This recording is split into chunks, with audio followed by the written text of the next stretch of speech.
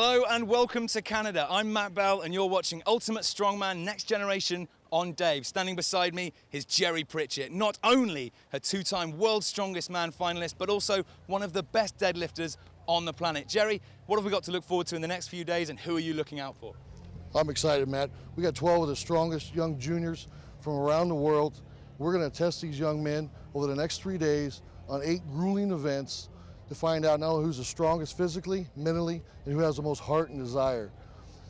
Standouts for me, English strongest man, Paul Smith, and the giant from Scotland, Tom Stolman. Well, there's also the tank from Canada, BB Sanu. I cannot wait. The Canadian monster. He is enormous. I can't wait to see how these guys do. Let's get stuck into the first event. This is a tricky one. It's the duck walk. Here are the rules. The duck walk for distance. A test of grip strength and endurance. Athletes must carry a 200-kilogram weight as far as they can. The course is 30 meters long. Competitors must cross the line completely with 1 foot before turning back. Distance is taken at the front of the weight where it drops. A 60-second time limit is in place. The furthest distance wins. The duck walk for distance. So, the duck walk. Now this is quite a tricky implement, Jerry, and as a man with a lot of experience, can you talk us through what makes a good duck walker? It's going to be toughness, endurance. These guys are going to go for max distance. This isn't a race, so it's going to be who can just fight through it. They're going to take this massive steel block. It's going to pivot and swing between their legs. They're going to deadlift it off the ground and carry it down, step past that line and come back and go back and forth as many times as they can. And this thing's going to swing, try to pull them down, try to pull it out of their hands. It's brutal. Absolutely not the event I'd want to start with. Well, guess what? Later on in the day, they have to do a deadlift. So this really takes it out of your legs and your back. And the deadlift, I mean, that's another one that's got to really kill them, right? Not what I want to do on a max deadlift day. Let's get stuck into the first event. This is the duck walk. In the first of 6 heats, the big Estonian Sten Caro on the right got the better of Holland's Angelo van der Paz, recording a distance of 30 metres over the Dutchman's 29.76 metres to take the early lead.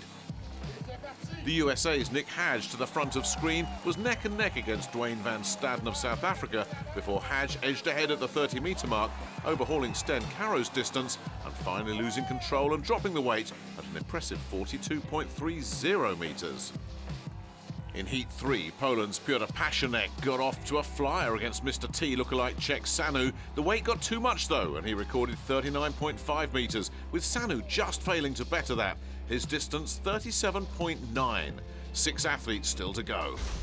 In lane 1, from Denmark, Philip Kuzninski. The little guy, Philip Kuzninski, 101 kilograms, is the lightest man in the field. Lane 2, from England, Ashton Reed. Ashton certainly knows how to stand out in a crowd of big guys. Competitors, take the grip. So 42.3 is the target for these two. And Kuzninski already seems to be struggling. Reed has got himself off to a flyer, but is he going too fast? Well, he's burning up this first 30 metres, isn't he? Now, the turn is where the problems really start because they've got momentum and they lose it. Now, can he get that momentum back? The time is not really an issue. Philip's given up. Nothing doing for the Dane. But look at this. Ashton Reed looks like he's blown past Hadge. He's going all the way. Can he get... No, he didn't. He didn't quite make 2 legs, but that's still very impressive from Big Ashton. He'll take the lead with 4 to go. Just waiting for the official measurement, but look at that from Ashton Reed. Well, he did himself a lot of favours burning through that first 30 metres as quick as he did, so that when the pressure really started to tell, he just still had a few extra metres he could take it, and then suddenly the tank hits empty. Introducing in lane 1 from Lithuania, Martinas Puskasas. Small boy, 142 kilograms. I wonder what big boy looks like. In lane 2, from Ireland, Matthew McCoy. Known to his friends, of course, as the real McCoy and a real crowd pleaser. Ready? So 49.5, Ashton Reed's distance. Meanwhile, Brusockas is trying to take the Reed approach to the duck walk. Speed. And he is burning this first 30 metres up, gets to the turn. McCoy is really taking his time. Now, he's lost all his momentum, but he's got it back. McCoy is still working, still struggling to get to halfway, but no problems for Brusockas. He's going to be banging on that door. He's going to be around the 40-metre mark, and he's gone past that. Now, where will that land him? Possibly into second place. I don't think it's enough to beat Reed. Meanwhile, McCoy is taking his time, but he's still going. And I think that's enough for Matthew, yeah. So Brusockas will have to wait to see what his official reading is. Getting a bit of a lift there from McCoy. Well, I think that's going to be good enough for second place. We'll have to wait for official confirmation. Great camaraderie between these strong men.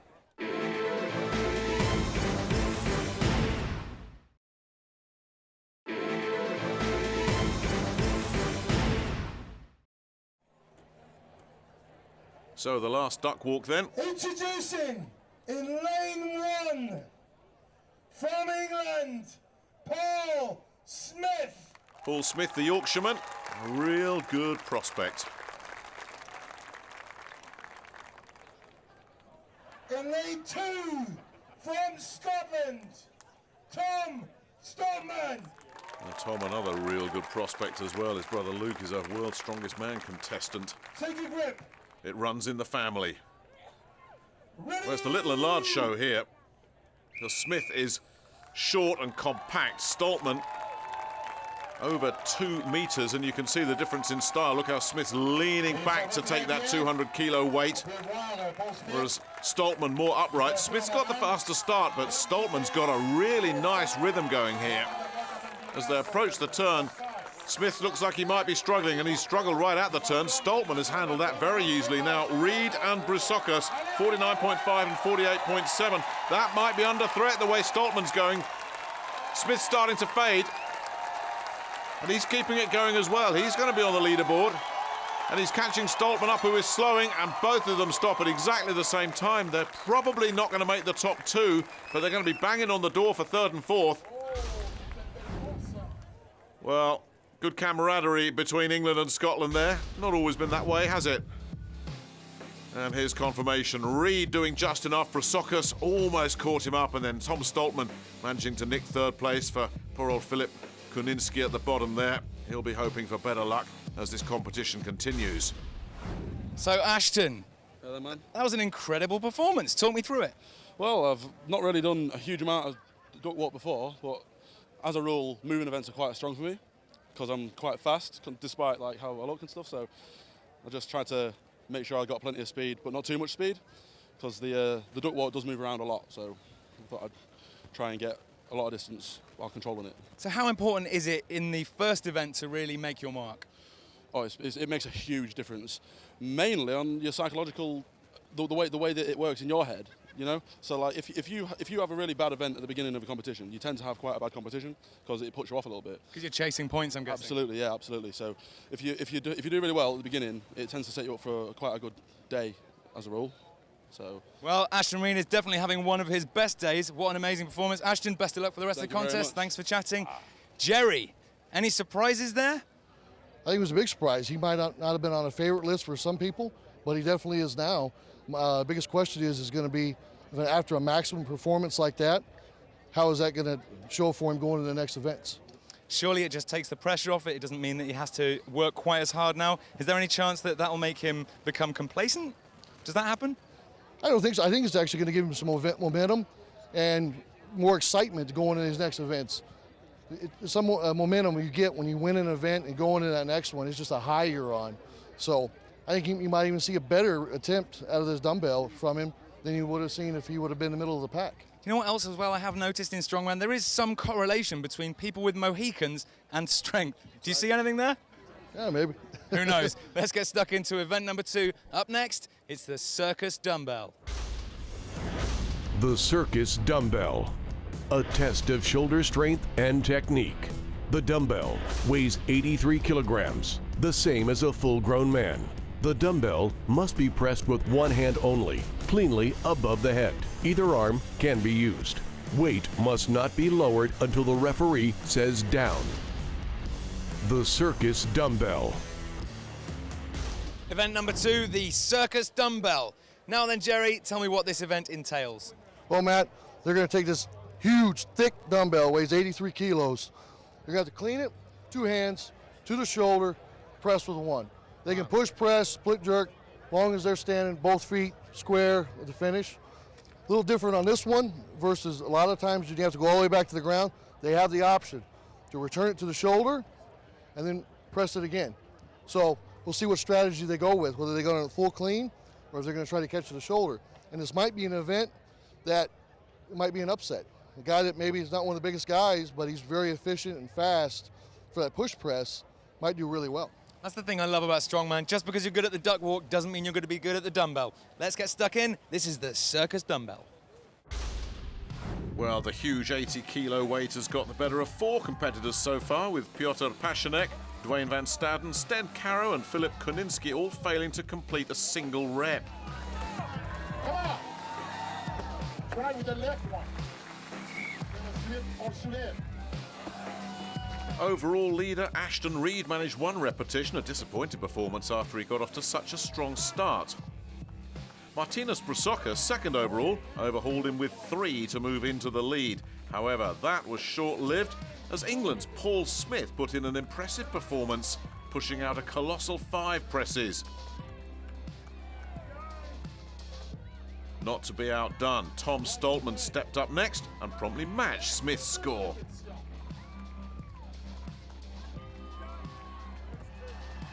However, it's the Dutchman, Angelo van der Pas, who perhaps caused the biggest upset with 6. 3 men remain. Well, a crowd of 6,000 enjoying this 30-degree heat and also hoping to inspire the next man up, Czech Sanu. Disappointing in the duck walk, will want to do a lot better, especially in front of his home support as well. Really engaging guy. Milking the crowd, Iron Bibi as he calls himself, the 24-year-old. He's been training now for 5 years, very proud of his degree. He's got brains as well as brawn, this fella. He's just got his degree in business administration. That doesn't count for much now, as he tries to lift this horrible circus dumbbell, and already he's in trouble. On the floor on 2 reps. He just lost his grip there. And it really is landing heavily on his shoulder. Just all over the place at the moment. Czech just needs to settle down a little bit, get his nerves under control. Now he is taking a bit more time. 80 kilograms. That is roughly the equivalent of grabbing hold of a 5'9", 5'10" man who's in good shape and lifting him above your head with 1 hand. Well, and ever since Czech has slowed himself down, he's just run into difficulties there, but he's moved himself into first place here, and he's not over yet. Must have been, I thought, after those first 2, he's all over the place. Oh, he's going ambidextrous. Look at this. Left-handed now. Yeah, I'm not sure that's working, Czech. Yeah, back to what you know. Stick with the strong arm. Still got a few seconds here. Can he put another one on? He's in the lead here, though, with 2 to go. So this has been a much better performance, and he's just set the bar a little bit higher with that 8th rep, and I think that's going to be enough for Czech. That's a good effort all round, and they love it. Listen to that. Well, he's very, very happy with himself, isn't he? Oh, and we got the cartwheel going. 150 kilos, and he can get himself off the floor. But hold the celebrations. There's still 2 athletes still to come. Well, they loved it. He loved it. But it's Nick Hadge up next. From the USA, Nick Hadge. Who makes his home in Foxborough, Massachusetts, the home of the New England Patriots. A very, very successful American football team. I bet he wishes he was lifting a football over his head rather than that great big lump. 8 is the target. Really getting good elevation with those legs as well. Look how he dips at the knees and then just pushes up. Actually comes off the ground. 4 répétitions. Just needs to settle himself back down after 4. Some events you really do need momentum. You look back at the duck walk and it was momentum was the key there, keeping things going. Less so with something like this, you just need to reset. Come on, And if we'll see anybody else try the ambidextrous approach. Not so far from Nick, who's at 6. Now that puts him joint second. One more here, puts him into second place. One more to level with Cheick Sanu, with only Matthew McCoy still to come here as well, and he's got plenty of time. Well, the benchmark for a really, really good circus dumbbell event is get it into double figures. Well, he's 9. He's got close. Can he put another one in here? Clock's ticking. Clock's ticking, Nick. You've got to watch it. Oh, he looked fresh. Well, I think the clock's going to beat him. Otherwise, yes, and it has. Otherwise, he could have put some more on. But 10 puts Nick into the lead with only Matthew McCoy to come. Well, he's loving that as well, isn't he? Hey, Nick. Well, he's come across the border, determined to do well in this competition.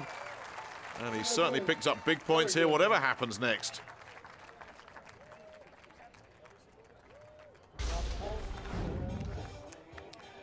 Well, they've enjoyed a really good competition here, haven't they? And it's just been getting better and better. Matthew McCoy. And here is Matthew McCoy. The real McCoy. 22 years old, Ireland's under-23 champion, a really good power lifter. One of Matthew's real strengths is he's got terrific technique with overhead press events. Well, that falls into this category. And you talk to one or two of the strongmen ahead of this event, they were saying, watch out for McCoy. He doesn't look that big and strong, but he's got really good technique with his lifts. And he's just rattled through the first 5 here, working the crowd as well, like all these strongmen do, and getting the response as well from this 6,000 crowd. Well, he's obviously got energy to burn, because between every rep, he's looking at the crowd and saying, come on, give me something, and he's feeding off this crowd as well. He's playing to this audience. Well, he hasn't broken sweat yet. 2 to go joint top here. Well, he's making this look really easy. He can still work the crowd. And he's made it look so simple. 10, double figures. How many more has he got in his locker? He's making this look embarrassingly easy. Have somebody switched this? Have they put a hollow one in there? I mean, you look at some of the other competitors. 4 guys couldn't lift this once. McCoy looks like he could lift it all day long. 12, absolutely brilliant. He loves it, absolutely delighted. A little Irish jig, well, sort of, to celebrate. Maximum points for Matthew McCoy, and he made it look so easy. Where on earth would he have finished had he just been allowed to continue? 12, though, good enough for maximum points. And here's confirmation, 12 reps for Matthew McCoy. He takes the maximum 12 points as well. Cheick Sanu putting a smile on Canadian faces in 3rd place.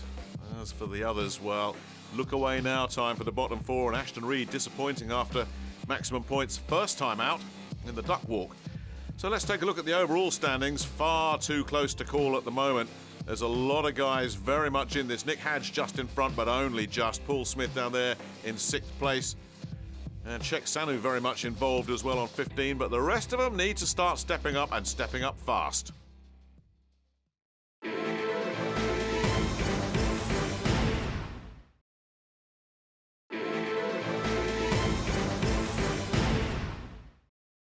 The real McCoy, 12 repetitions. Tell me what's going through your mind on an event like that.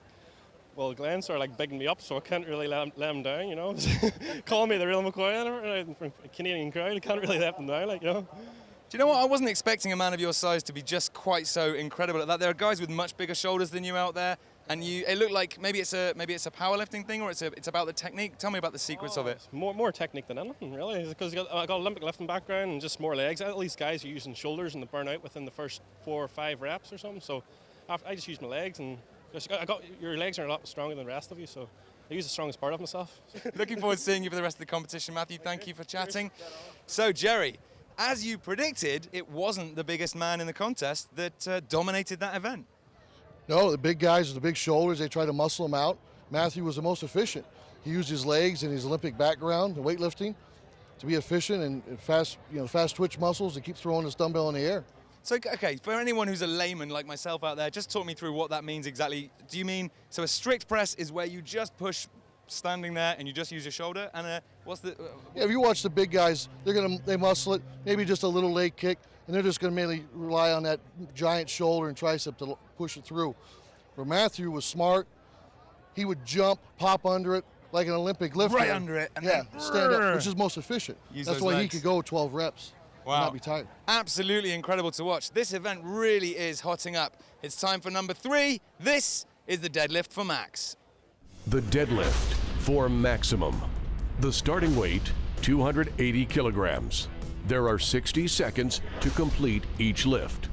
2 attempts are allowed at each weight. The weight increases 20 kilograms each round until 5 competitors remain, and then the weight increase drops to 10 kilograms per round until just 2 competitors remain. The last 2 competitors nominate the weight until last man standing. The deadlift for maximum. Event number 3, max deadlift, last man standing. Jerry, talk me through this. Max dead, last man standing. The big question mark here, Matt's going to be, these guys have already had 2 very tough events. They're tired, they're fatigued, it's hot today. These guys are going to have to take every weight, starting at 280, going up 20 kilos. So endurance is going to be a factor, how fast they tire out. So guys that might have been planning on pulling a 400 deadlift today, might be around 370. Wow. Could change it a lot. Because the fatigue really does kick in. Now, also, it's quite interesting in a lot of competitions, people can choose their weights. In some competitions, they just get to go 3 times and that's it, right? But in this one, they have to do every single increment, and that's really got to tire them out. Oh yeah, ideally you want to come in and have your 3 weights picked. That's about usually what you're good for, is 3 good pulls. But these guys are going to have to just keep going each one. So the smartest guys won't use much energy on the first few pulls. They won't pull fast to try to show off for the crowd. They're going to pull nice and easy and start turning the dial up as it gets heavier. It's all about stamina. Now, just finally, where do you think we're going to max out weight-wise? Any predictions? There's some great pullers that are close to 370, 380, maybe 400. Whether we see that today with everything they've already done, if we do, it's going to be very impressive. Exciting times. This is the max deadlift. Let's get stuck in. 4 athletes managed a maximum 300 kilograms, guaranteeing themselves 4.5 points each. Smith and Van Staden pulled a respectable 350 kilograms. Stoltman, Hadj and Sanu are now on 360. So here comes the albatross, Tom Stoltman. Over 2 meters tall, that great wingspan of his. That's why he's got the nickname, the albatross. And what a prospect this 21-year-old is. And to put what he's doing into some kind of context, compare him at 21 with Eddie Hall at 21. Now, Eddie Hall is widely acknowledged as the world's greatest deadlifter right now. He is the world record holder. Well, at 21, he wasn't doing what this man's doing, and he's just made 360 kilos look ridiculously simple. No effort at all. Looking around as if to say, is that it? Is this all you've got, Gatineau? Come on, give me something. Record-breaking challenge. Check Sanu. From Canada. Oh, let's hope he doesn't win this. The ground is still shaking from when he did that cartwheel earlier.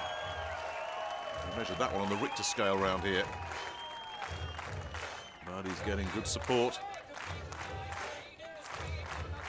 This crowd really enjoying what they're seeing from all the competitors, and that's one of the real beauties of strongman. Everybody, no matter where they come from, always well supported. But you know this crowd would love to see something special from Iron Bibby. The Mr. T lookalike with the big smile. The tongue comes out. There's plenty more in his locker on the deadlift. That was pretty simple for him as well. Stoltman's not going to have this all his own way. Check Sanu right there with him. And Nick Hadj is still to come as well. And speaking of the American, here he is, the raider from across the border.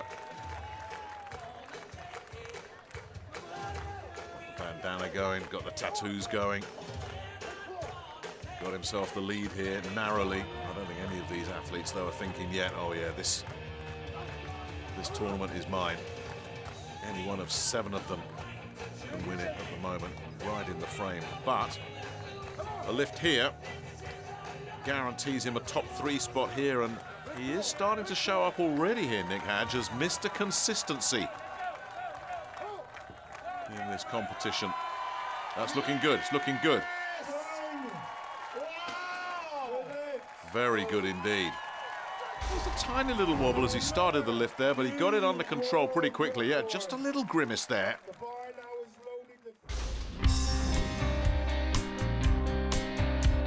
I just hope that more people can recognize and appreciate what the athletes are doing. I mean, these are some of the strongest, most efficient humans in the world. I mean, we're all juniors, 23 and under, so usually you don't hear too many names coming from that age. But I think strongman is really starting to develop, and you're getting guys specializing at an earlier age, and there's a lot of hidden talent that's just coming out of nowhere, and it's incredible to be a part of. So, very honored to be here. So I think that today, Jerry Pritchett being here is an incredible thing. I mean, I can just feel the energy, I can just feel the power. The greatest deadlifter to come out of America. I mean, it's an honor to be around it. So I think that's done a lot for the sport. I know it's doing a lot for these juniors too. It's all psyching us up. So it's great to have that around, for sure. Scotland, Tom Stoltman. Stoltman with those long arms of his, those long levers. Effortlessly handled 360, but now another 10 kilos has been added. 370. That is like having 2 rather overweight men on each side of that bar. You've got to get it off the ground, get it under control and hold it. Grip absolutely vital, of course. And there's the lift. Oh, that's hard work. That's really hard work. He's doing well here. Well, he's got it. Well, at one point you thought, you know what, Tom, you're in trouble here, son. But he got it together really well. Now, whether he can go any higher than that is another question. But he did a really good job there. Went through the pain barrier.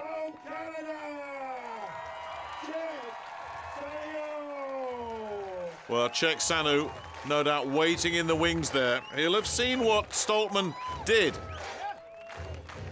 and how hard it was for him. And I wonder if that's going to play on his mind a little bit. Because Stoltman had handled 360 easily. 370 was hard work. Well, Sanu didn't exactly look 100% on 360. He got it, he did it. But as he reached the ceiling as well, can he add to his 360? There is a tipping point for these guys, and the tipping point has come right there for Cheick Sanu. Well, he's going to have another look at this and just listen to the support he's getting. I mean, if he needs a bit of inspiration from somewhere, he's getting it from this audience, but that is just not working for Cheick. Nanny's knows, he's given it up. That second one was a real I know when I'm beaten moment, wasn't it? A big smile. He's going to get good points for this, but he's going to bow out at 360. Well, you knew it wasn't going to happen for him. It was a terrible struggle.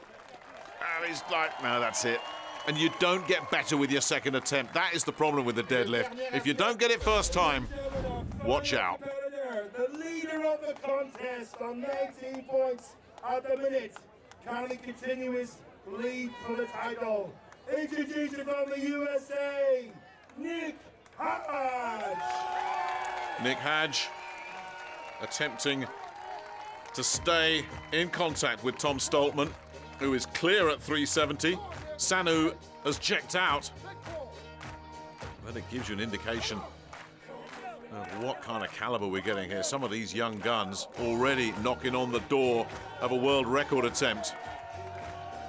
Stoltman's close. Hadge looking to join him. Can he do it? Got the momentum. Can he hold it? Can he keep it there? The concentration and the focus told its own story. He was not going to be denied. He's got it going. He's straightening up, and the look in his eyes was said, no, you're not going to beat me. I've got you. And he has, so 2 men clear at 370. But that was as good as it got for the competitors, Stoltman and Hadj, both having to settle to share the points. 11.5 each. Good consistency once again shown by Nick Hadj. As we see the also-rans, Philip Kuninsky's nightmare of a competition goes on. A profound ending to day one there with Nick Hadj and Tom Stoltman. Guys, I thought you weren't going to give up. Tell me what was going through your minds on that last round there. It's just a pleasure to have Nick pushing me the whole way, you know. A lot of people wanted me to do a 400, but, you know, going up 10K jumps, it's hard off, and it's the third event of the first day, but, you know, this guy deserves it, you know, so he's a future champ, this guy, you know. Look at the sportsmanship here, patting backs, high fives. How are you feeling, Nick? I feel great. I mean, we're both in the same boat. We both know what it takes, so I have equally, if not more, respect for Tom. I knew that he's the guy to chase on the deadlift.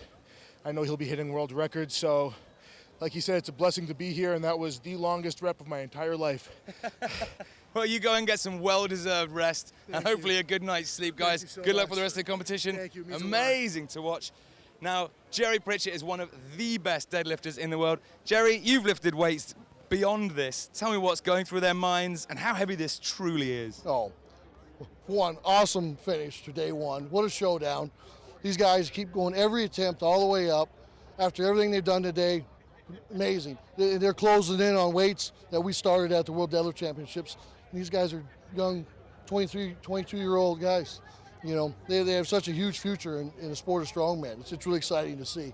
So it's not only exciting, but like, does it worry you at all that these young bucks are nipping at your heels? It does. It makes I probably work a little harder, you know.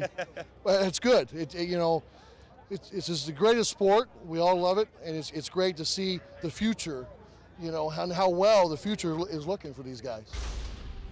So at the end of day one, it's looking like a 2-horse race between Nick Hadj and Tom Stoltman. Smith and Sanu looking to keep in touch with the big two, but it's still early days. As we round out the leaderboard, 5 events still to go.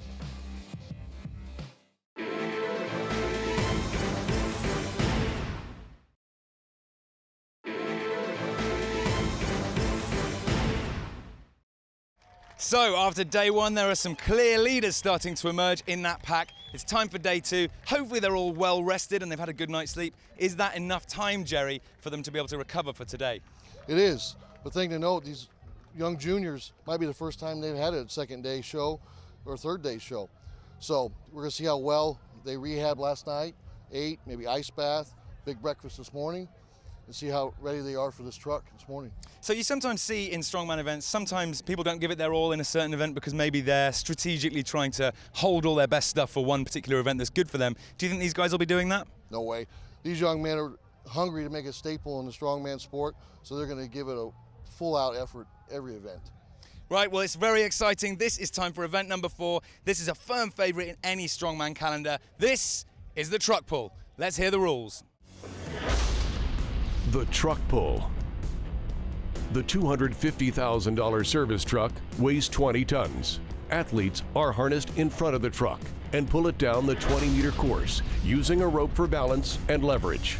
Time is taken when the front bumper crosses the line. The fastest time over 20 meters wins. The truck pull. Well, Ashton Reed was in confident mood before the truck pull. However, he found the going tough, maxing out at 16.6 meters, clearly exhausted. A smiling Dwayne Van Staden got off to a fast start before fading rapidly, his distance 17.08. And Lithuania's Martynas Brusokas, currently lying in 7th place, gave it everything to record a distance of 17.26 and take the lead. But that was short-lived as crowd favourite Matthew McCoy of Ireland, one of the smallest men here, got 17.41 before seemingly hitting a rut. He couldn't go any further. The 18-metre marker was proving elusive. Big Pole Piotr Pashanek came close, falling 5 centimetres short. Then Stan Caro of Estonia stepped up, proving size does matter in an event like this. And it looked like he'd be the first man to complete the 20-metre course until he burned out just before the finish line, collapsing from exhaustion. Thankfully, it wasn't long before he was back on his feet.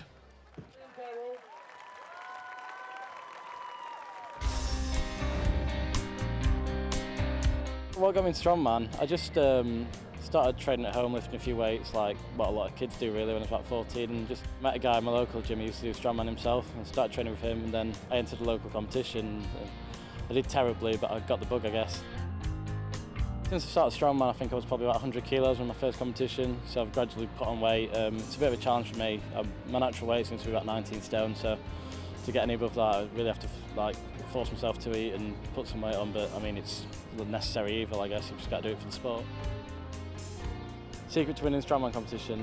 Probably consistency. That's how I normally do it. Probably keeping control of your nerves and you not psyching up too much in between events, chilling out when you can and then switching on for the event. Things like that, just keeping a good performance throughout the day instead of like blowing hot and cold.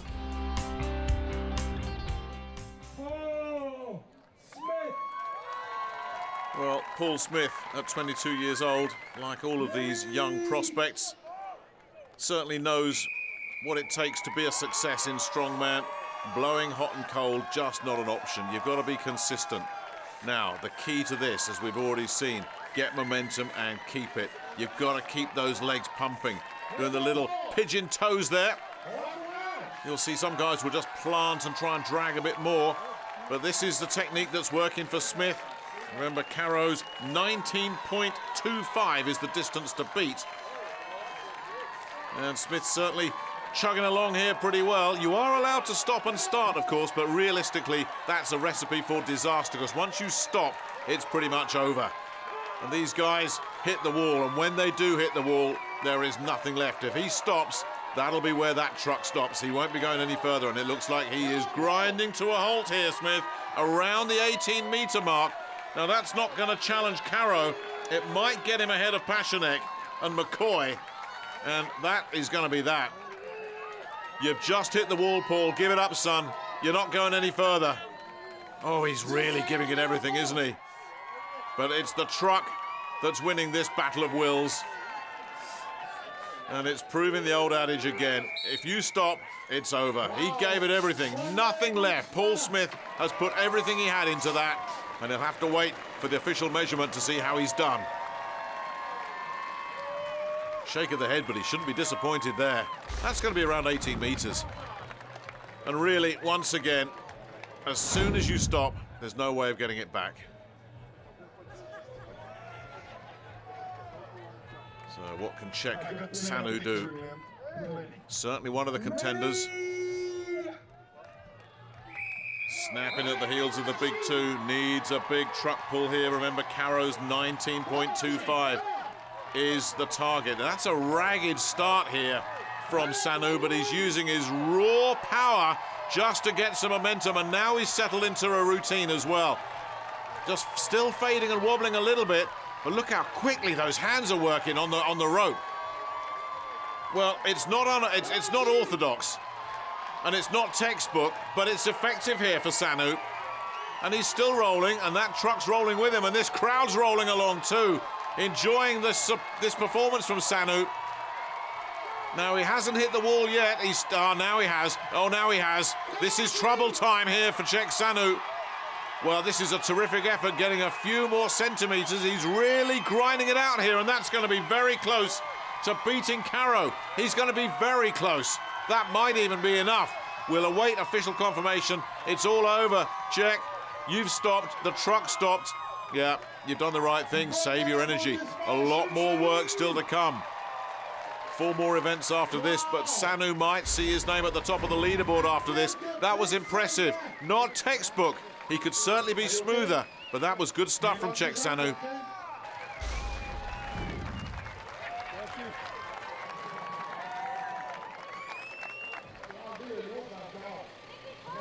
So it goes over to Nick Hadge. Still, we wait for somebody to complete this 20-metre course. Nobody has come closer than Sanu, officially clocked at 19.5 metres. Just 2 to go here. Angelo van der Pas to come next. Who can crack 20 metres? And there's the difference. Look at the technique. Much bigger strides from Nick Hadge. Compare that with Paul Smith's technique. It's not that one's right and one's wrong, it's just different. And if it works for you, do it. And it's working for Nick Hadge right now. This is working a storm. He's still got the momentum going. He hasn't had the stumble. He hasn't hit the wall yet. And he's really focused. Now that's going to be around 19 meters, so he's still got a bit more work to do to get past Caro and Sanu, but he's done it. He's done it. He's going to do it. Yes, the first man to complete the course, and he still had a bit left. He was so dialed in that even after they blew the whistle on him, he still gave a couple more steps. That's focus, that's intensity, that's concentration. That's why we are looking at a future superstar in this business. Well, Mr. Consistency does it again. He's guaranteed a top 3 finish here. Wow. What a tournament he's having. Amazing performance there. Tom Stoltman. Well, Stoltman has seen the last 2 guys complete the course. Hadge in 46 seconds, Angelo van der Paz a fraction over 47 seconds to take second place. What can Stoltman come up with now?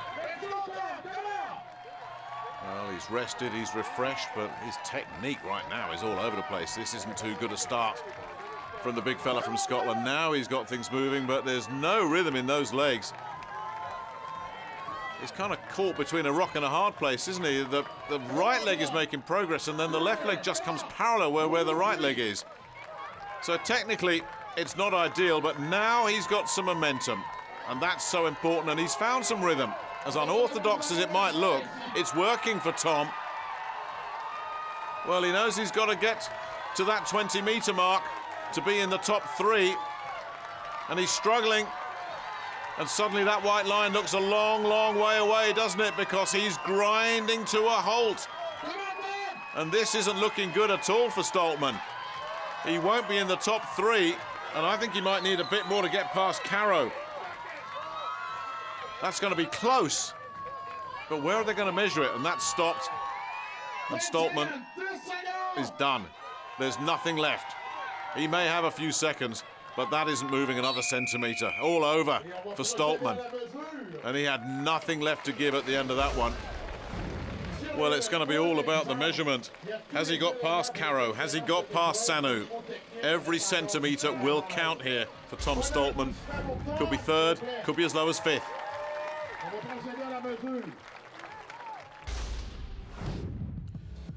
Well, here's confirmation of where it finished for Tom Stoltman. Just a centimetre behind Sten Caro. No such problems for Nick Hadge and Angelo van der Paz, the only 2 to complete the course. And down among the also-rans, Matthew McCoy will be disappointed just to lose a little bit more ground there in 8th place. And Ashton Reed, the winner of the first event, just fading away. Here's the leaderboard. Hadge has got some daylight now from Stoltman, whose 5th place really hurt him there. Check Sanu and another gap to Paul Smith. They really are starting to open up those gaps. And Ashton Reed, the early pace setter, slipped to 7th. Nick Hadge, the plucky young American hopeful here with a time of 46.13. That was a sensational time. What's going through your mind when you're pulling a weight like that? Honestly, what's going through my mind is I was remembering my high school football days. Very similar aspects, similar position, and it's just pump the legs, keep driving. So it was a little blast from the past for me. It gave me that old school mentality back in high school football where I really developed that savage instinct. So I was just thinking about life. Well, it's a pleasure to watch. I'm one of only 2 guys that's made it over the finish line. That must feel pretty good. It does. It feels great. I mean, you never know what you're going to get with these things. They're massive trucks. I mean, they say however many thousand pounds, but it's tough to calculate. At the end of the day, just go out there and give it your all. And that's all you can do. So, Nick Hadge, a gentleman, thank you. Very much. Pleasure. So just to let you know, that's the equivalent of 400 Daniel Radcliffes or 250 of Eamon Holmes. That really is a sensational weight. Jerry Pritchett, you've pulled weights like this. Tell me how difficult that really is. Oh, it's extremely difficult, especially on day 2 after everything these guys went through yesterday. And for them to come out and have a maximum effort like that. And you can see the strain it was putting on these guys. These guys were falling off. You know, a few guys didn't even get it much past the line. And sensational event, I think we can all agree. Next up, it's a really brilliant event for Strongman. This is the tire flip. Let's hear the rules. The giant tire flip. The Earth Mover tire weighs 400 kilograms. Contestants must pick it up and flip it down the 20-meter course to the finish line. A 75-second time limit is in place. Fastest time or furthest distance wins. The giant tire flip. In the first heat, last place Filip Kuninski managed to move the tyre down the course 6.54 metres, whilst Englishman Ashton Reed notched up 14.47. Dwayne Van Staden faced off against Martinas Brusockas. Van Staden bowed out at 16.09, but Brusockas completed the 20-metre course in a blistering 49.29 seconds. Ireland's Matthew McCoy found himself up against Piotr Pashanek. The pole floundered at 14 metres, but McCoy became only the second man to finish. His time 1 minute 14 seconds, and he loved every second of it. So, 4 men left to go then. Next up, England versus Scotland. Paul Smith against Tom Stoltman.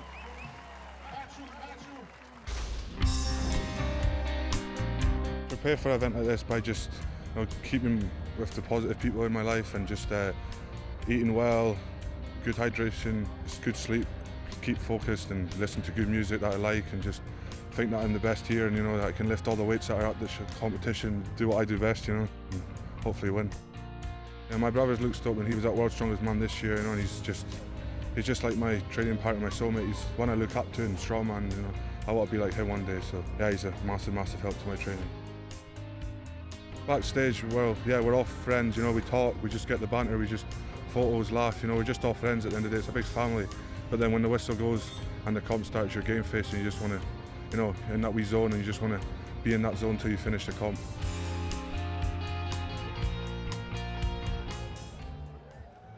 Well, it's the old enemies, isn't it? England against Scotland, little versus large. From Scotland, Tom Stoltman. But as Tom Stoltman will be the first to tell you, you can forget ancient rivalries in strongman. The competitors have such respect for each other.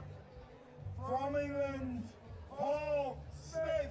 They're all good mates, they all respect each other, and they all know what each of them is going through as well. It's a real band of brothers in strongman.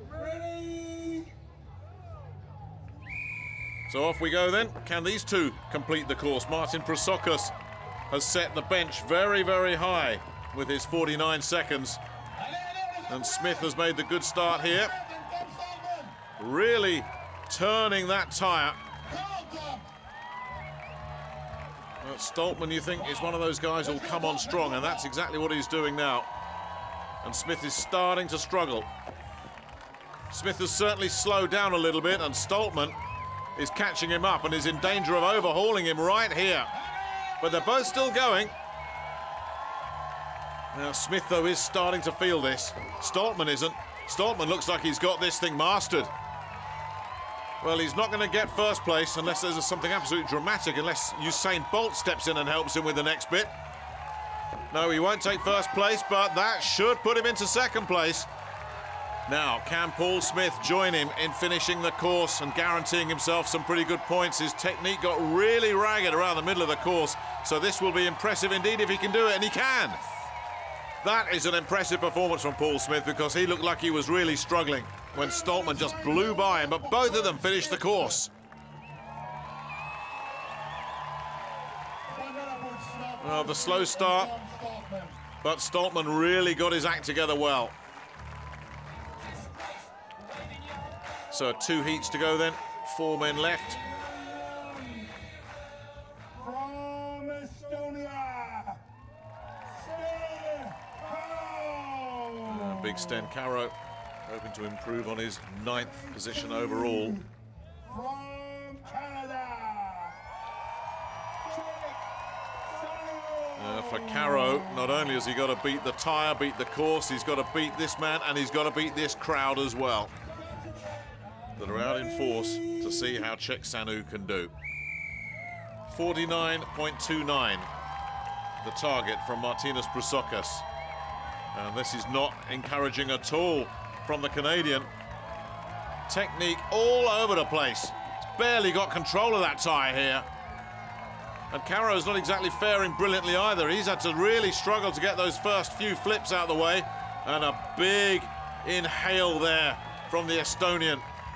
Well, he gets another one over, but it looks like he's finding this hard work. And just look at Cheick Sanu. He's struggling as well. Well, somehow Caro has got it going still. He's up around the 14-meter mark right there, but he's fiddling with the wrist straps. And yeah, he's in trouble. Now, can Sanu jump on this and take advantage? Absolutely no chance of them finishing the course, either of them. The clock's going to beat them. But Caro is out of gas. Sanu's got one more turn in him. Now that should put Sanu around the 15-meter mark. Can he find another one? Nearly there, nearly there. Come on, Cheick, you can do it. No, again, the technique's left him completely. You're not going to flip that using your knee. No chance. He's out. He's out of gas. A thumbs up. And look at Caro as if he's going to say, oh, I would have given it another turn. I just ran out of time. The truth is, they both run out of gas.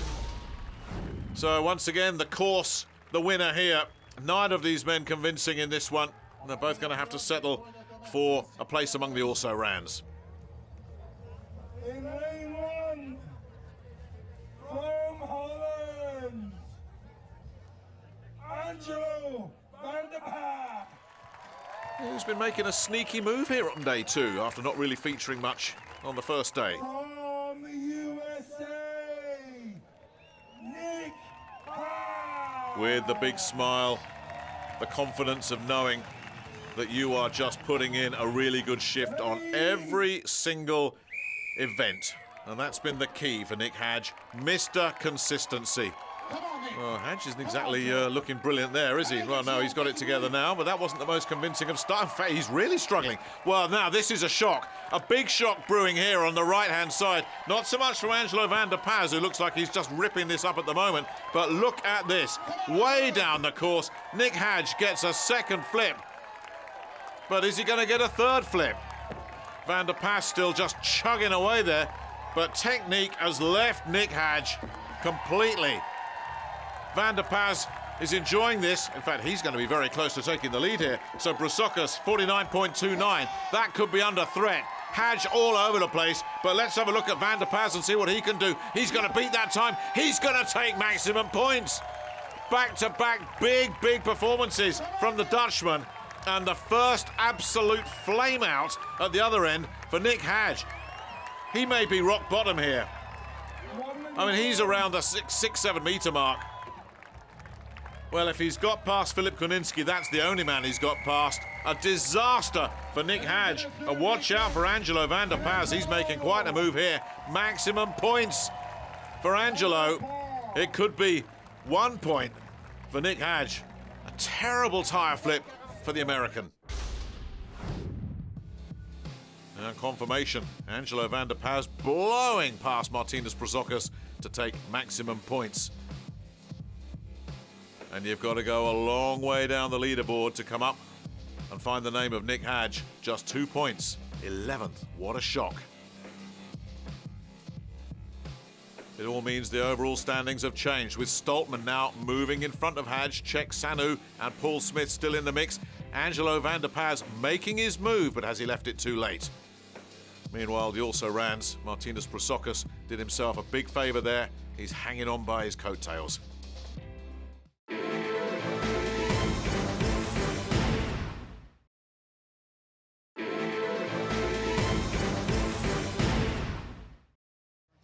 So the winner of the tyres, the Dutch freight train, Angelo van der Pas. Angelo, you came out of nowhere with that. How did you do that? I don't know. With the warm-up, I couldn't lift it once. It's one of my weakest events, so I wonder how I did it. Wow, so clearly you found your form during the competition and now this is the one for you. Yeah, it must be the adrenaline. I get second in the truck pool, so I wanted to do my best, and I think that was put me through the tire flips. How important is momentum with an event like this?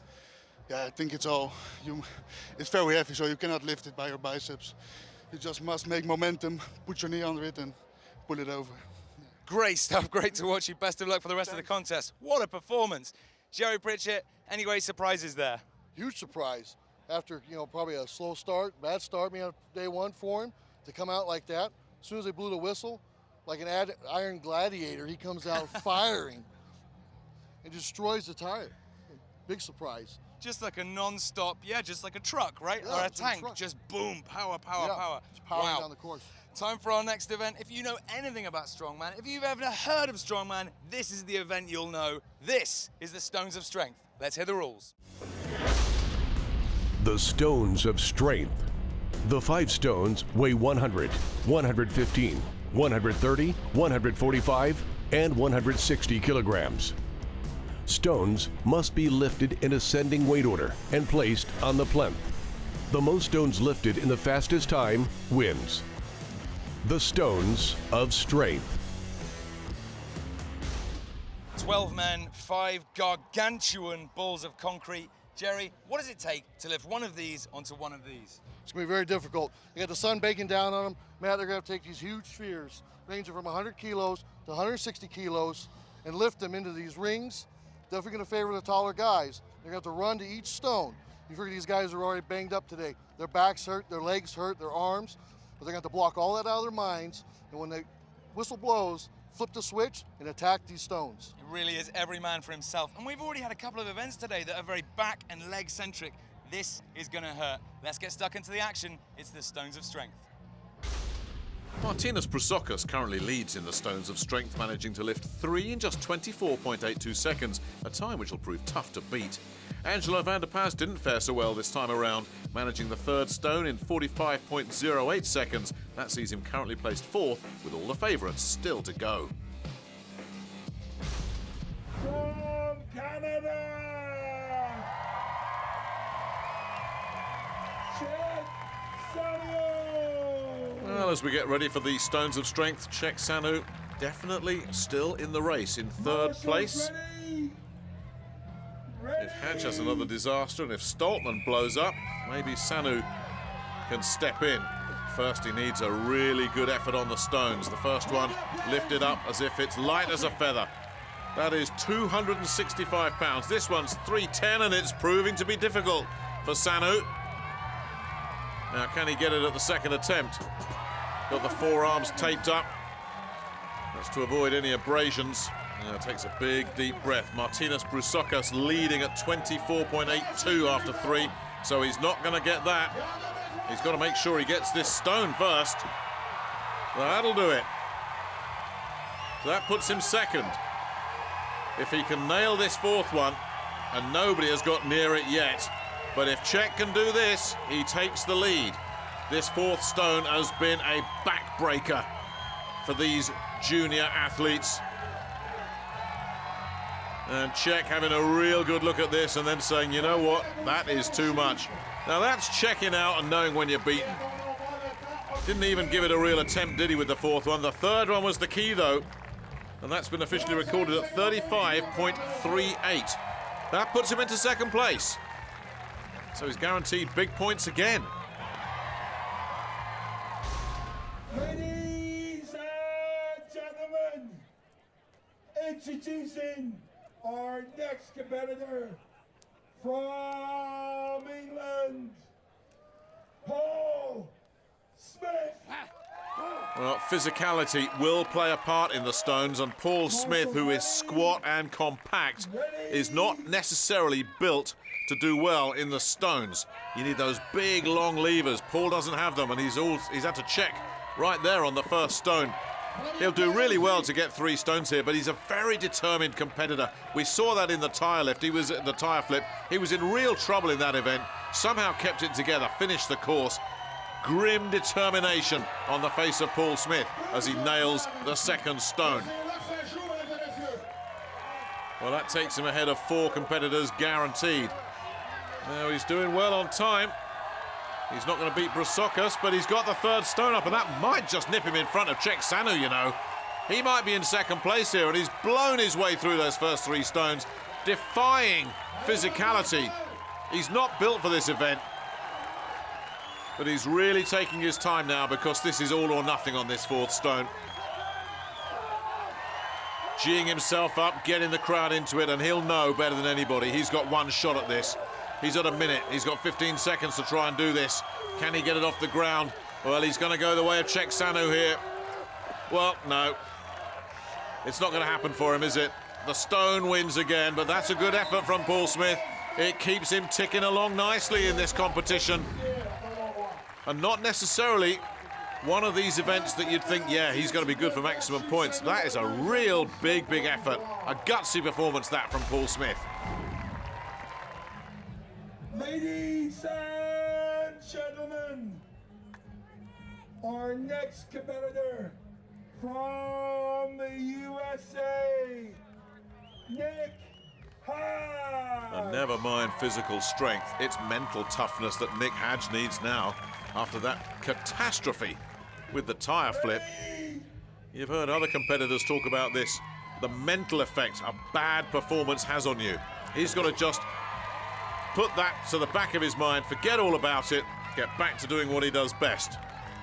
Certainly a positive start as the second stone goes up very quickly indeed. He's got a good chance at beating Brasocas' time for 3 stones here. Brasocas 24.82. He's going to be close, he's going to beat that, he's going to smash it. So he goes into the lead with only Stoltman to come. So he's back in business here now, Nick Hadge. Whatever happens here, he'll go for that 4th stone. He's done better than anybody else. He's staring at that plinth. Suddenly that seems like it's a mountain to climb and he's pushed it straight through.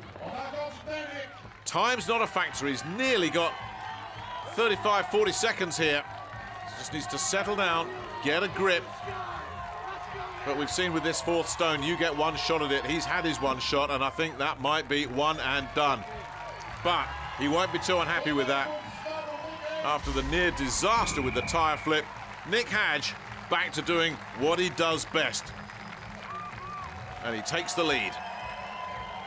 Officially 22.51. So, Tom Stoltman, in contrast with some of the other athletes, is built perfectly. Look at that wingspan. No wonder they call him the Albatross. Tom Stoltman. And he's sending out his own little message here, isn't he? The shirt's off. Marks is ready. Ready. Stoltman, the hot favourite. Picks up the 1st stone as if it's a marble. Nobody yet has managed to get the 4th stone. So never mind a 5th stone. Ooh, there's a bit of a surprise. Stoltman with a false start on the 2nd stone.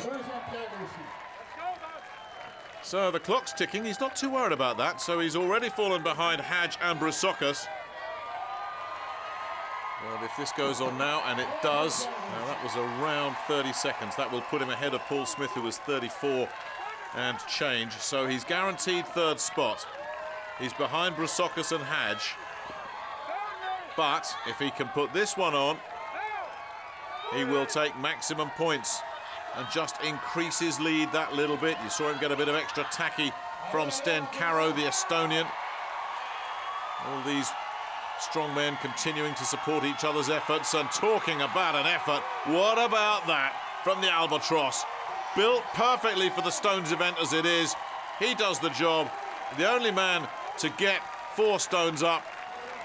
And Sten Caro was just saying there, do you want a bit more tacky? And he shook his head and said, no, I'm not even going to look at a 5th stone, and why bother? You can't get any bonus points for that.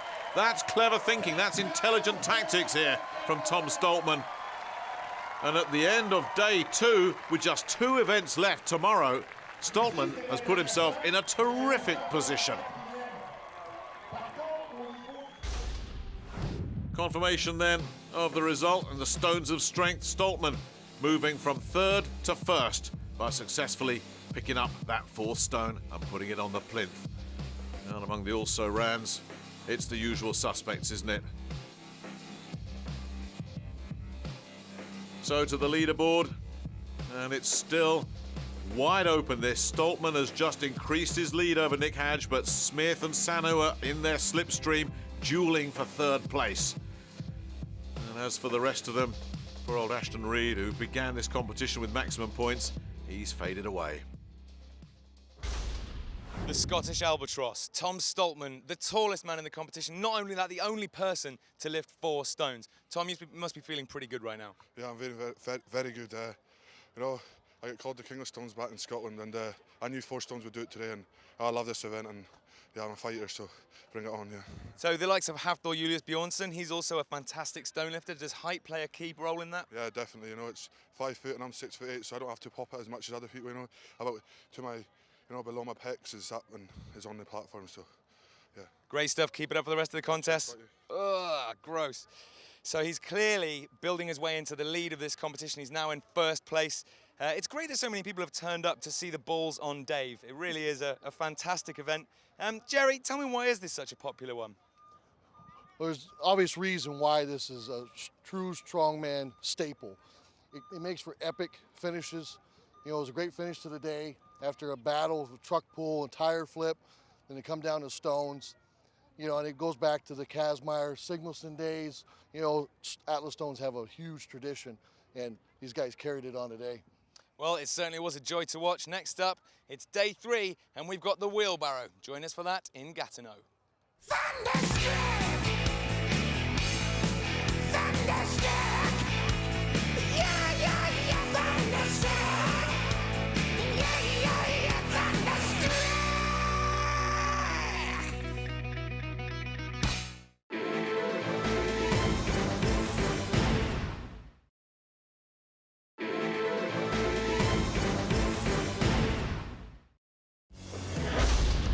The Gatineau Wheelbarrow.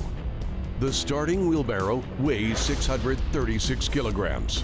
The wheelbarrow must be lifted and pushed 5 meters. If the 5-meter course is completed, competitor moves to the next round and the weight increases. Only 1 drop is allowed per weight. The biggest weight carried the furthest distance wins. The Gatineau Wheelbarrow. The competition got underway with a colossal weight of 636 kilos, or 1,400 pounds in old money. Piotr Pashanek and Filip Kuninski both failed to complete the 5-meter course and were eliminated. The weight was then increased to 739 kilograms, where 4 more men, Dwayne Van Staden, Martinus Brusockus, Sten Caro and surprisingly Tom Stoltman, all failed to get through. That was a massive dent in the Scots title chances. He can now score no more than 4 points in this event. At 909 kilos, Angelo van der Paz, Ashton Reed and Matthew McCoy all dropped out. The door is now wide open for Nick Hadge, Czech Sanu and Paul Smith, who are the only men left.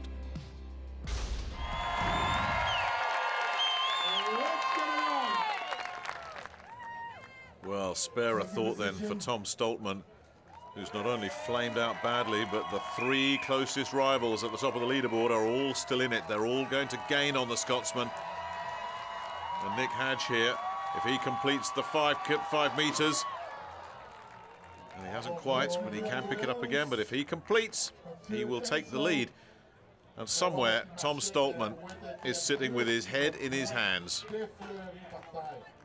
And Hadge, who's had his own problems in this competition, in particular with the tyre flip, can take the lead here with 1 event to go. What a great position to be in. But obviously Paul Smith and Czech Sanu will have something to say about that. Well, can he complete the 5 meters here? It's a massive weight, it really is. It's incomprehensible to most of us, but he's done it. And he is now officially the tournament leader. And he's still thinking of maximum points here, as are Sanu and Smith. Well, here is Sanu. So close between Czech Sanu and Paul Smith. Both of them looking to just close the gap on the guys in front of them, Nick Hadge and in particular Tom Stoltman. He's got a smile on his face. 5 meters, he looked like he could have done 500 meters. He just destroyed that. That has broken the hearts of some big, big men in the last few moments here. And Czech Sanu has just picked it up and said, no problem.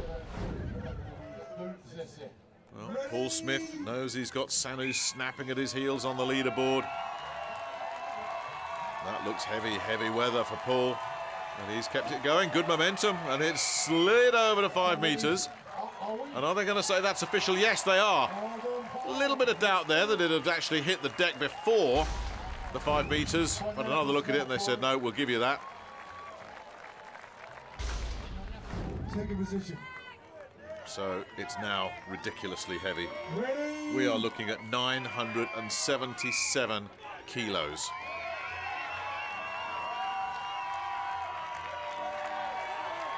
And you can see what that extra weight has done here. Nick Hadge has had one put down. He's allowed one more lift, but it looks like this is where it's all going to come to an end for Nick Hadge, who will have the satisfaction. Yep, that's it. There was no way he was going any further. Well, he's guaranteed a top 3 spot here. That's the good news for Nick. He's also guaranteed number 1 on the leaderboard. That's even better news. But it's the guys in 3rd and 4th place that can really make the move here. And here's one of them, Cheick Sanu, who completed 9:09 with a huge grin on his face.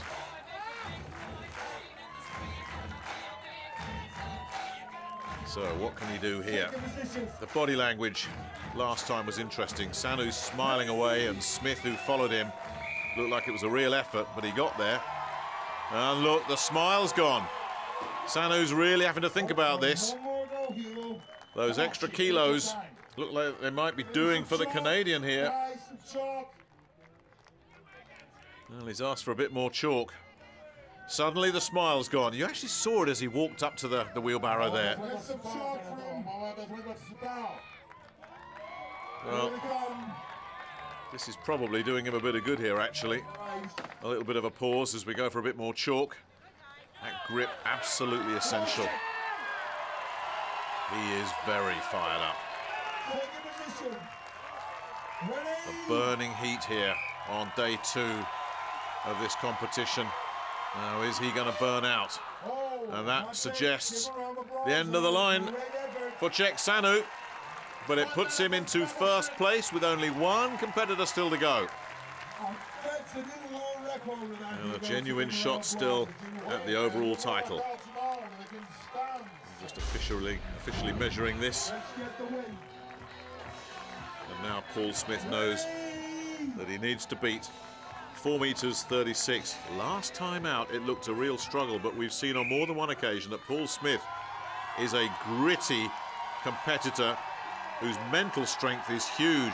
Ashton Reed there giving him all the support. 2 Englishmen sticking together. Come on, Paul, take your time. Paul being told, take his time. He needs more. He's in 2nd place at the moment. I think he's got past Hadge. So that will relegate the overall leader to 3rd place, but Smith can do himself a world of good here. He just has that 1-point lead over Sanu. They'll be neck and neck if he can't beat the Canadian in 3rd place. He's so determined mentally. He's so tough. Doesn't know when he's beaten, does he? The wheelbarrow's going all over the place and off course. Now, did he complete that, or did they say it's actually down? But whatever, it doesn't matter. They've actually given it to him. So he's guaranteed the win. Now, will he go for a 3rd one? That's the question. Why should he bother? He's won this tournament. He's the leader. And he timed it again. That little skid, but it was right on the line, as you can see. Confirmation that Paul Smith takes maximum points from Sanu. Hadge, 10 points. He will now take over at the top of the leaderboard. But the real story of the wheelbarrow, all the way down in 9th. A shattering blow for Tom Stoltman. And with 1 event to go, how will he recover? Because the Albatross has been knocked off the top of the leaderboard. And it's a 2.5-point lead now for Nick Hadge. Smith and Sanu still tucked in the slipstream there as well. Really is a 4-horse race. What a finale we've got to look forward to. The plucky young Brit Paul Smith there giving a superlative performance and actually blowing the competition wide open. First of all, Paul, talk me through that event. Well, it's just a grip event really, just killer on the hands. Every guy's ripping callus and stuff, and it's just how much your hands can take. So I notice your hands are actually looking a bit injured. Do you mind showing the cameras? Yeah, they're pretty bad. Callus is gone. It's normal for strongman, but not what you want in the middle of a competition. Now you've got, the next event is a deadlift hold, so is that going to make an impact on your performance? We've got straps. It will hurt still, but I mean the adrenaline, I don't think I'll be feeling that. Look at that, in the face of adversity, these man monsters just do not care. They just want to get it done. Now also, in terms of the competition, I hear, a bird tells me that you're only 3 points off first now. That performance in that last event made you a lot closer to pole position. You're going to give it your all for this final one? Oh yeah, I mean, I woke up today, I knew I had to win. I had to win both events to give myself a chance, and hopefully I can do that. I'm just going to kill myself on this last one.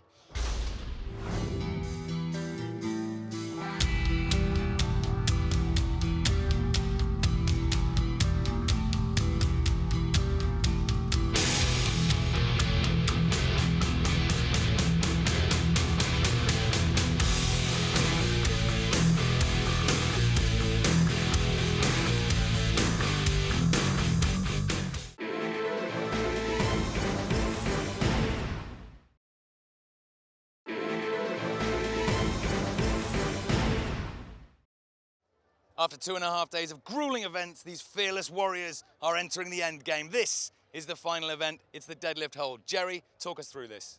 Well, Matt, these young athletes are going to step inside this almost 2,600-pound car, lift it off the ground, and hold it for as long as they can. Little change on this one, it's not going to be about grip. They're going to be able to use straps. So it's going to be about shoulders, back, legs, and just who can take the pain the longest. The car deadlift hold. The ultimate pain endurance test. The car weighs 1,168 kilograms and must be lifted and held. Competitors compete head-to-head, 2 at a time. Time is taken when the car touches the ground. The longest time wins. The car deadlift hold. Let's get stuck in. There's only a few points dividing those top guys. This is the deadlift hold. Well, this capacity crowd have really enjoyed 3 days of competition. We are now down to the business end as Ashton Reed comes out to be joined by Matthew McCoy, the Irishman, in their heat. Then we will have the big four: Stoltman, Sanu, Hadj and Smith. Still the leader then, Angelo van der Paz, on his 44.24 seconds. That's been disappointing so far. Now, can one or indeed both of these young men get past what Van der Paz managed to put up? Well, it looks like Matthew McCoy has gone into a trance, doesn't it? This is mind over matter stuff. He's got the breathing going, whereas Reed is really struggling. As we get to 25 seconds, McCoy looks in a composed state. Very controlled, and he's not the biggest man in the field by any means, whereas every second is pure agony for Ashton Reed. On the other side, it looks like he's picked up a toy car. Now it's starting to hurt as we get to 45 seconds. They've both gone past Van der Paz, but that's where Reed checks out. He's into second place. All he can do now is join the cheers. Typical of the sportsmanship between these strong men. The Reed isn't just walking away. Job done. He's here in support of McCoy, who goes past a minute. It's a big lead he's got here.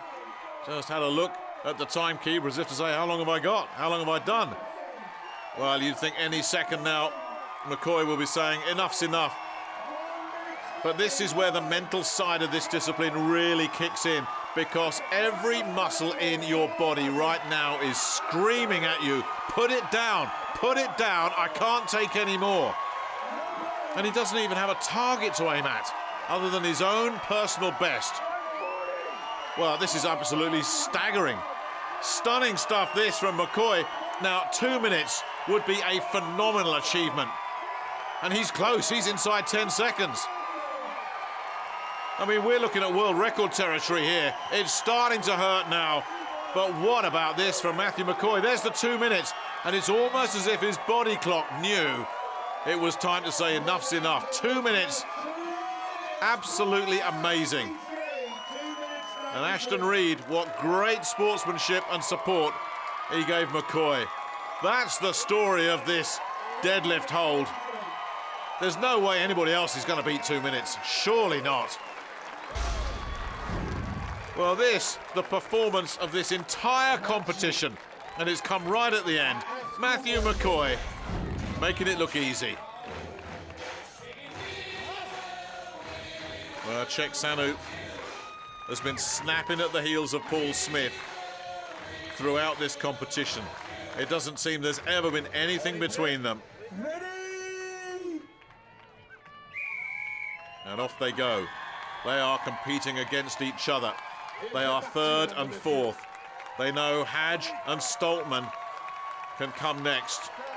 There is still a chance that whoever wins this particular duel can win the competition, because if Stoltman and Hadj both flame out, one of these two can just blow by and grab the crown.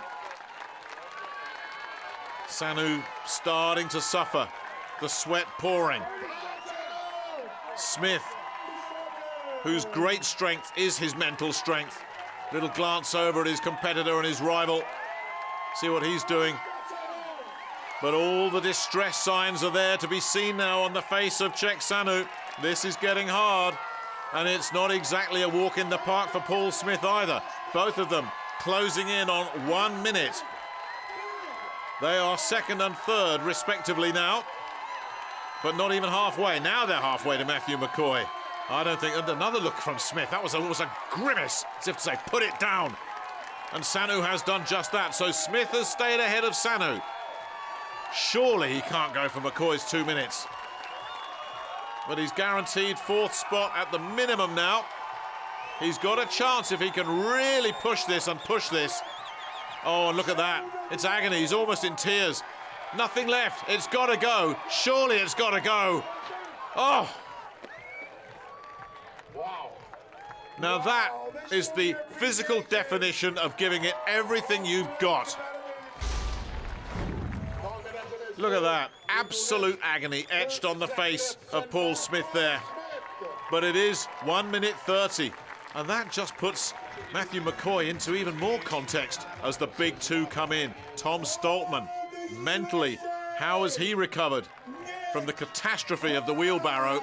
That allowed Nick Hadj to nip into first place, and the man from Massachusetts knows if he beats 46.39, that's the time set by Ashton Reed, he will be crowned champion no matter what anybody else does. So keep an eye on the clock. Stoltman has got to forget what happened not that long ago, and Hadj is just concentrating on 46 seconds and change. Third of the way there. Both of them looking strong, solid, relaxed. Stoltman starting to wobble a little bit now. How's his mental toughness? Because this is where the pain really kicks in, and he's not looking good. He's grinding it out here, Stoltman, but he's struggling, and he's gone.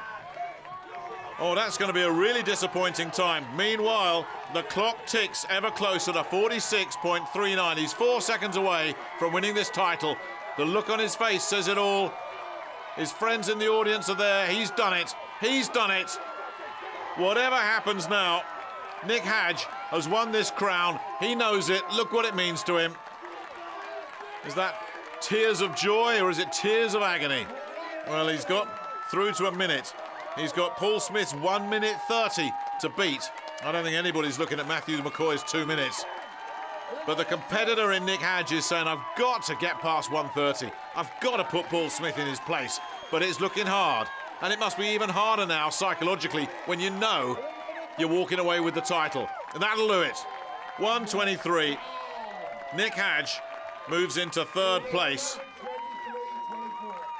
But more significantly and much more importantly, he's won the title. He is the ultimate strongman under 23 world champion. That title is heading south of the border to Massachusetts.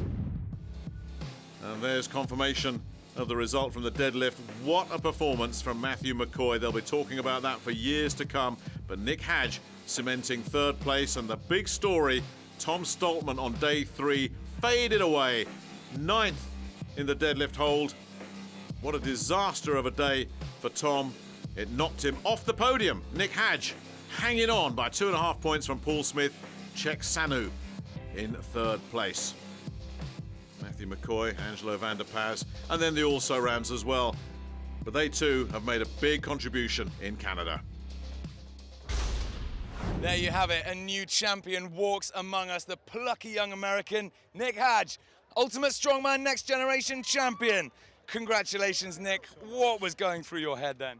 All the journeys, all the hard days of training leading up to this. It's been an emotional roller coaster. I mean, Everything's going through my head. The competitors, the support I have from them is ridiculous. The support I have back home, it's all been such a blessing. Jerry, was this a surprise for you? He was a dark horse coming in here. Nobody was thinking about him. He wasn't the biggest guy, but you could see the fire in his eyes when I got here Friday that he was going to be a tough contender. Nick, what's this feel like to represent the USA, bring a world championship back to the USA, the lone American here, in front of your mom and dad, your brother's support? What's it feel? It's a blessing. It's an experience I'll never forget. And I mean, coming here and having you to back me up with the energy, the American Pro, I mean, who gets Jerry Pritchett on their side?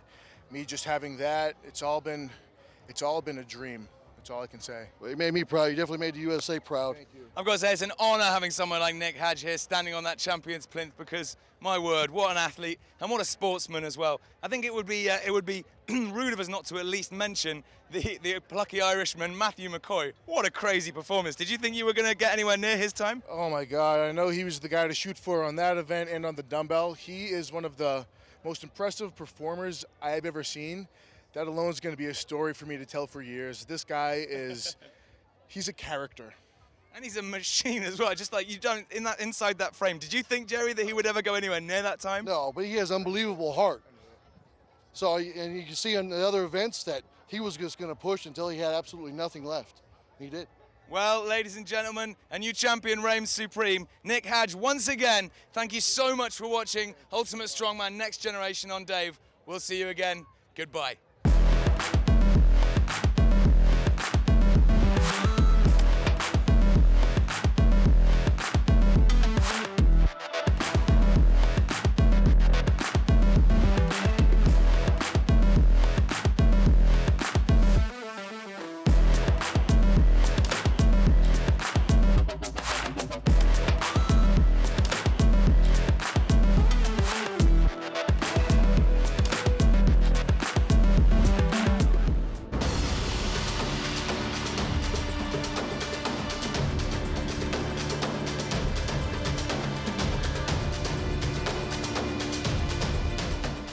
When I get invited to this competition and heard about the lineup, I say, wow. The standard is unbelievable. Just me even being in this lineup is going to be unbelievable. I am 4 times world's strongest man. I am 8 times Arnold Classic winner. I am 14 times Lieutenant strongest man. It's a fierce competition. There might as well be a world strongest man final. On the right day with the right events, I can mix it with the best guys in the world. I am Georgian Bull. I am here winning. Poland strongman is very popular because we have a very, very good strongman and me. Yeah, I was on a Deal or No Deal. It was good fun, picked up Noel Edmonds and got offered £50,000 from the bank to drop him. My nickname is Cookie Monster, one because I love cookies, and then the other reason was the first time I ever put on a deadlift suit, it was bright blue and I was walking around, it was a little too small for me. Somebody said, geez, you look like Cookie Monster right now. Iron Baby is my nickname since I was a baby. When I started talking, those were the first words I kept saying. I really love the feel of heavy weights on my shoulders and my hands. When you get all the endorphins getting around in your body, and it's just passion.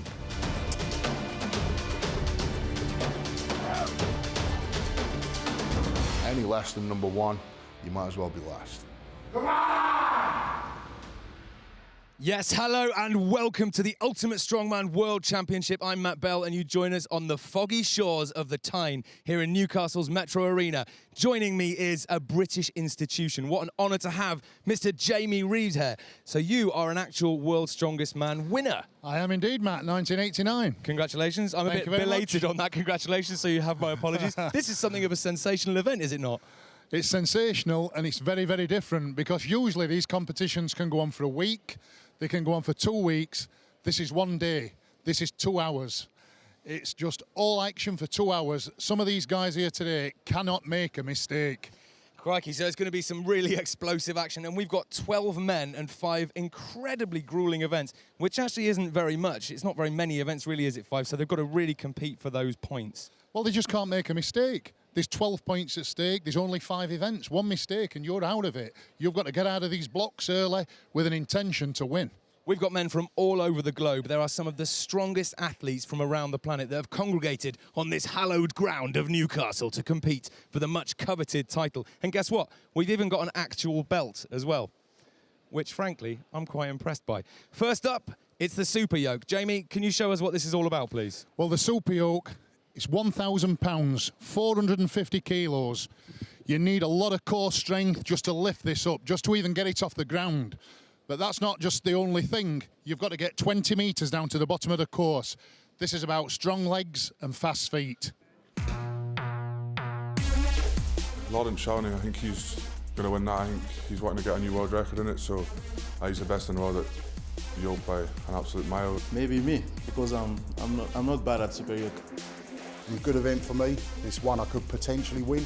If everything goes well, I think I can get a top 3.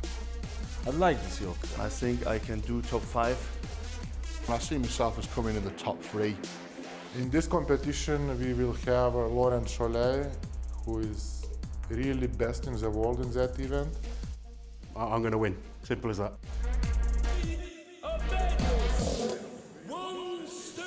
So here's the first quartet for this opening heat, the Super Yoke. Eric Dawson from the United States, the Cookie Monster, got the game face on.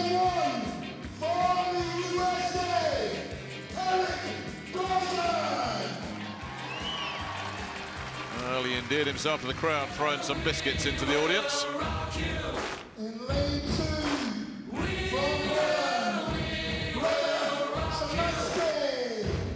Here's the pole, Grzegorz Szymanski. Could be a dangerous dark horse.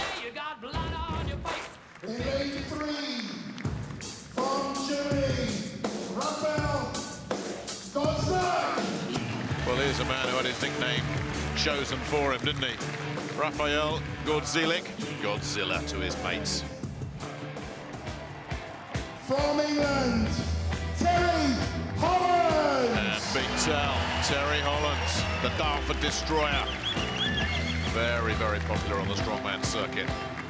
Players, take a position. Well, this thing weighs 450 kilos. It's like a medieval instrument of torture. And they've got to take it 20 metres as fast as they possibly can. And we are up and running. Now, who's got the early break? Well, right now it's Godzilla that's struggling badly. Look at Szymanski going. Holland's trying to stay with him. Dawson making his move on the outside as well. But Szymanski has burned his way through that. That's around 13 seconds, and that's destroyed the world record. Sat alongside me, Jeff Capes. You're nodding in absolute approval. Have you seen anything like that? Absolutely good. What he did, he kept it down. He kept his pace right. He kept his steps nice and neat and not overstretched. He kept them nice and quick. And look, you can see that control there in the legs. They're like little iron pistons just going there, Absolutely. aren't they? Terrific rhythm. I mean, he's really built for it. And what is interesting also, that don't forget the heights of the apparatus were actually designed for each competitor as well. So if you don't get the height right of the actual the implements, then you overbalance. Wow, Grzegorz Szymanski there. That is a world record. How do you feel? Feel good, very happy. It's just heavy, yoke heavy. I'm feeling good. What's the secret here with the yoke? Maybe you need to retain some of your power for later on. Small step, and run, and win. Just look at that, he's broken 13 seconds, Grzegorz Szymanski, and on a normal day, Terry Hollands would be really pleased with 14.72, but Szymanski's really laid down a marker there. In lane 1, from Canada, Sheikh Salio. Iron Bibby, that's his nickname. The young Canadian's going to be a real force in this business for many years to come. In lane 2, from England, Eddie Hall. And listen to that applause for the current deadlift world record holder, Eddie Hall. In lane 3, from Russia, Mikhail Shavakov. Mikhail Shvlyakov, the former Russian Marine. That's why he wears that beret with considerable pride.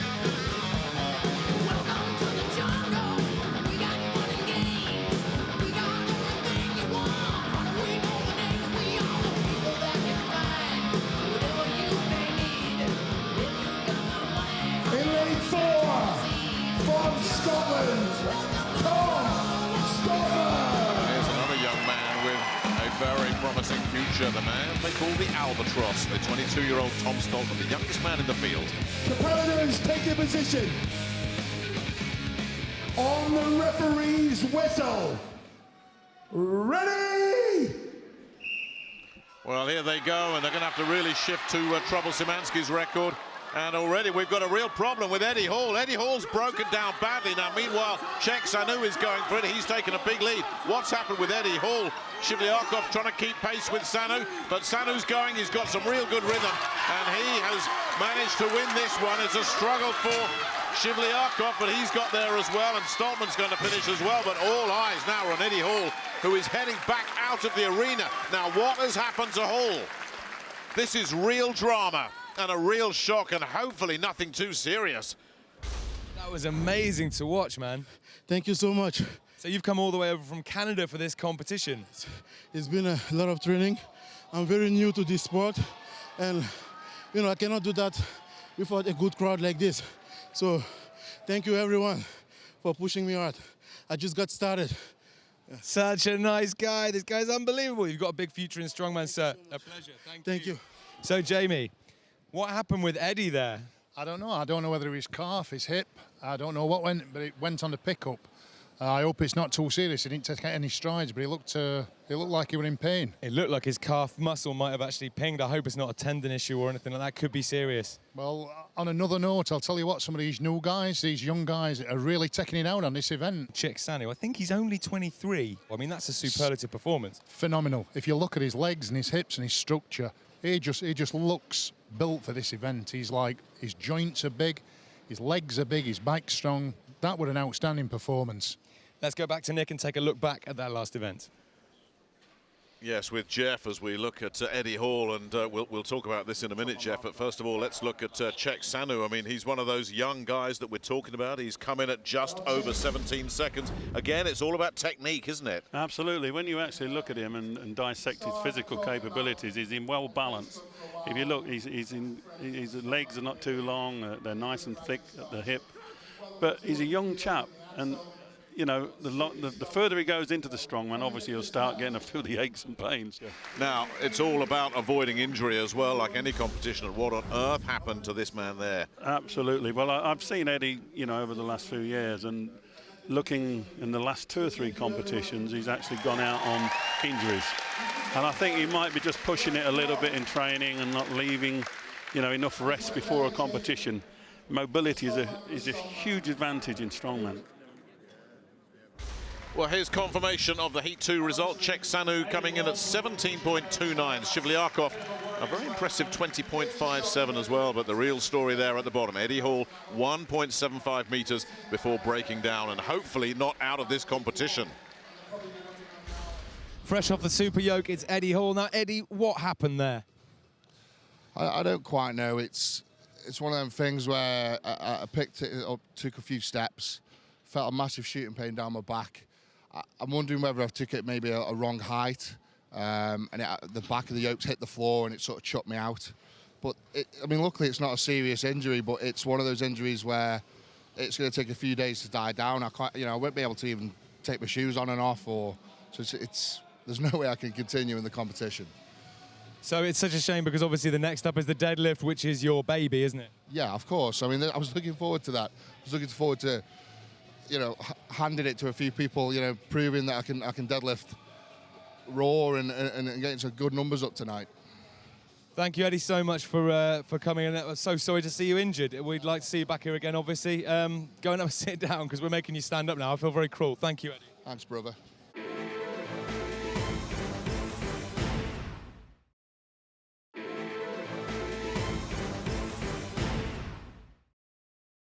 In lane 1, from Denmark, Mikael Leif. Mikael Leif, a That's an appropriate name. He's the lightest man of the 12 in this competition, just a mere 143 kilos. In lane 2, from Lithuania, Žydrūnas Savickas. One of the great names in the history of strongman. From England, our English knight, Lawrence Shallaey. Big Lars, very popular always, and this is his event. He came into this thinking, I'm going to set a new world record tonight. He's going to really have to go after what happened in Heat 1.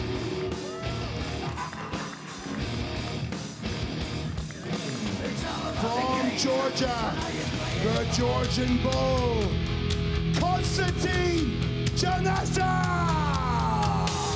And another one of those youngsters that's emerging onto the scene, 26 years old.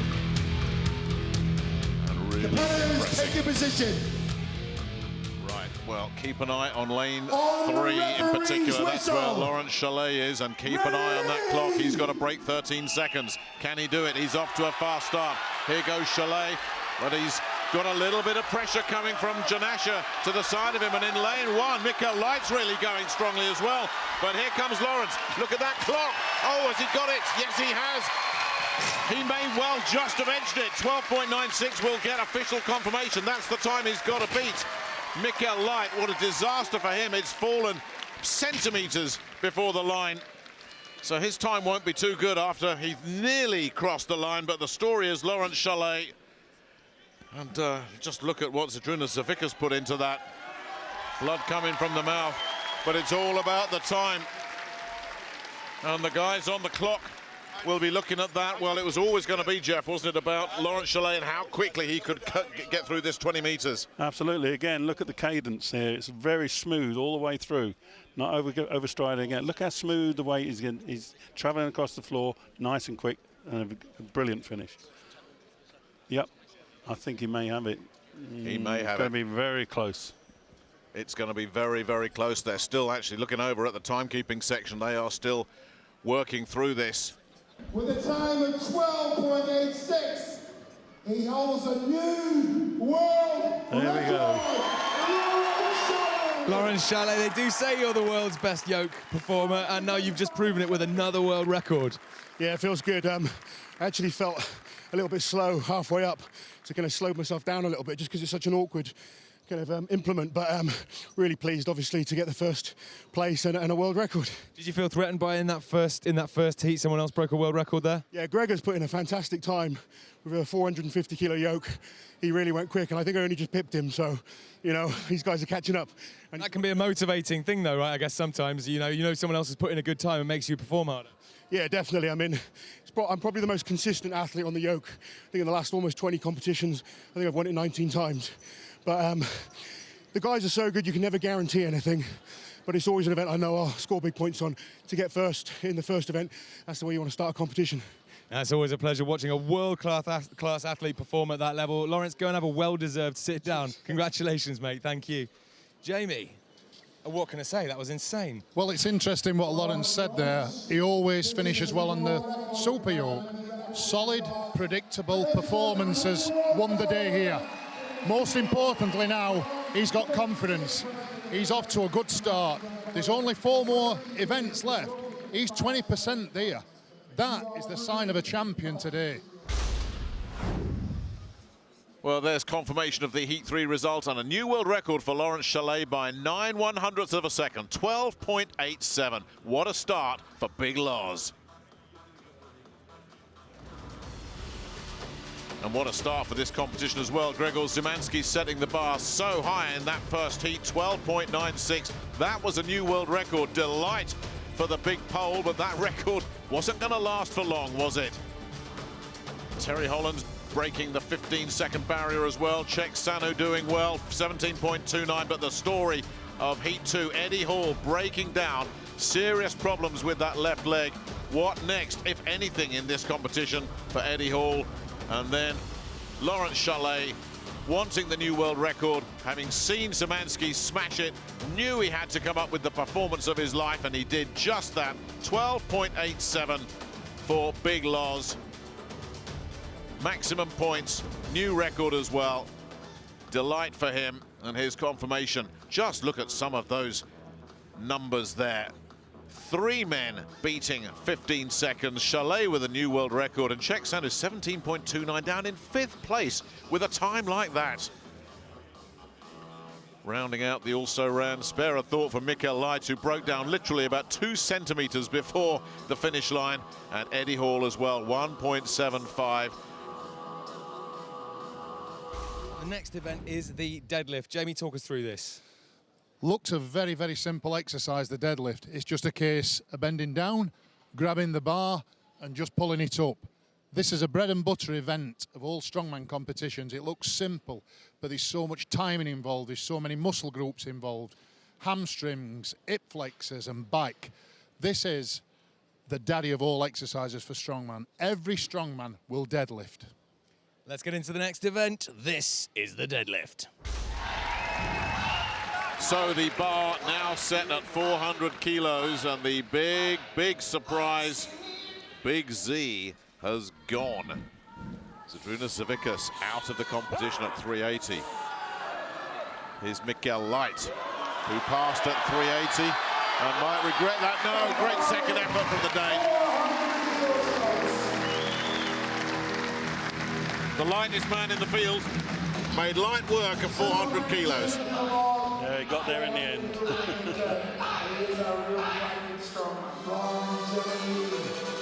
Rafael Godzilla.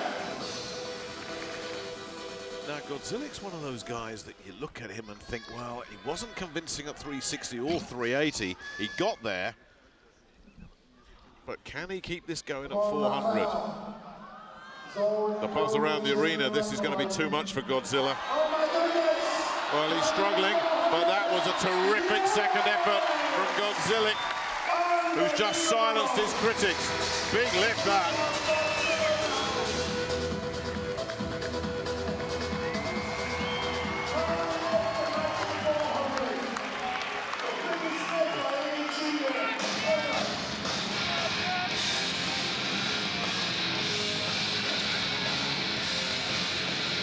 Baby of the field then, Tom Stoltman, 22 years old. Jeff, I think you'd only just done your first Olympics when you were 22.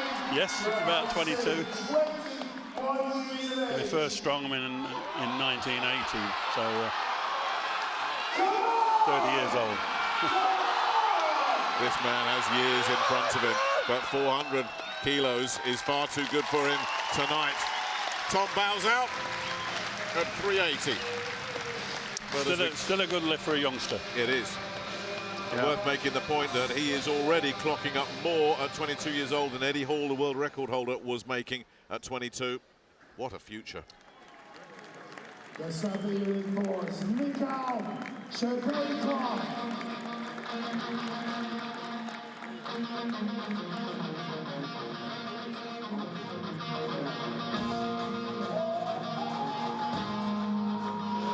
Shivlyakov wasting no time. Literally ran to that bar and has just smashed 400 kilos effortlessly.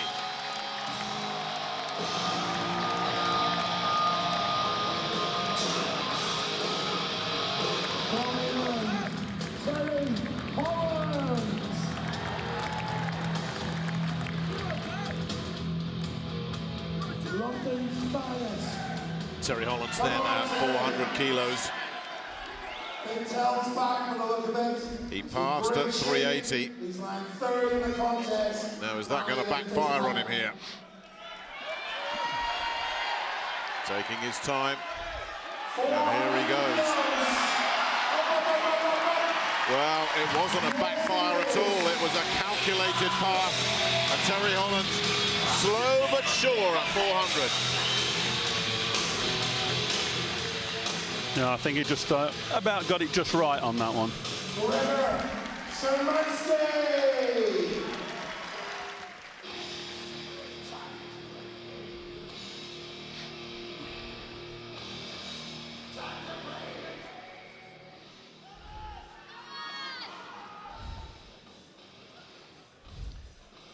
Here's Szymanski at 400.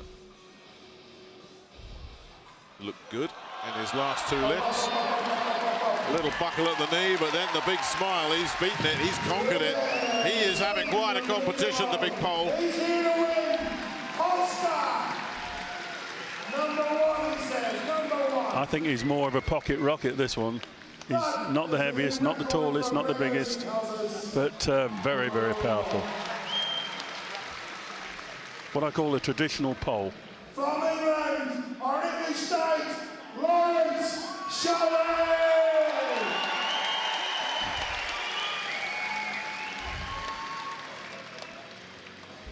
Well, here's the competition leader after that super yoke, but if he wants to stay in first place, he is going to have to get 400 kilos off the ground under control.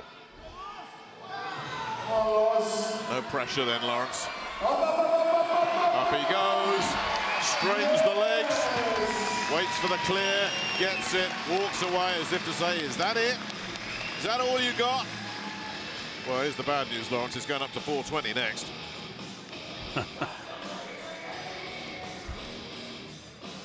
Lawrence likes fish and chips. Jeff, I like fish and chips. I don't think I'm lifting that off the floor. Well, we can go backstage now where Commonwealth weightlifting champion Zoe Smith has some of the athletes for us. Terry, congratulations, 400 kilos. How are you feeling? Yeah, I mean, really well. That's, for me, at the moment, that's probably about my limit, if I'm honest. And no, I'm reasonably happy with that. It's more than I've pulled in the gym training for it, so I'm happy. How are you feeling going into the rest of the competition now? One more event's a bit of a weak one, the axle clean and press, but the tyre flip and stones are both good events. So, you know, if all goes well and I perform as well as I possibly can, I could possibly get on the podium and make top 3. Best of luck. Thanks very much. Cheers.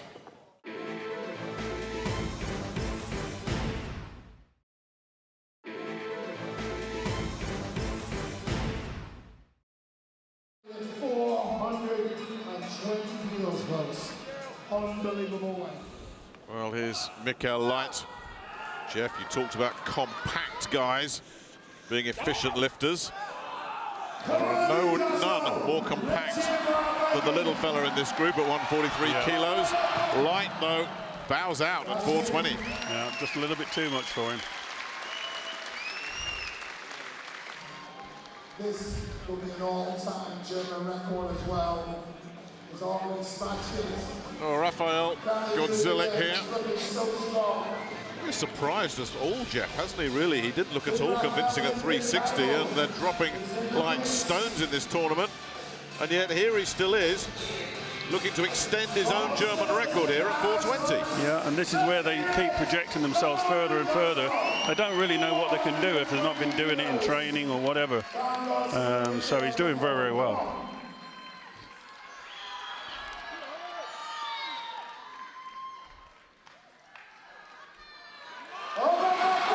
Look at this, look at this. Just needs to straighten up. Can he do it? Can he do it? Look at the effort. Absolutely. Can he squat it out? No. I don't think he got it. No, he did not get the clear. No. Well, 10 out of 10 for effort. He put everything he had into that. It was just a couple of kilos too much for him.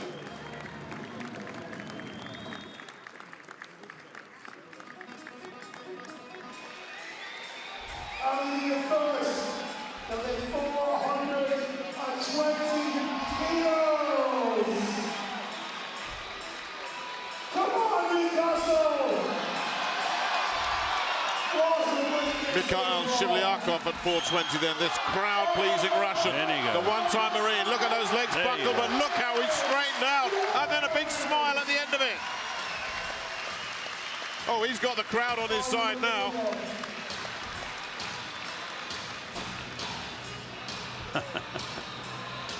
He's skipping off the platform. Well, Konstantin Janasha here is the polar opposite of his Russian counterpart, Shivlyakov. No histrionics, no playing to the crowd. Very economical, minimum of fuss, but very efficient. Just getting the job done. Exactly. Now, for the first time, he's got the crowd going as well. Now maybe that's a sign, Jeff, that he needs a little bit of support to get himself past 420. Mentally, maybe he knows this is his breaking point. I think he can do this. He just needs that crowd support. He needs motivation. Get him there in the end. Well, let's see what he can do. He's looked terrific so far. Super smooth. 420. Here he goes. Oh, bang. Well, you can't do it any better than that. Technically efficient, very smooth. The bar kept going, didn't stop at all. And then bang, you're there. Well, take a bow, son. You've earned it.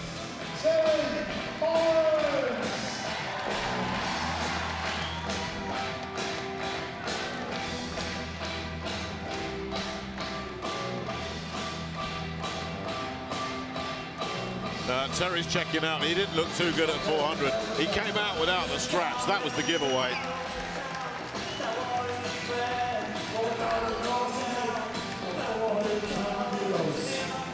You can't blame him. Terry Holland wanted nothing to do with 420. You've got to know when you're beaten sometimes in strongman as well. Well, could we be looking at one of the dark horses for this title? Another successful lift here will give him big points in back-to-back disciplines, and there's only 5 events in this tournament.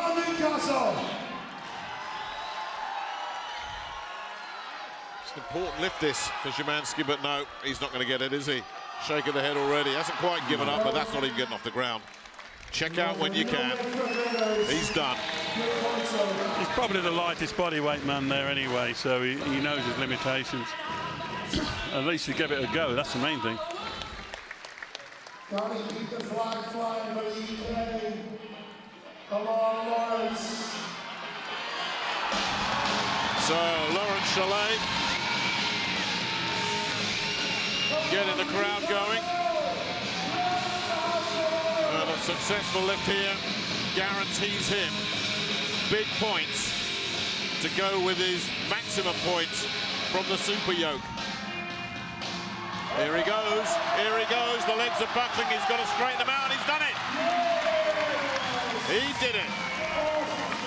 Yeah, he did do it, they gave him it, but if you look on the side, I'm not quite sure with the legs straightened out, but if they give him it, it's a good lift, end of story. So he's now in the driving seat. He's up there with the top guys. I'd like to see the hips push through a bit more. Yeah, that's pretty good. That's a good lift.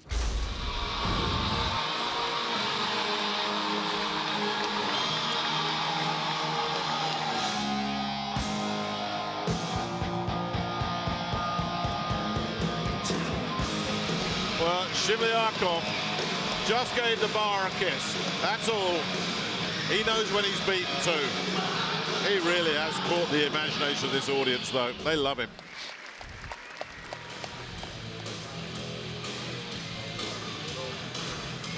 And Janashia says, no, that'll do for me as well. 3 big events to go, 1 world title. So Lawrence is on the way. He's the only one to do it so far. So.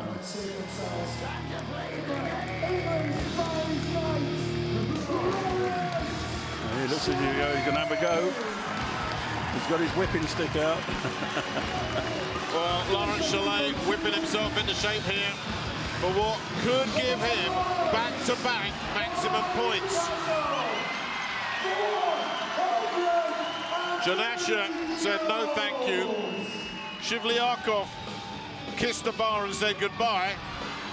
But here at 4:30, Lawrence Shallair is giving it a real go. He just needs to straighten up. Can he do it? No, he can't. Fantastic attempt, though. He had a good go at it. So he's back-to-back winner. Yeah. He will share the points with Janashia and Shivlyakov, and he will stay in the overall lead.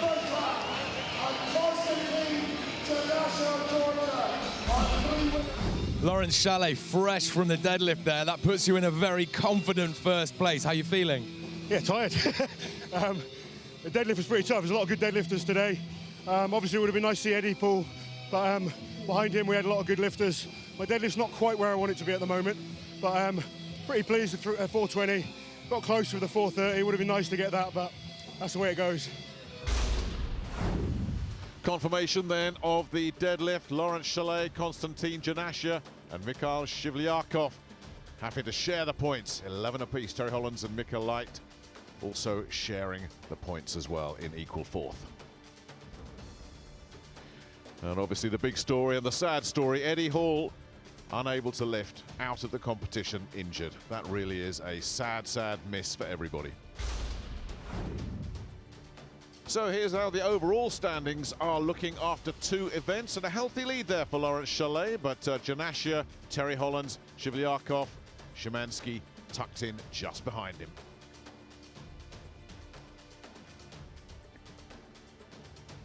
And already the boat has sailed for these guys, and again the story, Eddie Hall knocked out of the competition very early, unable to continue.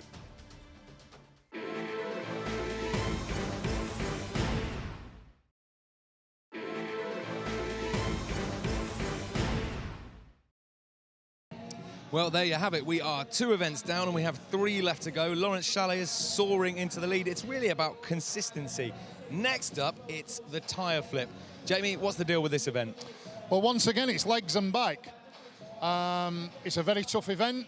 It's the same muscles as the deadlift. So really, for Lawrence, it's about keeping his foot on the gas. But the Eastern European guys are very, very tough guys that we've just seen in the deadlift. They're not going to let anybody get away on this. So this is going to be a really tight event. What are they feeding them out there? It's preposterous. Those guys are so explosive and so damn strong. Now, how heavy are these and how far have they got to flip them? Well, these tyres are 400 kilos, 881 pounds, and it's a 20-metre course. So this is really going to test their endurance. Is this the kind of thing you would have had to do in your day when you were competing? Yeah, but I think smaller tyres in my day. Are you like sort of BMW tyres, that kind of thing? Scooter. Let's get on with the event, but before we do, let's see what our contestants have got to say for themselves. I mean, the tyre flip for me is an event I can do really well on. Not many people in the world that can beat me on that, so that's one event I've earmarked as a good one for me. The Russian guy, I forgot. Mikhail. It's not an event that I've trained at all this year. I haven't trained the tyre for at least a year now. I won many times this really nice event. I have the explosiveness from American football, so I hope to take the top 5. Each tyre is individual and it's kind of its own little snowflake where the grip makes a big difference. You can have a heavier tyre that feels easier than a lighter tyre that has a bad grip on it. I like this event fast and dynamic. Maybe win me, maybe. I don't know. From the USA, the Cookie Monster, Eric Dawson.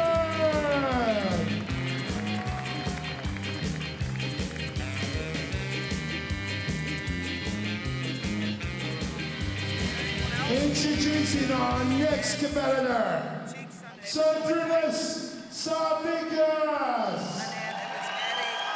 Well, Big Z is having a tough return to competition. Haven't seen much of him in the last 12 months. His body shape has changed dramatically. And there's been a bit of rust accumulated, it has to be said. But such a fierce competitor, he'll want to finish this event with 3 strong goes, beginning here with the tyre flip. Our final competitor from Canada, INBB, Check Sanu then. Looking young, looking fresh, looking strong, looking confident. The Mr. T lookalike, who's hoping to join the A-team of World Strongman. Competitors on the referee's whistle. Take your position. And away we go then. It's going to be flipped 20 meters. And Big Z, Savikas, is going for it here. But on the far side, Eric Dawson's looking to keep pace with him as they reach halfway. Sanu is struggling at the moment. Still, Savikas has just about got the lead here. You see the intensity there, Jeff. This is a real competitor at work, isn't it? They're nearly all in line. I think Savikas just got that edge on him. And I think he's going to push it over, and there you go. Yeah, Savickas finishes, but who's going to get second in this heat? It's just Eric Dawson. Sanu made up some ground, but now he crosses, 3rd out of 3. You got one very experienced competitor and an inexperienced competitor. So Savickas goes through. Well, let's have another look here. I mean, he really gritted his teeth, didn't he, Jeff? He was going to win this heat. Yeah, digging deep, digging deep. And I said, it's that experience through a longer competition, not just one event. So he's beginning to come back, but he's blowing a bit as well. But, you know, as I said, 4 times world's strongest man, very experienced. Yeah, overcoming that bad start, so he wins this heat, but he'll have to wait and see where he finishes in the overall standings, because there's still 8 more men to come. Joining me now is People's Champion and Global Strength Institution, Not So Big Z. How's it going? Going everything well. I compete after a few months. I had a very serious injury, and for me it's a big challenge to compete in that kind of competition. I am not really ready for this heavy weights, but for tire flip was okay. I trained a lot tire flip, and it was good even. So it's amazing. I've seen you recently on the social media. You lost a lot of weight and then you're starting to put it back on again. What's that about? I lost about 15 kilograms of body weight, but just fat, not muscles, and I will back and will be stronger, and need a few more months to full recovery. Thank you so much, Z. Good luck for the rest of the competition. It's always like being in the presence of a strongman god when you meet Z. So that was kind of a surprise. Maybe he's back in the competition now. Well, I just think that's what makes Savickas, just solid performances. He's always there, he's always thereabouts, and I expect he'll be somewhere at the end of this competition. That man is strongman dynamite. There you have it. So there's confirmation then of the Heat 1 result. Big Z is back in a time of 32.24 seconds. In lane 1, from Scotland, Tom Stoltman. The Albatross getting ready to fly. Our Viking. In lane 2, from Denmark, Mikael Light. Oh, Mikael can barely see over the tyre. In lane 3, from Poland, Gregor Szymanski.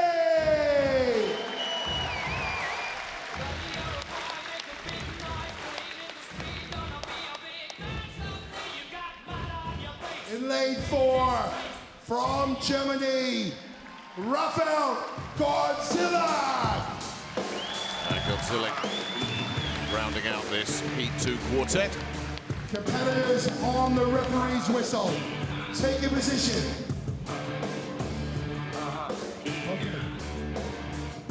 Ready? So Savickas with his time of 32.24 is the time to beat. Light is in real trouble already, can barely get that tyre off the ground. Meanwhile, going very well in lane 3, it's Szymanski again. The steady Eddie of this competition, although he's got Stoltman closing him down in lane 1. But Szymanski keeping in front here. Stoltman's trying to keep the pressure on him. Light's got it going now, and it's Godzilla that's in trouble. One more will do it. And that is going to be a very good time again for Gregor Szymanski. Tom Stoltman's put up some good numbers as well. He might have got himself in front of Savickas. Meanwhile, Light and Godzilla continuing to struggle, and Godzilla looks like he might be done right there. One more turn for the German, and that will probably be that. Light looking to complete the course, which he does. And that meant a lot to him. But Godzilla is going to be beaten by the clock here. In fact, he wants that clock. He wants to hear the whistle. He's got 2 more flips. And he doesn't have much of a chance. Just look at all the other strongmen in the heat urging him on. Great camaraderie between these guys. They're all there. Well, he's put one in. One more will do it, but he's done. And hopefully he hasn't injured himself, because he's put everything he's got into this, and this could be more trouble. I think Godzilik might need some help backstage. That doesn't look good at all. I was very surprised there, because the tyre flip favours the taller man, and but he really struggled. And like I said, like you said, he's got a hamstring problem again. So hopefully it doesn't put him in trouble for the rest of the competition. But once again, it's Szymanski who's just doing everything well, isn't he? Absolutely explosive, but he just jumps on the tyre afterwards. He's got so much explosion and so much energy. Another impressive performance from Gregor Szymanski. 26.62 gives him the early lead, and Tom Stoltman breaking 30 seconds as well. Here's Gregor Szymanski, fresh from that tyre lift. You're an Eastern European powerhouse. That was great. Well done. You feel okay? Yeah, I feel happy. This is my good event. I like it, this event. You win. I know, at the end there, when you jumped onto the thing, it's important to do those moments of showmanship. It was so cool to watch. Just adrenaline, emotions. You know, great people. I like it. Thank you very much, Gregor. Good luck for the rest of the contest. What a guy. What a guy. Now, Jamie, right at the end there, this last contestant was not managing. He was finding it really difficult to get those flips done, and everyone else was crowding around him. Do you find, with all your experience, that there's a big camaraderie in strongman? There's a big camaraderie, but also when somebody makes it look so simple like that, they're very, very rhythmic, it kind of knocks your confidence off in other lane. And I think that's what it did a little bit there. You know, Szymanski went through there, it was really quick, every rep looked same, and he didn't look like he was slowing down. In fact, if anything, he looked like he was speeding up, because Tom Stoltman, the Scottish Albatross, was in front at the start, and Szymanski just accelerated like a mad thing. It was a good, solid performance. Again, I think that time's going to want some beating. So Godzilla there in the last lane, he didn't even manage to finish, I don't think. Do you think that doesn't do a lot for your confidence, I'm guessing? It doesn't, but once again, this event, as we said before, it's taking place in one day. It's going to sap the strength. These guys might not have been used to doing that. They might be used to 5-day, 3-day events. This is going to drain them as it goes on, and you can see that. There's a few chinks showing now in the armour. From England, Terry Hollands! The ever popular Big Tell. In lane 2, from Russia, Mikhail Shkharkov. Mikhail Shivlyakov, who has won this crowd over in a very short space of time. In lane 3, from Georgia, Konstantin Janasha. And the Georgian has been quietly effective in this tournament so far. Lane 4, from England, Lawrence Chalet. The leader. Well, how's he going to cope with the pressure of being the hunted? Competitors on the referee's whistle. Take a position. Ready? So here we go then with this third heat. 2 men under 30 seconds. Szymanski and Stoltman. And it's the Russian Shivlyakov that has his nose in front here. Not by much, but he's got one turn ahead. Holland's trying to stay with him, keep the pressure on. The other two flipping a little bit behind the guys in lane 1 and 2. Shivlyakov has zoned in though. He needs one more flip and he will do it. And he's very close to the 26 and he's going to beat that. That is 23 something. Now Hollands needs a quick one here. He's running out of gas here. Chalet and Hollands almost neck and neck. They're going to have a photo finish for that one. And Janasha had a good time, but is still going to come in 4th out of 4 in that heat. That was a really good heat. And it's going to be very interesting to see who managed to just get second in that heat, because Hollands and Chalet virtually simultaneous. But no question who's taken maximum points from that heat, and maximum points from the tyre flip as well. It's Mikhail Shivlyakov. Absolutely, he was very consistent again. That's smooth us all the way through the competition, and he had enough tyre at the end just to flip it one more time and just finished ahead of the other three. It was a close run thing. He's now finished, but the other three are neck and neck. So who's it going to be out of the other three? And it's Charolais. Just, yeah. On the turn. Well, what a heat. It was all about Mikhail Shivlyakov, but just look at what happened in second, third and fourth. Less than a second between Charolais, Hollands and Janashia.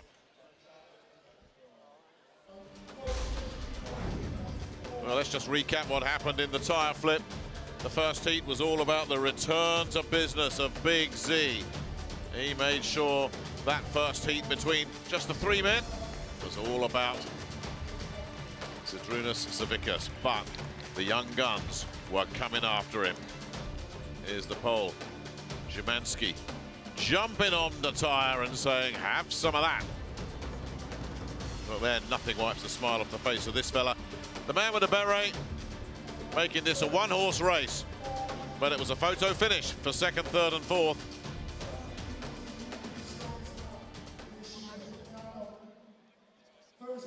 So here's the overall standings and how they're looking, and it's England, Russia and Poland, 1, 2, 3. Konstantin Janashia and Terry Hollands just in their slipstream as well, and then a big gap down to Tom Stoltman in 6th. The top 5 have made a bit of a break here.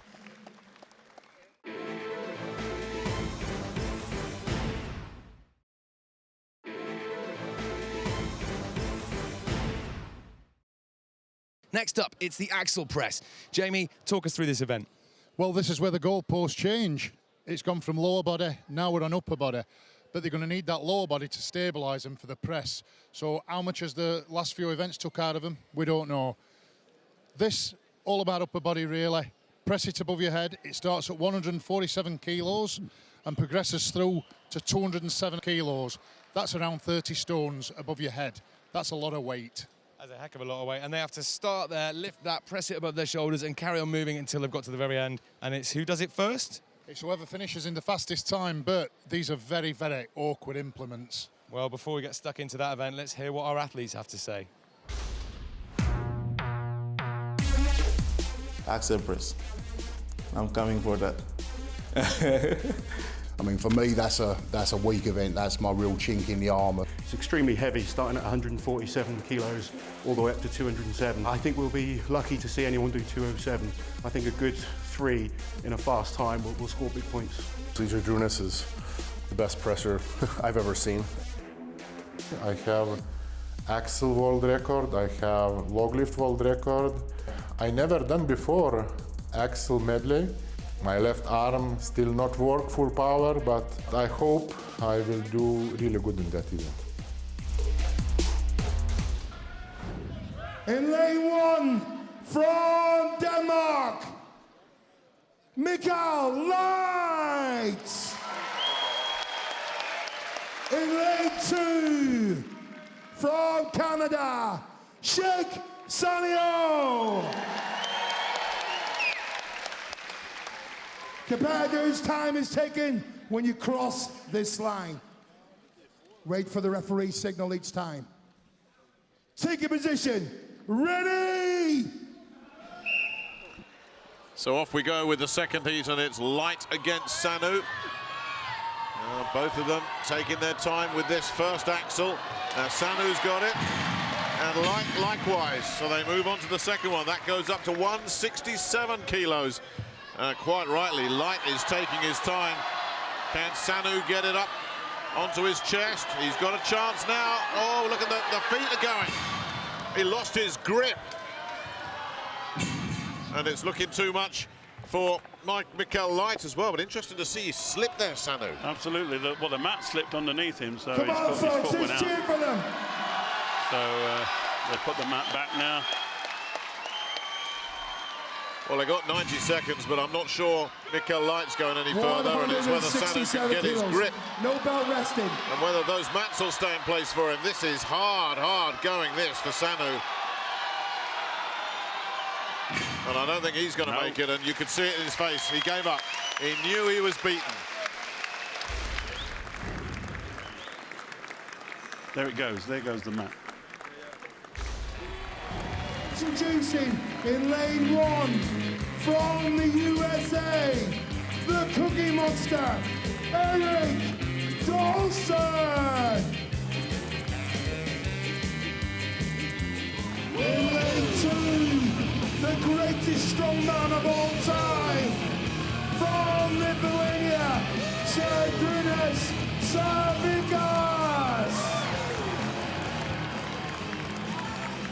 Competitors, time is taken when you cross this finish line after the last press. Listen to your referee's down signal. Take a position. Ready? So off we go then with the next heat. Big Z. Žydrūnas Savikas closest to us. Eric Dawson, the American on the far side. Savikas gets a huge cheer as he just tosses that 147 kilo axle to one side, and they both move on to 167. Nobody's yet managed to get this second axle up above their heads. Savikas, though, looks like he's ready to make his move. No, he can't do it. And Eric's struggling too. It's really finding out the weaknesses today. It really is. In their fourth competition of this event with very little rest. And the tanks are on empty for both of these fellas, and just to make it even worse for Big Z on the comeback trail after an extended timeout through injury. And he's still shedding the rust here. And I think as much as he'd love to put on a show for this crowd, he knows he's gone as far as he can go. Now Dawson, though, is not quite ready to throw in the towel just yet. So look at that. He's dialed in. Real intensity. And this is as much mental as physical now for Dawson, but no. He's got nothing left. So when you think about it, the person that actually does two axles is going to be basically in the top three. It just goes to show how draining this event is. But I'm very surprised that they couldn't press the second axle. You know, because they've lifted a lot heavier in normal competition, but this one after the other is taking its toll. Yeah, as you say, Jeff, normally you'd expect Savikas just to deal with this, and indeed most of these athletes to deal with 167, but as you say, they've had so much taken out of them already. And Dawson, you can't accuse him of quitting. He just gave it everything he had. He was determined to get that second axle, but it wasn't to be. From England, Lawrence Shallaey.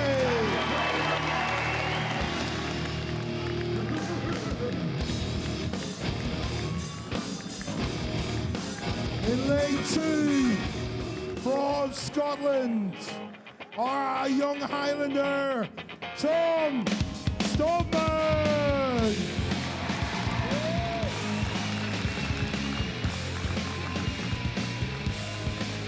Ladies and gentlemen, this is the Lewis Seal Axle Press, Heat 5. Wait for the referee's down signal on each lift. No belt cleans allowed. Take a position. Ready! Well, a real chance here, as Jeff has been saying, for Lawrence Shallaey just to more or less take control of this competition. One lift will do that. Yeah, they've both got it, and they both got it inside Žydrūnas Savikas' time of 9.6. So these two men are first and second now with 2 to go. Can either of them get this second axle up and up their heads? They've both got a good chance here. Look at Shallaey, is back-breaking, and it wouldn't work for him, but Stoltman's got it. Now, one big lift, Tom, and you take first place in this competition. No, but it's not there. The 167 kilo, too much for Stoltman. I thought he had it, Jeff, as well. I thought he was there. Yeah, but his feet was moving all over the place, so he wasn't set.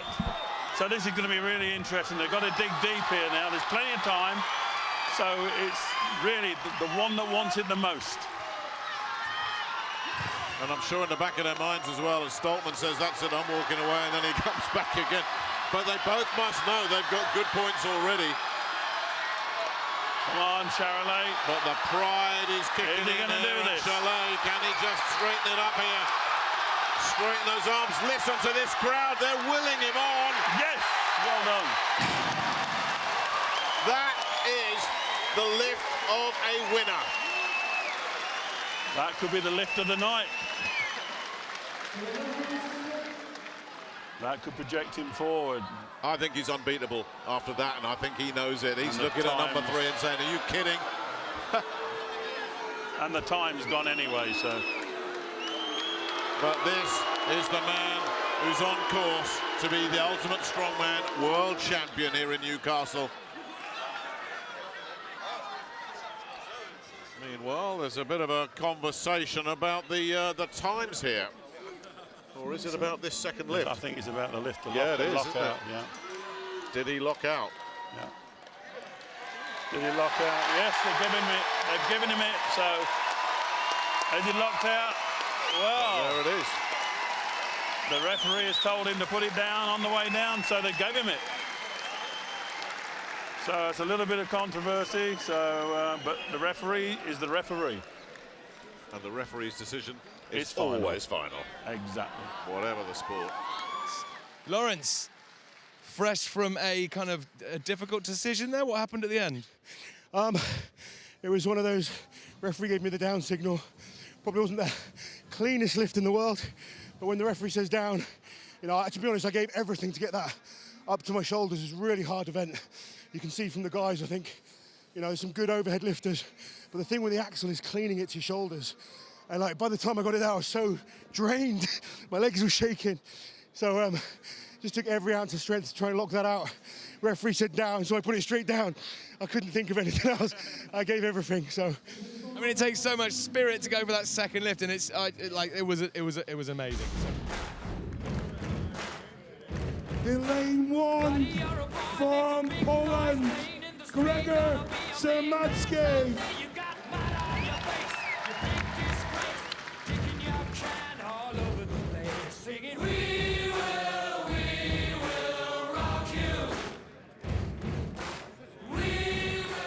In lane 2 from Russia, Mikhail Shokolokov.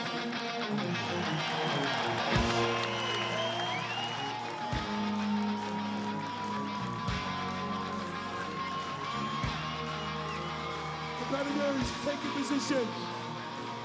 Ready.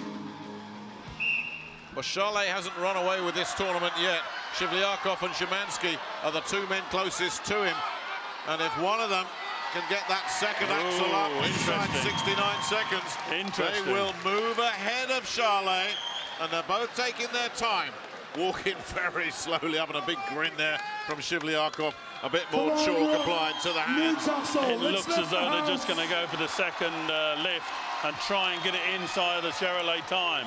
That's exactly what they're doing. Well, that time was 69.25. So they've got 30 seconds, roughly. Well, it's interesting, a little shake of the head there from Szymanski before he even attempted it. And I don't think Shivlyakov is looking forward to this either. It's psychological now. They're trying to psych themselves up for this. It's going to be one shot at it, and that'll be it. Here we go. Well, it's a struggle here. He had trouble with his grip there, Shivlyakov, and that cost him. And Szymanski can't even lift it. He shakes his head and walks away. It's going to be maximum points again for Laurent Charlet. Yeah. And I think we know where this belt is going to go, despite the best efforts of these 2 East Europeans who really have entertained us. Well, they haven't quite finished yet, but Charlet's time has gone. And they've got 5 seconds here. That's all he's got, Shivlyakov. Can he do it? Oh, here we go. And the whistle has beaten him. Well, once again, he's put everything he's got into this. Finishes with a big smile, both of them do. And they take the applause of this crowd that has really enjoyed these two. They've probably never heard of them before tonight, most of these fans. Absolutely. They've fallen in love with both of them. Absolutely. They're fun. And The that's little what it's dance. about. That's what it's about. Enjoy it. Well, they got the first lift up very, very quickly, but that was his one chance at it, wasn't it? And as soon as he lost the grip there with the left hand, it was over. Absolutely. He knew it. Yeah. And as for Gregor's, he knew very early. No, not doing that. But they had a good go. The first one was so easy, it's powerful. But I think they've just psyched themselves out on the second lift. ladies and gentlemen, from Canada, Cheick Sanu. Well, Cheick Sanu is being given another opportunity here after the mat slipped from under him after he did his first lift in just over 10 seconds. Now, can he get the second one up there? First of all, he's got to take care of the first one, which he's done in an even faster time than he managed last time. And there's a chance here that Chalet might get knocked off top spot if the popular Canadian can take this second lift. That's where the mat gave away on him last time. Well, that's been bolted down, and he's got a chance. He's got a real chance, and he's done it. Maximum points for Cheick Sanu. Very good. Had a point to prove. The mat didn't move. And what's all that about? Drained of energy. He can still do cartwheels, Jeff Cates. I don't think he knows he's in a competition. He's that young at it, and he's got a hell of a future in front of him. He really has. New blood, great to see. How many cartwheels did you do in your career? Oh, I've done a few in my career. This fella has just jumped to the top of the leaderboard in the axle press with that second opportunity. He made the most of it. He's milking it. He's loving it. He's proved his point. Well, here it is. You knew once he'd got it there onto his chest, Jeff, he was going to go for this. He was not going to be denied. He's very powerful in the upper body and the shoulders. You can see he's a hell of a presser. It's just the art of just getting the weight up to the chest. That's not a cartwheel, that's a half a cartwheel. It's more than I could ever manage. Iron BB, what up? Not much. I feel blessed, being able to compete against the best of the world. And I'm just starting, I'm very new in strongman, and with such a good organization like Ultimate Strongman, that's really good. Here is the best show of the world. BB, you just beat Zydrunas Savickas in an event. How does that feel? It feels really good. And again, I got so much respect for him. He's the best. I watch his video, and I watch Big Daddy videos too. I've been watching it every day. So I learn from them. So what I can say is thanks, Zydrunas Savickas, for, he's a motivation. Thank you, Glenn, too, because I watch them to perform. So, they are the best. Humble with the heart of a lion. Thanks, BB. Thank you so much. Let's cut to that scoreboard to see the confirmed results. Yes. So here's how the axle press is looking, and at the second time of asking, Cheick Sanu coming back and scoring maximum points with his two axles in 29.76 seconds. What a performance. Down among the also-rans, that's how it's looking, and major disappointment there for Terry Hollands, dislocating a finger in the process as well, we're hearing.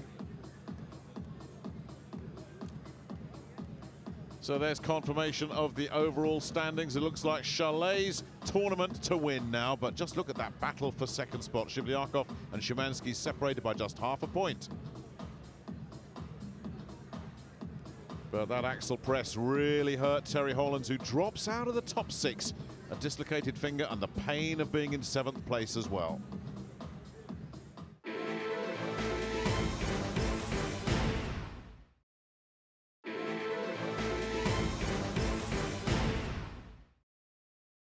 Well, at the end of event 4, Lawrence is way up there in the lead by 6 points. It looks like he could have this now. Well, as we said, he came out on the Super Yoke with some bad intentions. He's kept that momentum going. Just really rock solid performance is what he's been doing. Hats off to Lawrence. He's done a good job today. And in 2nd and 3rd place, we've got Gregor and Mikhail, and they're only chasing each other by a few points, so that could go either way. Next up, though, it's a firm fan favourite. Jamie, what are the stones of strength all about?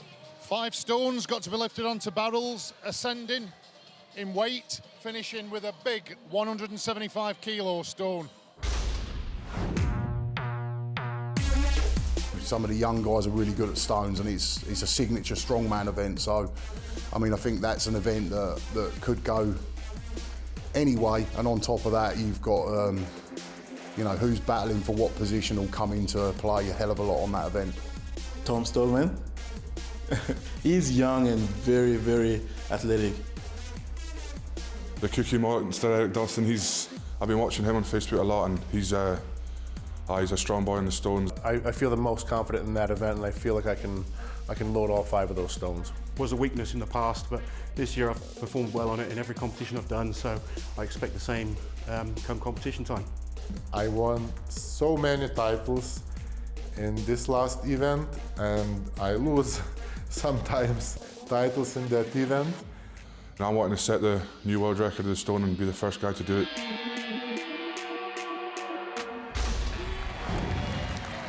Introducing in lane 1 from the USA, the Cookie Monster, Eric Dawson. Ladies and gentlemen, our next competitor in lane 2 from Denmark, Mikkel Light.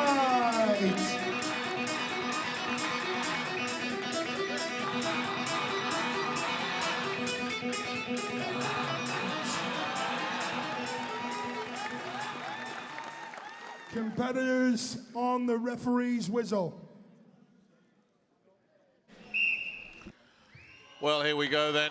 The last event, event 5, the Stones of Strength. On the far side, Eric Dawson making light work of the first 2. Mikkel Light with those shorter arms, struggling a little bit as Dawson puts the 4th stone on. This is a really good time. Light's got to 3. Now, this last stone, 23-inch circumference. It weighs 175 kilos. And Dawson, who's had his ups and downs in this competition, is looking to finish on a big high here. Over on the other side, Michael Light is finding the 4th stone a little bit too hot to handle. The clock continues to tick. 75 seconds is the time limit, but it doesn't look like Light's going any further. Well, it's quite interesting. We've got this guy who's done 4 stones. If he gets it on his thighs, he should be using the barrel to propel it. There he goes. Oh, he's done it. And in about a minute dead as well. Well, he's not going to win the competition, but he's certainly finished on a big high here, Eric Dawson. And they prove a point that they can do all 5 stones. That's being a man. Manhood stones is the name. Well, here's the finish, as you said, get it on his thighs, and yet he could have made it a bit easy for himself there. Yeah, he could have put it onto the barrel, and I used the barrel as the fulcrum to push it back onto his thighs. So it's all about learning about the event. So I would have, in my day, I would have used the barrel to push it back onto my thighs and then lift it up. He didn't need the barrel, Jeff Capes. No. So he's set the target now of all 5 stones. How was that for you, Eric? It was a great event. It's my favorite event by far. It's something I'm really good at, so it was nice to end on a positive note, because the rest of the contest was a little bit of a struggle for me, but ended on a high note, so I'm happy about that. That's great. What's your least favorite event, actually? I don't really have a least favorite one. I can tell you which one I'm the worst at, which is deadlift, so I struggle with that today, obviously. And but we all have something we got to work on, right? Introducing the greatest strongman of all time from Lithuania, Sarkūnas Savikas. In lane 1. Lane 2, London's finest from England, Terry Hollands.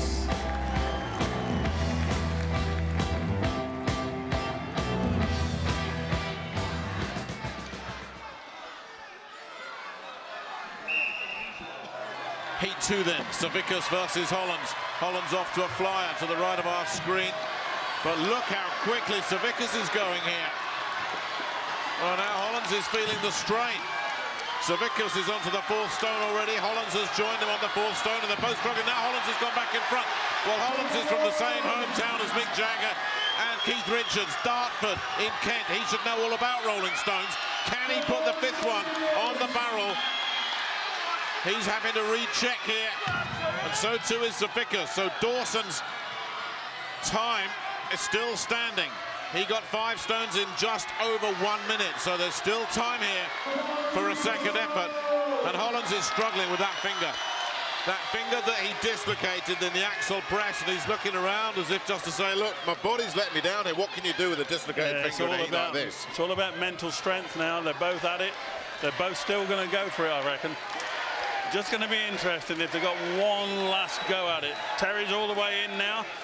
Will he do it? Well, he's been given a big lift by the crowd, but now you can see it once again. He's just looking at that finger. Savickas now. Can't do it. Will he have one last attempt? No, that's it. It's beaten him as well. So both Savickas and Hollands have to settle for 4 stones. A shake of the head, a rueful one from Terry Hollands. Disappointment for him. That would have been fine, but for that finger. Quick time there from Terry Hollands. He's just got past Savickas on 4 stones, but both of these two will have wanted that 5th stone. Exactly. It was very, very close. And once again, you see Hollands just dealing with that 4th stone, dislocated finger and all. Well, I think technically the finger wouldn't bother him really, because it's only a smaller finger on his right hand. I'm joined by 2 first ballot Hall of Fame cast iron legends of the sport, Terry Hollands and Zydrunas Savickas. Zydrunas, how was that for you? It was not heavy, just was not enough tacky for last 2 stones. A little bit dirty stones, but it was okay, just not enough tacky. So Terry, what happened there? Looks like you've sustained some kind of injury. Talk us through it. Yeah, I mean, I dislocated my finger a little bit on the tyre flip, so I couldn't clean the axle as well. On the last stone, I just physically couldn't hold on to it with my right hand, but, you know, it happens. It's been a long day and a tough day, so. Well, let's talk about that for a second. How hard is it to do 5 grueling events in such a short space of time? Yeah, I mean, it's definitely tough. It's warm in here. It's quite fast-paced, heavy events as well. It's a tough day, so, you know, it's been good fun. Gents, there you go. Thank you so much. It's always a pleasure watching you guys compete. I don't want to fist bump you really, because I'm just going to get tacky on my hands. Ugh. 2 legends. From Canada, in lane 1, Sheikh Salio.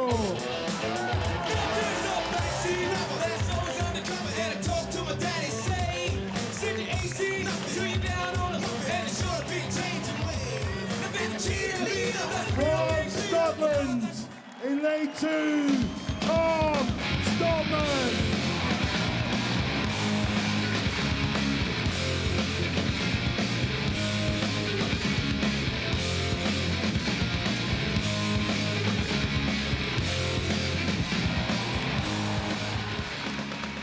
Competitors, on the referee's whistle. Take it away. So now it's Stoltman, the albatross, who is perfectly built for the stones against Cheick Sanu. Now, how quickly can Stoltman get through this? Younger brother Luke in the audience looking on, or older brother, should I say. He's the younger brother, Tom, and what a future he's got. He's blitzed his way through the first 3. Now Sanu's just closing the gap, but Stoltman's got the 4th on. He's just had a little look as if to say, where's Sanu? Now he's working the crowd as well. This will be a spectacularly fast time if this goes up at the first attempt. He's got those long levers, and it's going to go, and it's going to go in about 33 seconds. Beat that. That's a phenomenal time. Absolutely. Very long levers. Could get hold of the stone all the way around it. Meanwhile, Sanu is struggling. He's at 3, and I think the wheels have come off. Yep. Yeah, he said enough's enough. That is how you finish a tournament. Young Tom Stoltman, who will have learned so much tonight as well. Yeah, he's up for it, this event anyway. But Sanu, meanwhile, is going for that 4th stone. And it's been a long, long night for Cheick Sanu. He has brought us such great entertainment. He's been fun, he's been entertaining. And we're looking at 2 guys in that heat that really will be around for a long time to come. He just made mincemeat of it, didn't he? Those long levers are so important in this event. Exactly. It looks as though he's just woken up. So he's got his first place. He's really up for it, but it's too late. My word, what a sensational performance from the young Tom Stoltman here. Tom, how old are you? 22. 22. What a future you've got in strongman. That was a ridiculously good performance. You happy with that? Yeah, my stones have been struggling this year, but you know, I've got my mum on my shoulder and I'm the strongest I've ever been in my life. So, you know, 2017, look out, because I'm coming. I'm coming. Look at those eyes. Fierce. A man with a bright future in strongman indeed. Thanks, Tom. Missed the fist bump. Totally got hung up there. Left me hanging. What a guy.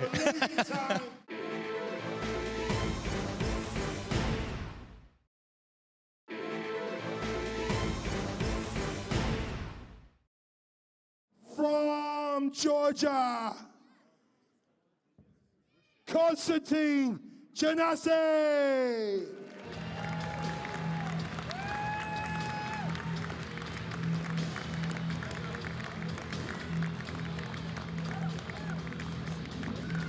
From Poland, Gregor Szymanski. Buddy, you're a boy, make a big noise, playing in the street, gonna be a big man someday. You got mud on your face, you big disgrace, kicking your can. Competitors on the referee's whistle. Take it away. So the last event then for Janasha and Szymanski, and that's come off. He's going to have to go back and pick that up again. Moving really fast, the second stone's rolling. Meanwhile, Janasha is just quietly getting on with his business, and he's put the third stone up in a very good time indeed as well. Now, can he keep that going here, Janasha? Szymanski's looking to try and make up for lost time. He too has got the fourth stone up. Janasha works the crowd, but Szymanski's blown by him. No, he hasn't now. He has to check. Gregor Szymanski. He's got it, Jeff. He's got it. I think he has. No, he hasn't. We jinxed him. Yeah. Both of them have slowed now. Now, a second shot for Szymanski. That extra circumference, that little bit extra width, seems to be really troubling these two. One stone between them and a long, relaxing night. Now, which one of them can go for it? It's been a tough, grueling competition. Have they both just hit empty? Oh, I think they're on empty. The tank's empty here. I think they both had a good crack at it, fourth stone, and I think we're both out. Yeah. I think they're both. Well, Janasha's certainly given up the ghost on the far side, and Szymanski, who doesn't want to quit, but he knows it's not going to work. That's it. Both of them will have to settle for 4 stones. So only Dawson and Stoltman have completed the course. Okay, folks, let's hear it for George and Bo. Well, it was a bit of a too fast start there, wasn't it, from Szymanski? I know, it was flying. And that second stone was rocking and rolling as well there. Yep. And I thought he'd got it. Well, if he put it on the top, just because he didn't stay there, he actually got it on quicker. But they made him go back and put it onto the platform. A little bit of blood on there, look. That's what I like to see. You're a proper strong man, Jeff.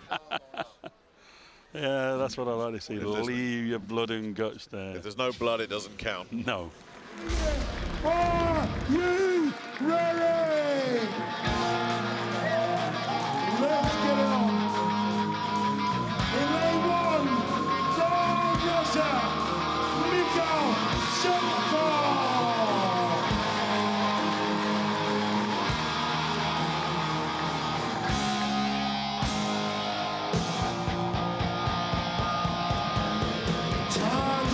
To the leader of the contest, from England, our English knight, Lawrence Shallaey.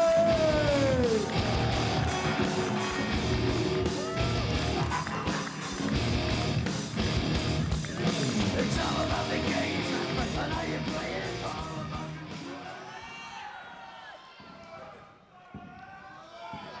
Well, barring a complete collapse, Lawrence Shallaey will be crowned Ultimate Strongman World Champion. Can he finish on a high as well?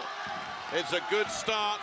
Shivlyakov doing well on the other side as well. He's now working the third stone, but here's Shallaey putting up a good time as well here on the fourth stone. There you go. In about 18 or 19 seconds. He knows that's enough. He's got one more stone to go. That's it, and he isn't going to want to just say, well, I've won the title, I'm walking away. No, this is it. Got a lot to prove. Shivlyakov's got the fourth stone. Here he goes. Oh, we lost that. Lost it early. Absolutely. He's got to prove it to himself. He's done 4 stones, so he's up there in the points anyway, but I think he wants this. He wants to prove that he is the best. Well, he can't beat Tom Stoltman's time, but he could still get ahead of Eric Dawson who was 1 minute and 2 seconds. He is going to want to Come finish. on, Newcastle! But I don't think he's going to do it. I don't He's think put so. so much into it, and this would be a little bit of a surprise if he can't get this Fidstone. He wants it. He wants it badly. I think too so. does Shivlyakov. Yeah. They're both going to have one more go, I think. One more go at it. Shivlyakov making his move. No, that's it. Time's Out run of time. Out of time.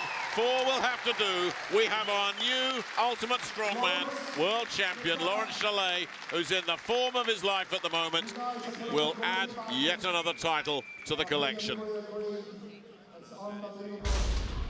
Well, there you have it, Lawrence Shallair, fresh. I say fresh, but actually looking rather knackered after the stones. How was that for you, sir? Yeah, I don't think I can actually say what I how I feel, but I'm really pleased with the performance. I watched the other guys, and I knew a fast forward probably be enough to secure it. That last stone, it's very big and slippy, a bit dusty, and after all the events we've done today, I'm just pretty tired. But so, you know, no excuses. Wasn't good enough to lift it, but I think I put in a good solid performance today, and hopefully I've come out on top. It's always amazing to watch, but you've had an incredible year as well, and there's been naysayers saying, oh, you know, you've, like a few years ago when you kept on getting injured and you kept on looking quite tired, and now you're back with a vengeance. Must be a good feeling. It's great, you know, you've got to ignore what people say. It's, you've got to believe in yourself. Obviously, I've kind of had my issues with injuries and a few other issues, but I've proved, you know, never give up, come back strong. I've had a great year, won a number of titles this year. It's probably been the best year of my career, so I'm not going anywhere. Now, just finally, how tough was that? That final stone looked insane. It is tough, and it's very dusty as well. Kind of, it pulls all the tacky off, so you really just can't grip it at all. And obviously, you know, that axle really took it out of my back. That was much tougher than I think we all expected it to be. Heavy deadlift for Max without a suit. Lots of tough events today. Look, I'm going to let you go and towel off and get ready for the presentation. Lawrence, well done, mate. Well done. Congratulations. So 2 men complete the 5 stones. Stoltman with maximum points. Eric Dawson finishing strongly. Lawrence Shallair in 4th place. That's good enough for the title.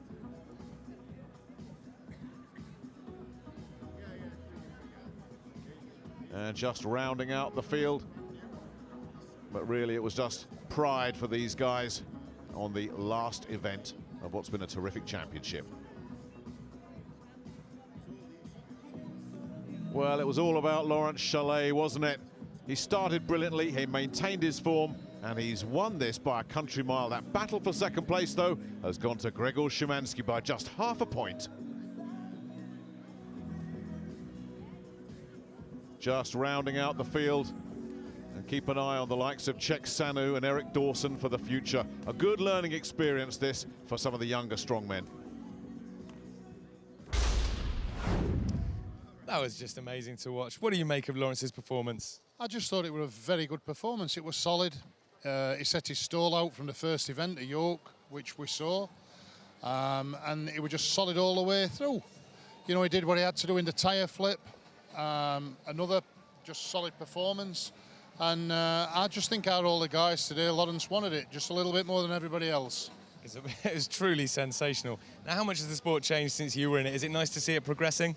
It's obviously with a live audience like this is fantastic, and I didn't realise how much it had grown in popularity. But these figures speak for themselves, and some of the weights that the guys are lifting, the shape that the summer guys are in, it's really progressed. Yeah, it's nice to see. It really shows how tough it is when people are dropping out injured with fingers and calf muscles and all that. It really, really does take it out of your body. Well, we said it were going to be not just a strongman event. It were going to be just a tough man event to get through these 5 events in one day. And you saw guys coming out, their hamstrings were pulling, they were getting cramped, they were carrying on. But once again, you know, I can't say enough about Lawrence. It was just a good performance, and I just think he wanted it more than anybody else today. You could see that in his performance. He's got a lot of heart. It's all about consistency. Let's get on with the presentation of the trophies. Ladies and gentlemen, the new Ultimate Strongman World Champion. He's proved he's the strongest man on this planet. Let's hear it for Lawrence Shallair.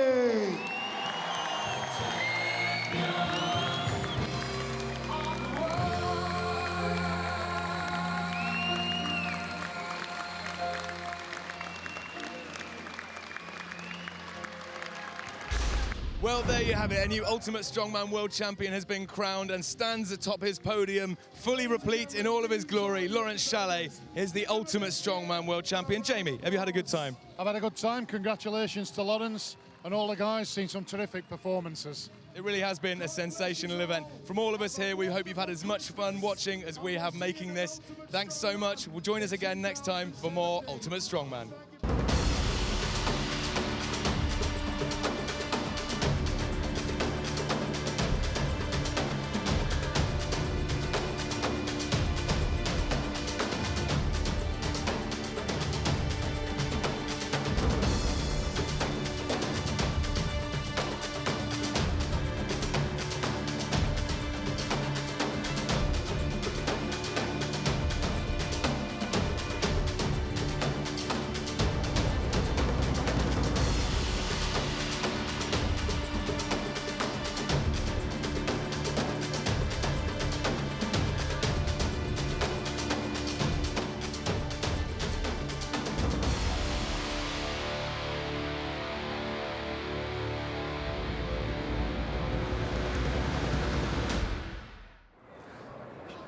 This is arguably the toughest strongman competition in the world.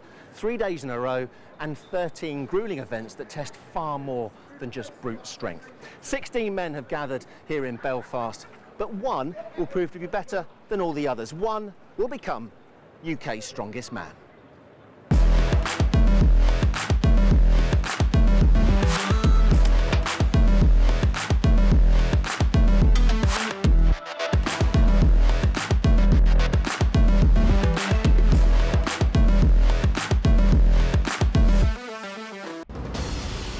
UK Strongest Man is probably one of the hardest competitions in the world because it's all over 3 days. You have 4 to 5 events each day.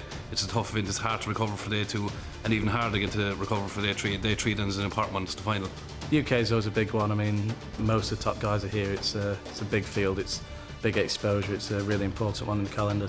It's absolutely crazy. It's the hardest comp I've ever done. You do a full comp on day 1 and then you're tired for day 2, and then by the time you get to day 3, like, you're absolutely zonked. I've usually been the underdog, but this year people have noticed me because I've won England's Strongest Man, so there's pressure on me. Okay, so I've got to do the best I can. I would probably guess that most of them would have me kind of probably as the #1 seed in the show.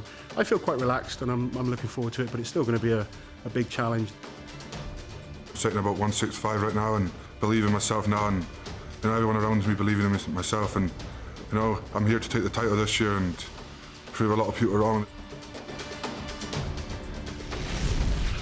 Those 16 athletes are divided into 2 groups of 8. Let's take a closer look at the competitors. First up is Phil Roberts, the UK's strongest man. Gavin Redmond from Ireland, and Paul Smith, the newly crowned junior world champion. Lawrence Shahlaei, well known to fans of strongman. Hugh Owen Thomas of Wales. Charlie Goff, another Englishman vying for the title, and David Lockman from Dublin. Bringing up the first 8 is John Pollock, the athlete from Scotland. Another 2 Scotsmen head up Group B. Ryan Reid is joined by a fellow countryman and gentle giant Tom Stoltman. Wales' strongest man Ben Brunning is joined by Ireland's strongest man Pat O'Dwyer, and then there are 4 Englishmen in the group. Ashton Reid, a promising newcomer, Mark Snape, Ryan England, and then Aaron Page from Southampton. Let's hear about the first event from Dan Lobb and Glenn Ross.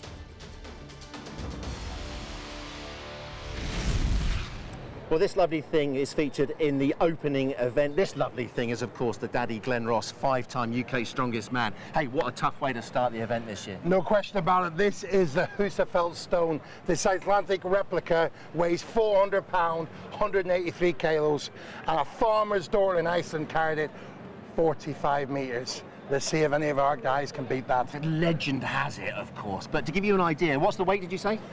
400 pounds. 400 pounds. We're going to see one strong man carry this as far as he can. To give you an idea of what other sized men need to do to get it on a plinth, it takes 4 of them.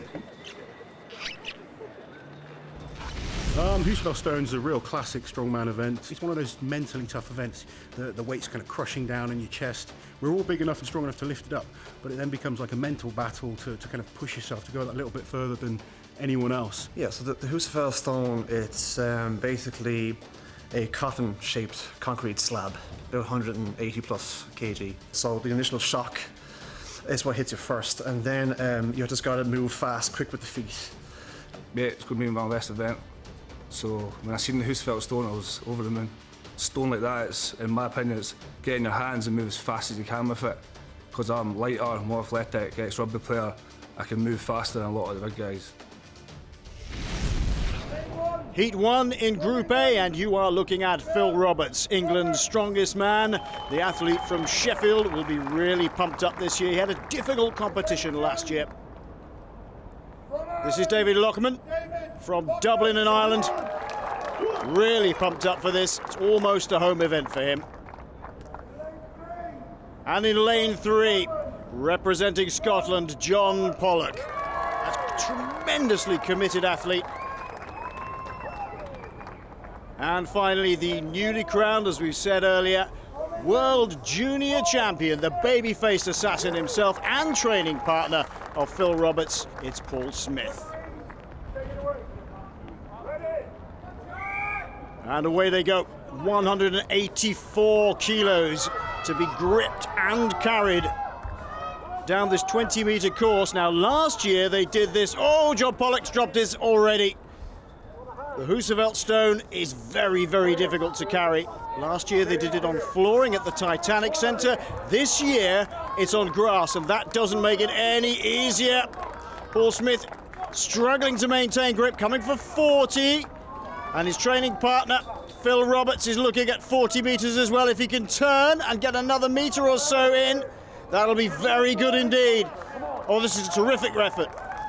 About 43 metres or so, and Roberts is very happy with that. The clear winner of Heat 1, the man from Sheffield. Tremendous effort. He saw Paul Smith turn, and he was determined to get a few more metres in. This is Heat 2 of Group A. Charlie Goff in lane 1, the Englishman.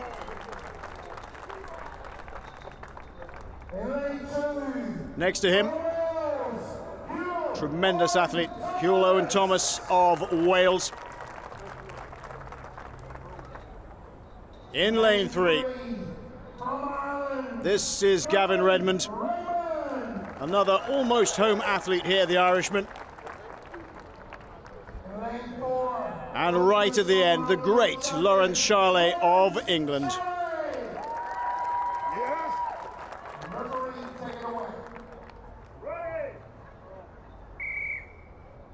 Well, the distance to beat for these 4 athletes, 45.04 metres, set in the first heat of Group A by Phil Roberts of England, and Charlet making a terrific effort. He's losing his grip a little bit, but he's certainly moving quickly. I would suggest he's not going to beat it, and he isn't. Oh, look at this by Gavin Redmond. This is a terrific effort. He's a smaller athlete than many of the others. Can he turn? Can he hang on for just 5 more metres? I don't think so, but it's a very, very good attempt by the Irishman, and the home crowd very pleased with that. Just started to lose it here. That's a magnificent effort.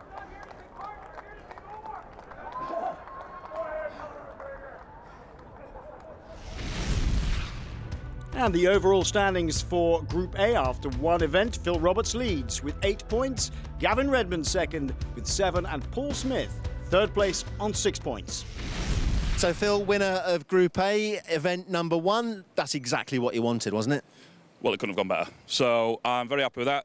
Great start, but I never take it for granted. It's only just started. How does this affect what happens in the next event and beyond? Absolutely. For my mindset, absolutely nothing. Okay, it's if the points are 0, so I've got to give everything into the next event. If I start thinking, oh, I've got loads of points, I can ease up, and I haven't got the mentality, then that's when I start making mistakes, slipping up, and not getting what I want. And you never know, I may not make it through. Oh, yeah, but hey, you started well enough. Well done, mate. Thank you. Coming up, some big surprises in Group B as they take on the Husafell Stone, and then it's on to Event 2, the Viking Press.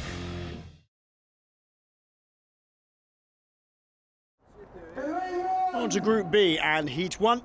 And in lane number 1, a newcomer to UK's strongest man, it's Ryan England, the Englishman. Next to him in lane 2, another almost local hero, and he loves the crowd here. It's Ireland's strongest man, Pa O'Dwyer. Just look at that reception. In lane 3.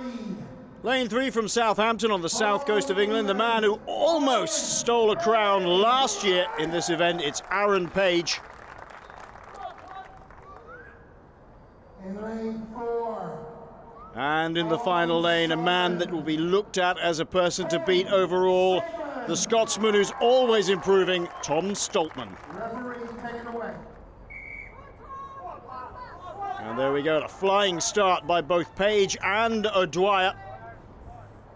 Aaron Page did so well in this last year to challenge for a top 3 place, didn't quite make it.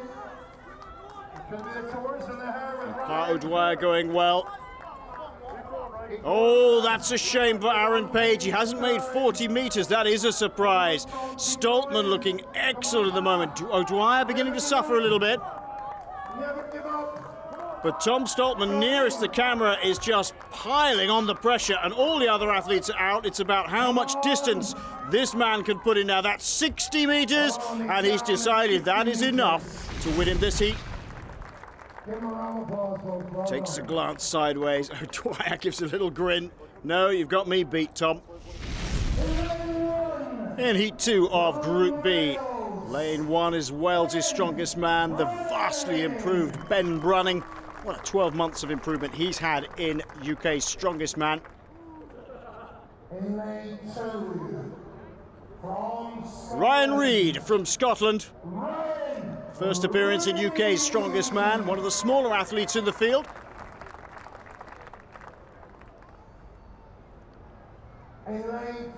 In lane 3, the towering Mark Snape of England. Super determined to show he's one of the very top athletes in this nation.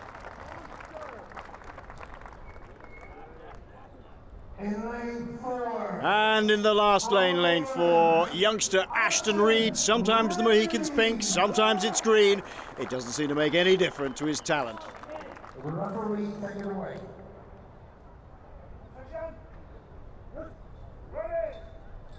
Well, the weather holding out here in the centre of Belfast. It's not easy to be running these stones up and down on grass. Look at the effort and speed of Ryan Reid. He is almost sprinting, and bear in mind that's 184 kilos he's carrying. That is a magnificent effort by the Scotsman. He's going back for 60. Ashton Reid vaults over the stone, just short of 40 metres. That's 60 for Ryan Reid. He's a country mile ahead of everybody else, and he's decimated the 60 metres of fellow Scotsman Tom Stoltman. This is not just about pride and winning, it's about laying down a marker and playing mind games with Stoltman. Magnificent by Ryan Reid. Well, that's way, way longer than we expected for this debutant here. Ryan Reid takes the victory in Group B with 72.11 metres and a maximum 8 points ahead of Tom Stoltman and Ben Brunning. So Ryan, what a performance. You said when I spoke to you earlier you were looking forward to this when you saw it was going to be Husafell Stone. I didn't realise you were going to be that good at it though, mate, to be honest. Well, that's my strongest event, one of my strongest moving events, you know, so I'm glad it all went to plan and managed to get the win, so over the moon. You were so close to making that Ultimate Strongman world record. Did you know what the mark was? I thought it was halfway down, so I thought I went just past halfway, but obviously not. But no, that means, you know, the goal wasn't to beat any record, it was to win this event, the guys that are here, so I achieved that. And a lot of these events, these competitions come down to confidence. I guess you must be brimming with it now, right? If there was another stone carrier, it would be. But no, some of the other events are hard events, and a lot of big guys here, which will be better at the static things. So just hopefully try and be slightly consistent on them all. Well done, mate. That was a great way to start. Cheers. Right then, Glenn, second event. I know what the event is. I've never seen this before, and I tell you what, mate, it looks absolutely magnificent. This is a full-size tree, pine tree, cut down from one of our local estates. It weighs in excess of 3/4 of a ton. It's 150 kilos they have to press on the axis. Okay, so this bit here weighs obviously less than the tree itself. Correct, because it's on an axis. The guys will get into position to the shoulders on the referee Quran press it. They can use a jerk, shrug if they want, but they cannot dip under the bar or split it. Okay.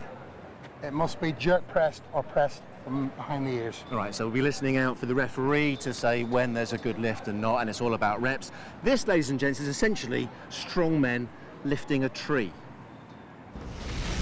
The giant Viking log press is new to me. I've done a Viking press before, but this one is new because I believe we're going to be facing away from the log, so it changes angles around, so it makes it a little bit more uncomfortable, that a little bit more tricky. For me, Viking press will probably be a good event. I'm very strong overhead, so that's good for me. So yeah, looking forward to that.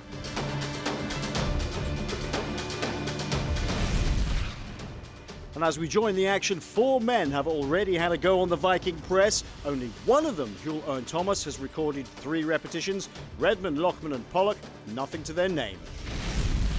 Ladies and gentlemen, from England, Charlie Goff. Next up is Charlie Goff, the Englishman, here to attempt the 150 kilo Viking press, which is essentially like a machine's shoulder press. Doesn't suit very tall men, also won't suit very short men either. Going to take this weight on his shoulders. That's one, well done, Charlie. 3/4 of a ton is the entire weight of the pine log, but it's on a pivot, of course, and the weight that they're actually lifting is 150 kilos. He's already taken the lead, Charlie Goff. 5 repetitions, this is good going. And like with all pressing events, there are different techniques for different athletes, some of them using their shoulders or lower back. Charlie here, as always, using a little bit of his knees, pushing through the knees and the back, through up to the shoulders. 7 repetitions for Charlie Goff. That's a very, very good effort indeed. Nicely composed, good lockout. Well, this man should really take this by storm. Lawrence Charlie, no stranger to all sorts of pressing events and a first-class athlete in this type of discipline. Gets himself underneath, working himself up, making sure he gets as much leverage as possible from the end of the bar. 2 repetitions. Looking good so far, but Charlie Goff has set a pretty mean target. Lawrence Charlie deciding 4 is enough for him. Well, that may be a tactical move by the Englishman. He may favour other events. And remember, this is a qualifying day. There's still the semis and the finals to come. Now, Paul Smith should be very, very good at this event indeed. He's always excelled in static press events. And again, taking the ends of the levers to get as much leverage as possible, reduce the amount that he might have to lift. Takes the weight on his shoulders. A good start. Ooh. And Paul is suffering a little bit. Maybe this event is not as easy as some of the excellent pressers have thought it would be.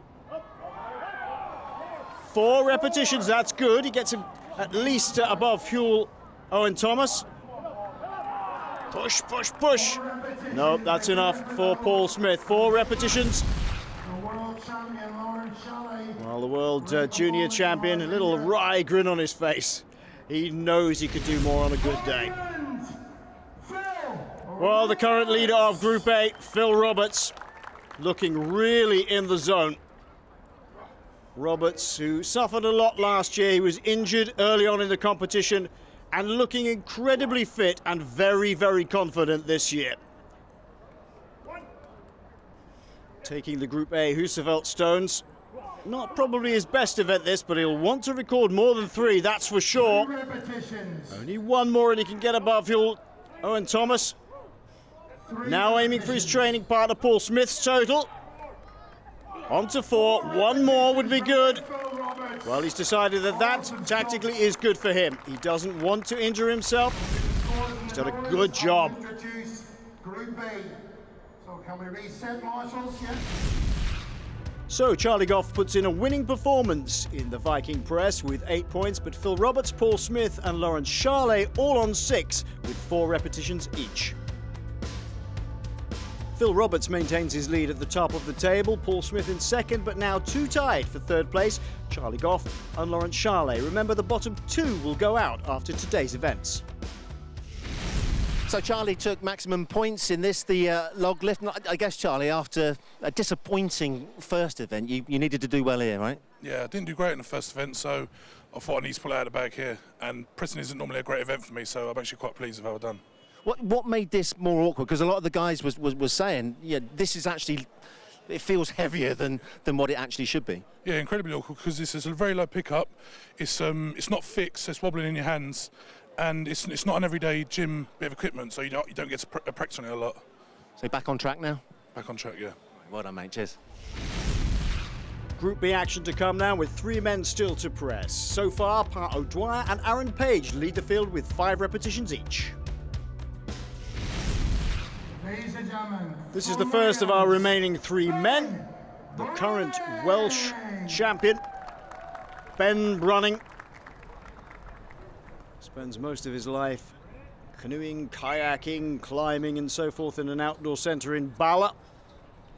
But he's really embraced the culture of strongman, and his improvement over the last 12 months from this event last year has been phenomenal. He's leaner, meaner, much more muscular, and he's doing a fabulous job here. Already on 4 repetitions, that's 5. They call him the Badger. He's got all the tenacity of a Badger. 6 repetitions for Ben Brunning. He'll be very, very happy with that indeed. Puts him right at the sharp end. Those distinctive wasp type grips on the elbows.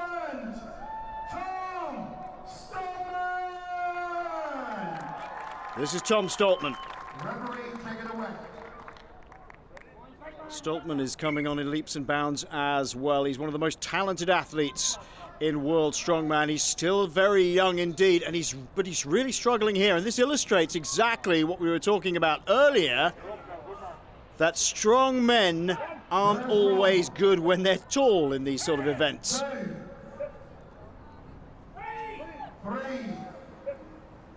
Well, now he's got the log in place, it's easier for him, but just getting underneath it and lifting it in the first place takes a tremendous amount of effort for Stoltman.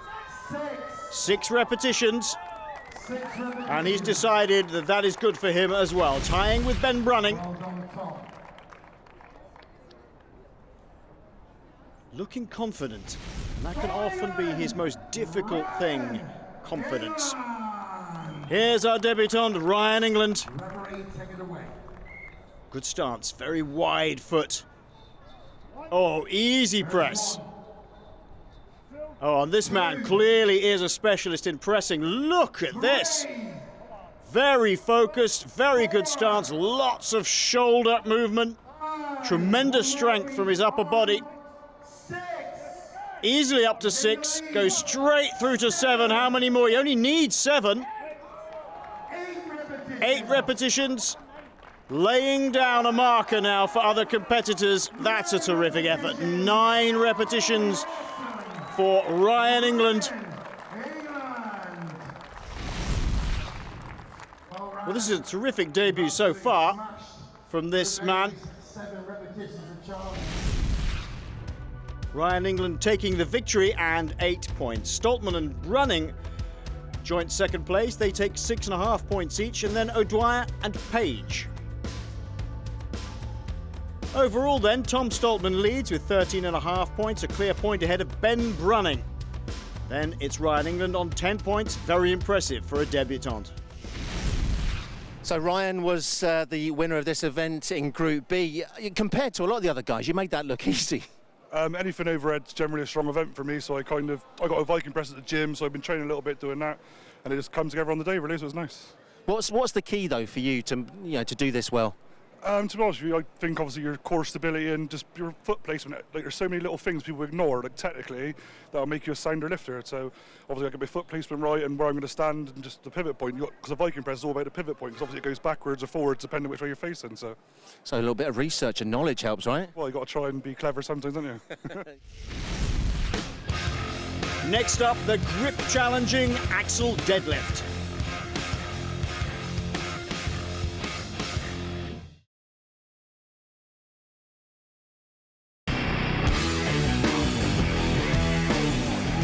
Roberts is very happy with that, the clear winner of Heat 1, the man from Sheffield. Look at the speed of Ryan Reed. He is almost sprinting. He's already taken the lead, Charlie Goff. That's a very, very good effort indeed. Oh, and this man clearly is a specialist in pressing. Look at this. So Strongman, Glenn, is so much more than just heavy lifting. I love this event because it's got the agility side to it too. Yeah, a lot of frustration with this event, Dan. The guys are going to show who's got the strongest grip. They're going to do it overhand grip. We call it monkey grip in Strongman. Guys, get in, deadlift it up into a deadlift fashion and down again. Difference is these are 2-inch bars, so they've got a big, big grab to get it around their hands. And then they've got to go quickly as they can between each axle. Yes. Remind us of the weights going up. 147, 167, which is the Lewis Seal axle weight, 187, 207, and the last one only two men on the planet have done, Mark Felix and Vidas Belkaitis, 227 kilos. Could it happen in the sun in Belfast? Well, we're soon going to find out. Grip strength's always been a big strength of mine. I think it should suit me. I'm not particularly afraid of any of the events. It's a bit of an unusual event. It's a pure grip event, which should be quite good for me. I mean, it goes up to 227, 127 to 227, I think. So, like the weights obviously aren't the heaviest, but it's a bar that's, the thickness of the bar makes your, grip. You have to concentrate on squeezing the bar with the grips. In Group A, there are still 4 men left to lift. John Pollock of Scotland currently leads with 4 axles in 36.74 seconds. And so 2 Englishmen squaring up against each other here. Lawrence Charley of England. Vastly experienced man with a very good pedigree in deadlift. And young Paul Smith, the man from South Yorkshire, riding on a wave of confidence as the World Junior Champion. They're both good deadlifters, but it's not about straight deadlifting. This 2-inch bar means that they spin round in your hands. The judges have to attest that they have locked out. Whoa! Careful, Lawrence almost trips over. You have to be very agile to get between the bar. Oh, Paul's almost tripped over as well. Charlie coming up to the 5th bar, 227 kilos. Oh! Gripping on hard. He makes it. A fabulous effort by Lawrence Charley, and now cheering on Paul Smith. You can see the problem. You've got to grip onto this bar with that overhand. And Paul Smith makes it as well. So these 2 men join Mark Felix and Vidas Belkaitis as 227 kilo deadlifters on the axle. He made it look so easy. So easy. A terrific comradeship once again. He's a happy man. I'm not surprised. Phil Roberts, currently leading the group, very pumped up.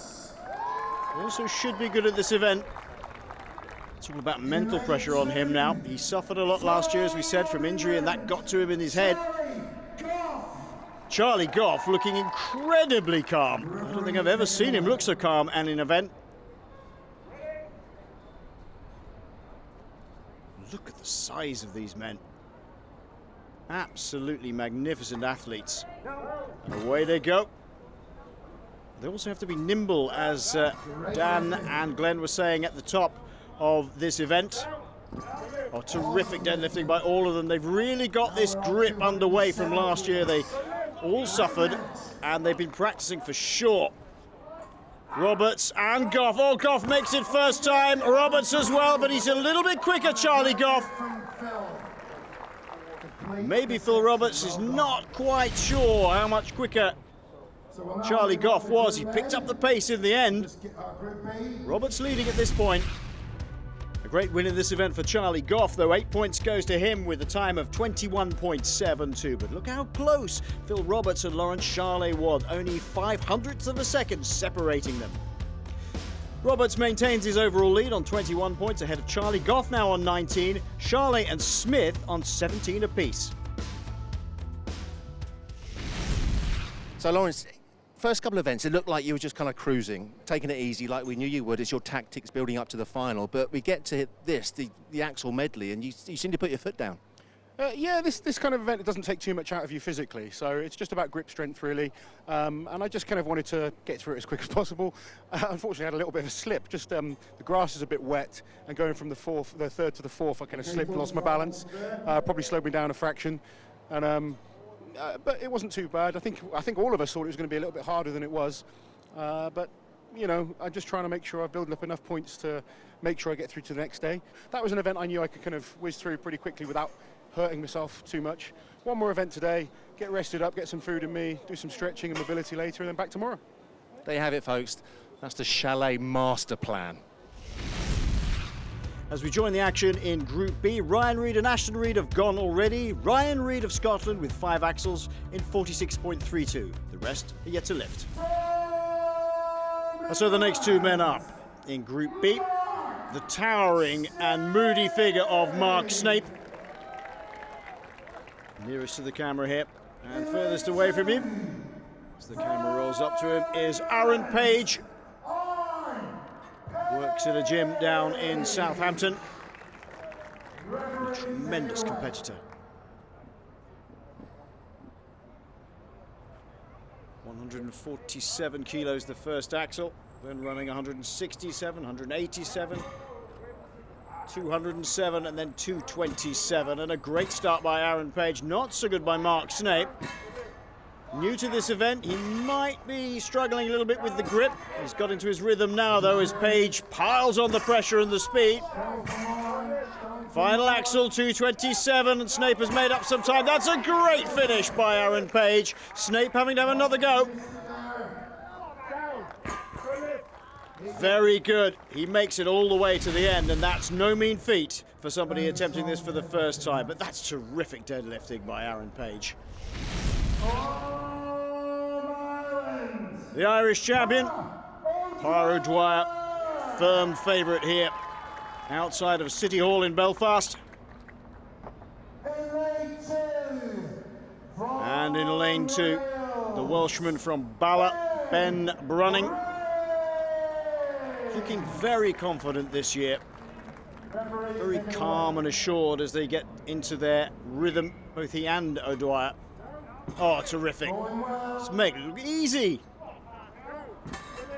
287 coming up, and Brunning and O'Dwyer are absolutely neck and neck. It could be down to who is the more agile here.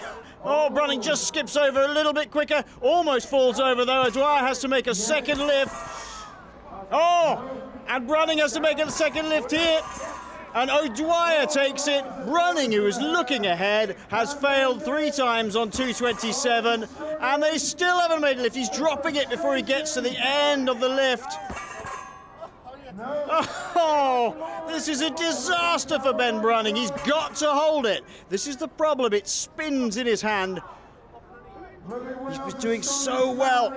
He's got to grip it, and it's not going to happen for Ben Brunning, not in a decent time at least. But Pádraig Dwyer showing the great comradeship of strongman. 15 seconds left. 15 seconds to go. And finally, Ben Brunning gets it. He's a happy man. Well, it looked for all the world as though Power O'Dwyer was behind Ben Brunning then. A clean lift on the final 227 bar.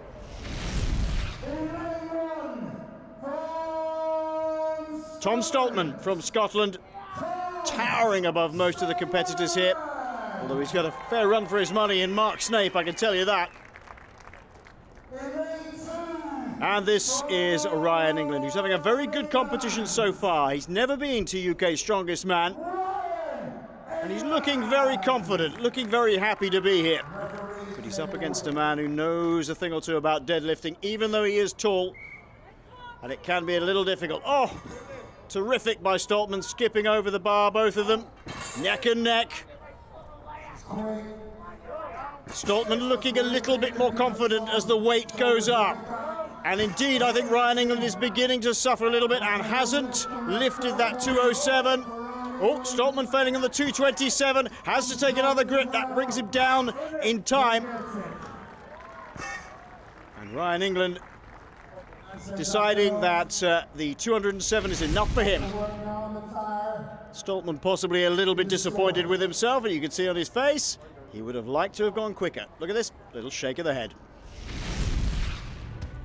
A great time of 22.62 gives Aaron Page the 8 points. Stoltman in second, O'Dwyer in third. A good debut by Mark Snape. But look at Ben Brunning. Had a disaster, only 3 points from the event. Still, he remains joint second on 15.5 points with Power O'Dwyer. But out ahead is Tom Stoltman of Scotland on 20.5 points. Coming up, one of the all-time great strongman events, the tire flip.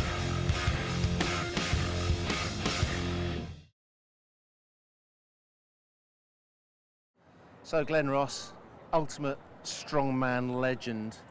You like big things, it seems. Well, they don't get much bigger than this.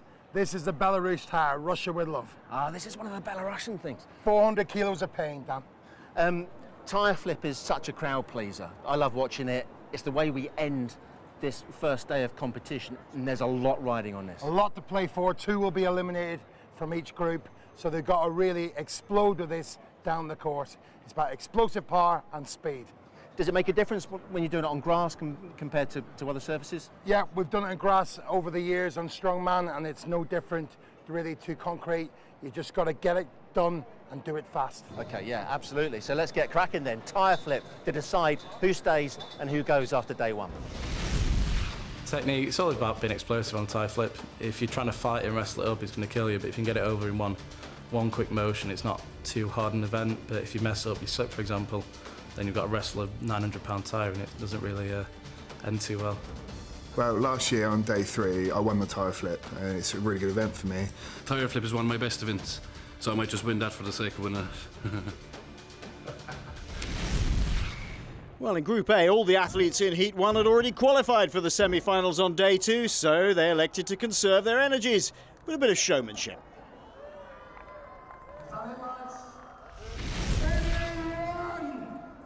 And so for the remaining 4 athletes, this man John Pollock on 5 points, and the other 3, it's nip and tuck. Any one of these men could win, and any 2 of them could go through. David Lockman of Ireland also on 5 points. The maximum he could get along with Pollock is 13 at the end of this event. Gavin Redmond from Ireland comes into this event on 8 points overall. And the final men lurking behind that tyre. Huw Owen Thomas of Wales, the best placed man going into this final event.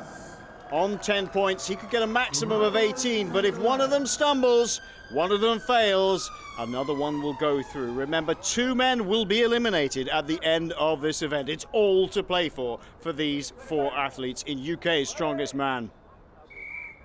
And away they go. Well, Glenn Ross, he is the expert, of course, saying it's all about getting on with the job and it makes no difference on this surface, but you can see the difference is that most of them are wearing studs. Certainly Gavin Redmond has got studs there.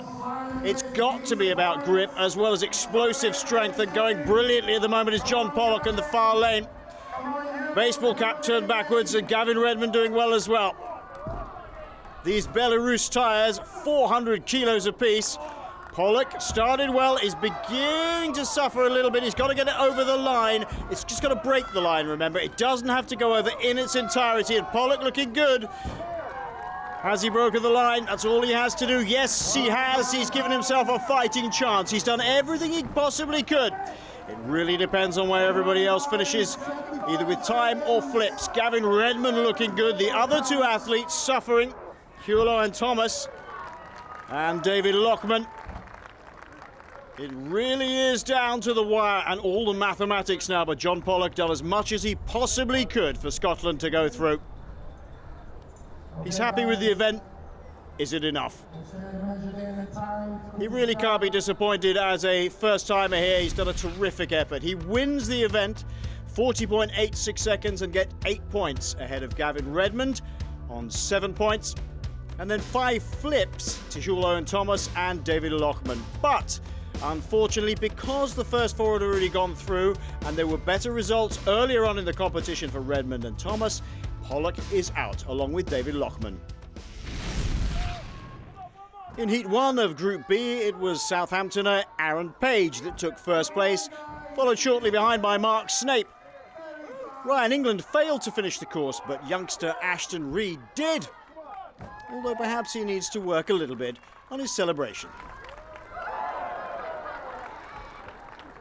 Give her all the balls, well done.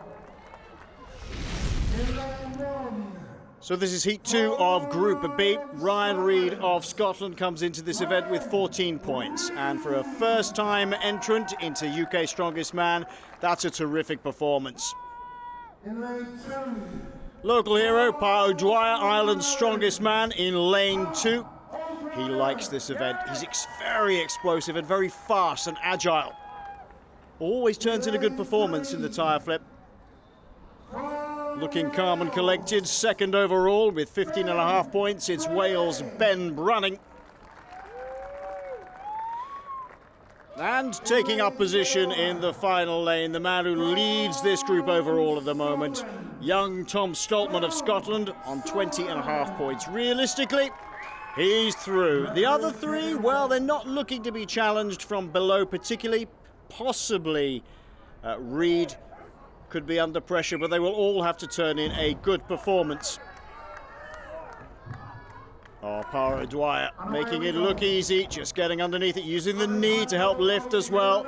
Lots of strength from the back, but look at the bicep strength he has to put in. He's a very rounded athlete, Pa O'Dwyer.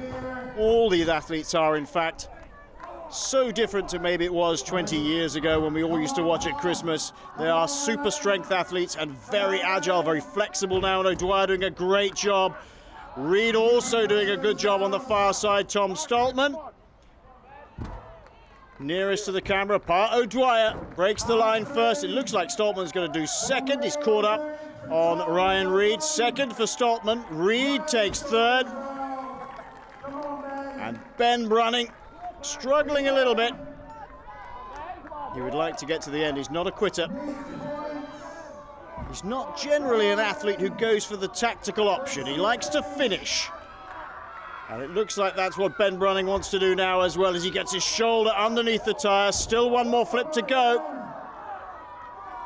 He wants to turn in the very best he can for Wales and for his own strengths and weaknesses. Good effort by Ben Brunning. Not the fastest ever tyre flip by Pa O'Dwyer, but a solid performance. So Pa O'Dwyer takes the 8 points ahead of Aaron Page, a super effort by him. Mark Snape, also a great effort with 6 points in third place. Stoltman fourth on 5. So Stoltman, Pa O'Dwyer and Aaron Page top the quarterfinals day and they go through. But Ryan England and Ashton Reed, both first-timers, leave us at this point. So we knew 4 strong men would be going home today and not there for the semi-final. It's not you two, thankfully. It's slightly different ways through, starting with you, Aaron. you came so strongly through the last couple of events, it seemed. I had an absolute howler on the first 2 events, just couldn't get my grip, everything was going wrong for me, but I kind of shook my head, kind of had a little word with myself, told myself to get on with it, and ended up winning what was potentially my worst event, which is the grip event, and second in the tyre flip, which secured me good points to get through to tomorrow. And you feel good ahead of tomorrow? Yeah, I do. I feel really good now. Obviously, a big confidence booster when you sort of finish on too high, so yeah, I'm feeling great for tomorrow. And Gavin, it was a little bit more close for you. You needed something good on the tyre flip. Yeah, you see, with the first event, which I thought would have been my worst, I actually did very well. And the Viking, I knew that that was going to be zero reps for me. And the grip, I actually thought I was going to do well, but I think I did the worst on that one, so I was a little bit cocky there. So the tyre flip pretty much saved me, and I scraped points to make it to the semi-final. So I'm happy, very happy. And feeling good and strong ahead of the semi-final? At the moment, no. I need some rest, but I hope to just do the best I can tomorrow, and maybe hopefully scrape it into the final. Well, we're down to the last 12. It's the last 8 that will be competing for the title. But hey, well done for getting through to the semi-finals, and hopefully you guys can join us again here on Channel 5 to see who will be going through to that Ultimate Strongman UK's Strongest Man final.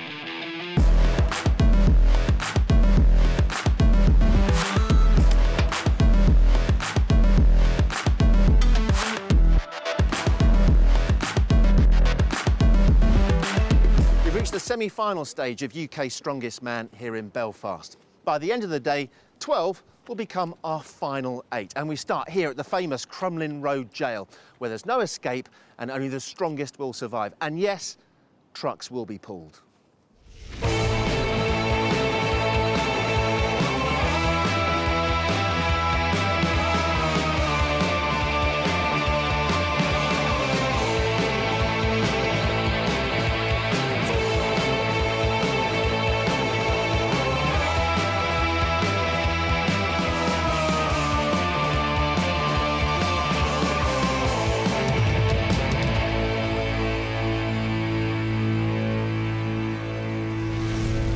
I'm a lot more experienced than most of the guys that compete, especially in competitions like this, which are 3 days long rather than just a one-day competition. It takes a bit more out of you mentally, and it's something that I'm quite used to. So I feel quite relaxed, and I'm looking forward to it. But it's still going to be a big challenge. There's a lot of good youngsters, and Tom Stoltman, he's improving all the time. Obviously, we've got Lawrence Shawnee, who is the best in the world right now, or one of the best. So it'd be good to go up against him in the final. But right now, I'm just trying to get out my group and take it day by day and see what happens. And this is how it finished in Group A after the quarterfinals. Roberts, Goff, Smith, Charlet, Owen Thomas and Redmond going through. They are our 6 semi-finalists today. And in Group B after the quarterfinals, it finished like this. Stoltman, O'Dwyer, Page, Reed, Brunning and Snape go through to today's semis. England and Reed were out. Not one, but 2 trucks waiting to be pulled. What are you trying to do to our athletes, Glenn? Well, this is a real daddy event. We do planes, trains, but today we're going to do 2 trucks. This is 17 tons of unit have to be pulled up a course side by side. And this is one of the events that I was really good at, actually. You were good at all of them. Come on, stop being so modest, but I know you were particularly good at this. I love this, and I used to have some lucky climbing shoes that never got me out the top 3. So I think a couple of them are going to have a couple of lucky shoes today. Where are they now? They're in a nice retirement case, right, yeah. Where they should be. And not smelling too bad, no doubt. No. OK, so why were you so good at this event? What makes a good truck puller? Well, a little bit of body weight does help, but what you've got to need is strong calves, quads, and drive using the arms. It's all about biceps. Yoko Holo used to be the lightest, world's strongest man ever, and he used to always win truck, and he was a firm believer it was all about the arm strength. We've got a lot of good truck pullers with us as we begin Event 1 on semi-final day. Trying to get that truck moving is so hard, but once you've broken the initial inertia, that's when the endurance kicks in. Yeah, I love it. It's just all about pulling a truck, and just getting the body weight and just get low and just, drive with your legs and just run. Yes, it's semi-finals day, and this is Event 1, the double truck pull. Group A, leaderboard, 3 men have already pulled. Paul Smith, Hugh Owen Thomas and Gavin Redmond. 3 still to come. This then is Lawrence Charley. 160 kilos of weight to pull these two trucks weighing over 17 tons. What the natty sunglasses he's got, I have to say, in the grounds of Crumlin Road Jail. Now, Glenn was saying this is all about shoulder and bicep strength, but remember, you've got to lean into it first of all and get it going. It's a combination of legs and arms at this point. That's a good start. Good start by Lawrence. Now, you can see exactly what one of the problems is here. Once you start getting the trucks moving, and they start moving relatively quickly, you can run out of hand-over-hand space to grab the rope. Lawrence driving with both legs and arms there. That's a great time. 30.88 for the Englishman. Using those shoulders and arms to great effect. Short steps, little KS climbing boots, allowing him grip and hand over hand very quickly. A lot of technique involved in this event.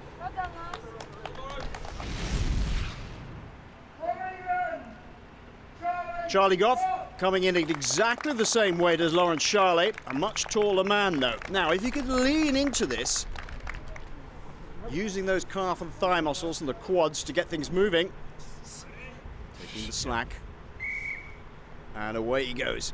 Using those shoulders, he's already leaning down. Oh, slower start than Lawrence Charley, that's for sure. And this is when the height disadvantage comes in because he's leaning a long way forward.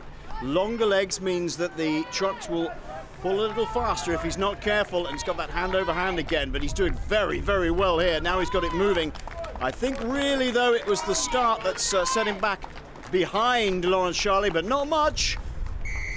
33.34 seconds for Charlie Goff. You can see, look, just a little bit of a purpling of the skin there. That's when they start to go anaerobic. There's not enough oxygen being taken in from breathing, and it's coming from the muscles. Well, Phil Roberts, who led overnight, much, much lighter man, only 125 kilos.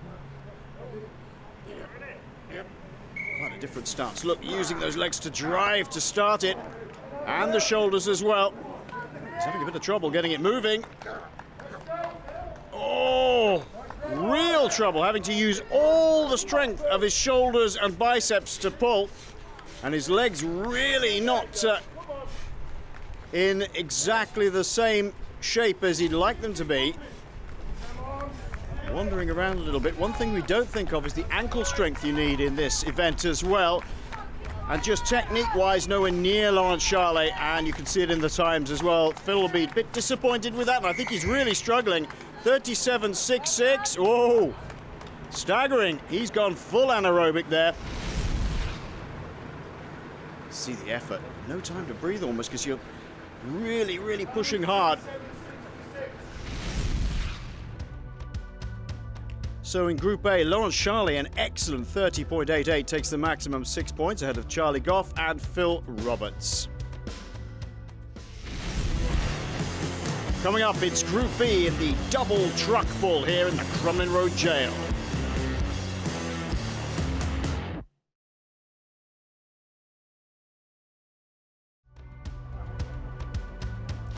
Group B in this event, number one, and Mark Snape, Aaron Page and Ben Brunning have all gone already. Ben having a terrible time. Ryan Reed, Pat O'Dwyer and Tom Stoltman to come. This is Ryan Reed, one of the shorter men, but only 185 centimetres tall, 29 years of age. And been impressive so far to get to this semi-final stage. Ooh, good stance. Using all that leg and arm drive in one go. It's about getting those trucks moving, pulling to the chest, drive with the calves. When you look at a head-on shot of Ryan Reed, he's got a tremendous size calves. This will be a big advantage. There you go, look. Good technique. Now, on the left-hand side of your shot, one of the judges is making sure the slack is being taken up from that rope. The last thing you want is for them to trip over it. And this is very, very good by Ryan Reed. good technique. Not a massively fast time, but he'll be pleased with that. Breaks the line at 39.06. Well, once he got it going, I think he did very, very well indeed, the Scotsman. Ireland's strongest man, Pa O'Dwyer. 32 years of age now. Really, this is a home event for him. And he gets big support from the crowd every time he's here. Not necessarily his favourite event, I don't think, this though. Drives down into the initial pull. Oh, struggling a little bit. He's got to pull that rope to his chest a little bit further to get the things moving. He's got 17 tons plus to pull. Remember, each of those trucks has got a man in it as well. If you've got to stop them at the other end, right, getting it moving, you've got to stop it as well. I don't think this is his favourite event by a long way. Look at the size of those biceps, though. And now he's got it moving. He's really got to try and keep up that slack on the rope. A little bit slower than Ryan Reed. I think he'll be reasonably happy with that. 42.81. Using those short strides once again to try and keep the thing moving. This is the last man in this event then, Tom Stoltman of Scotland, 203 centimetres tall, a real gentle giant. He's improved vastly over the last 18 months. His head used to go a little bit when he was up on the leaderboard right at the top, but he's started to get to grips with that now. Oh, good start, driving with the full length of the body and pulling hard with those biceps and shoulders. He's got those trucks moving. Now, this is a new event for strongman. The truck pull, the single truck pull, has been going for a long time, but you've got two here, so everybody's looking at each other to see about techniques. And if you wander off from one side to the other, one truck can start going faster than the other, and that can cause real problems. But Stoltman here doing a great job. Not necessarily easy for a tall man once it gets going, but really using the biceps here. 40.22. Yeah, he's happy with that. Good technique from the upper body from Tom Stoltman, and turning in a very good time indeed. This is the results then of event 1 for Group B. Ryan Reed, maybe a surprise winner there. 6 points at 39.06 seconds. Tom Stoltman second, Pa O'Dwyer third. So Ryan, well done. What I like about competitors like you is size-wise, you're not as big as the others, but obviously you're every bit as strong, and certainly in some events like the truck pull. Yeah, well, I surprised myself as long as a lot of the other guys, I think, in the truck pull by winning my group. So, yeah, shocked. Yeah, usually it's a bodyweight thing. You know, I'm the lightest guy in my group, but yeah, pulled out the bag. How important was it for you to get off to such a good start today? Because qualification for the final must be on your mind. It's on my mind now, yeah, after I had a good run there. It wasn't at the start of the day, but had a good run there, so see how it goes, yeah. Well, nice one. Good start, mate. Thanks a lot. So, Glenn, we're back in front of the wonderful City Hall for this, which is called the Super Yoke, and those that follow Strongman will know exactly what it is, but for those who don't, tell us what happens in this event. It's 450 kilos of pain up a 20-metre course. Spine breaking, no question about it. Guys are going to have strong legs and fast feet to do this one. And we've got Lawrence Shalley here, the world record holder. So we could be seeing something special from Lawrence, but hey, everybody's going to be fighting for as many points as possible. I've done a bit of research, you'll like this. 450 kilograms is like carrying a racehorse on your back. That soup yoke is probably one of the most horrible soup yokes there is out there. Yoke's a good event for me. I can still move quite quickly with it regardless of my injury, so I feel confident with that. I don't think anyone can beat me on the super yokes, to be quite honest. Oh, a nice crowd outside of City Hall here in Belfast. They'll be supporting this man, Gavin Redmond of Ireland, the local hero in this particular round. This is Hall Owen Thomas of Wales, currently lying 5th overall, just ahead of Redmond.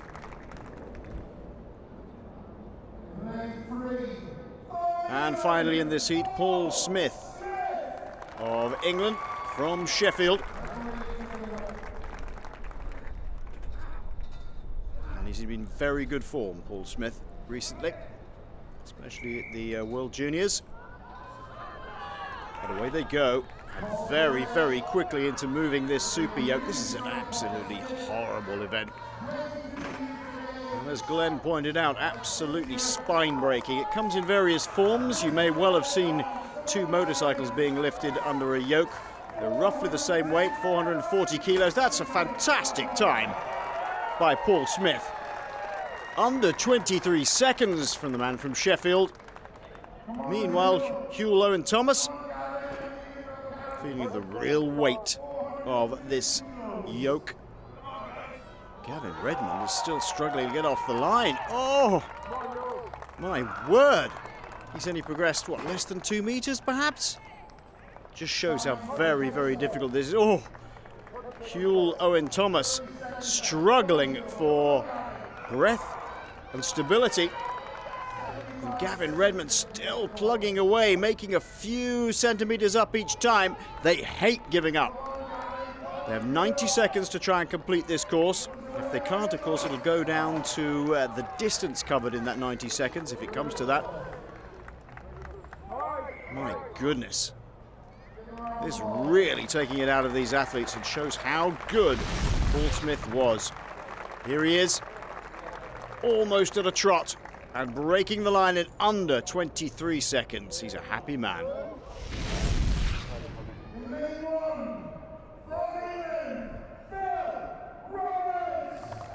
Well, Phil Roberts, also from Sheffield, he's Paul Smith's training partner. Started the day in first overall spot from the day before. Looking a little concerned. Charlie Goff, currently second place today. Remember, it doesn't carry over from the day before. It all starts again on day 2. Now this man, Lawrence Charlet, already a record holder in the super yoke. Currently lying first after the double truck pull. Now we expect this man to do a good time. He's an expert at the super yoke. He loves it. And away we go. Oh my word, he's almost running. Look at this. That is extraordinary. Lawrence Charlet sprints to the other end. That must be around 12 seconds. If that's around 12 seconds, that is very close to a new world record. Phil Roberts and Charlie Goff both struggling to get to the end, and Goff is catching Roberts. He's had to lift it up very quickly. I'm not sure he's quite over the line there. Oh, one more shove from Phil Roberts. And Charlie Goff gets over the line as well. It's only the first sleeper that has to get over. 450 kilos over 20 meters in 12 seconds, dead. A new world record. I didn't think you were going to go as quick as you did there, did you? Yoke's one of those events, it's a bit hard to kind of just plod along with it. It's actually easier the quicker you do it, because then the weight's on you for less time. So, you know, the first two events today, I haven't held back. I just kind of thought I'll get on with the truck pull, do as well as I can. And then on this, you know, I know I'm good at the yoke, and I knew if I won, it would put me at least pretty probably.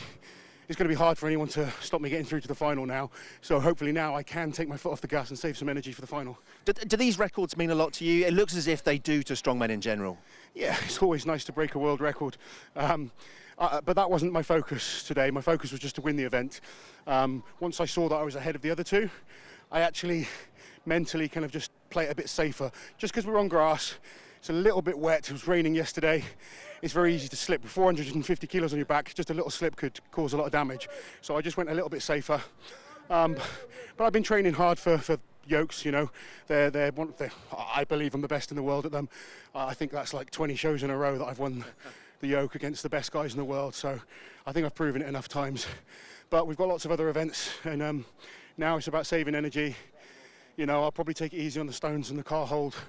Because they're tough events, especially the car hold. If you're in a position like trying to fight to get to the final and you've got to be holding on to that car for as long as possible, I wouldn't want to be one of those guys. So I've kind of put the hard work in on the early events. It means I can take my foot off the gas and get myself recovered for tomorrow. Well done, mate. Thank you. Cheers. Cheers, Yes, it's looking good for Laurent Charlet now. A new world record, 12 seconds, 6 points to him, and now perhaps he can start to conserve his energy. Paul Smith and Phil Roberts bring up the second and third spots. Overall then, Laurent Charlet has maximum points, 12, but Paul Smith, Phil Roberts and Charlie Goff, all of England on 8 points. This is Heat 1 in Group B. That is Ben Brunning, known as the Badger. Currently in last place in this group. We'll have to pull something out of the bag on this one. The Welshman. Next to him, the man from Southampton, Aaron Page of England. Always likes to get the crowd going. He's very popular and a very articulate young man as well. He's been carrying a calf injury for the last couple of months. He'll be a little worried about that. This is Mark Snape. Currently 4th place overall in Group B. He's doing very well for his inaugural event. And a very tall man on this as well.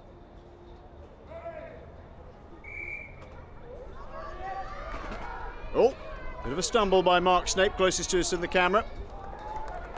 I should imagine this is possibly the first time he's had to lift these sleepers.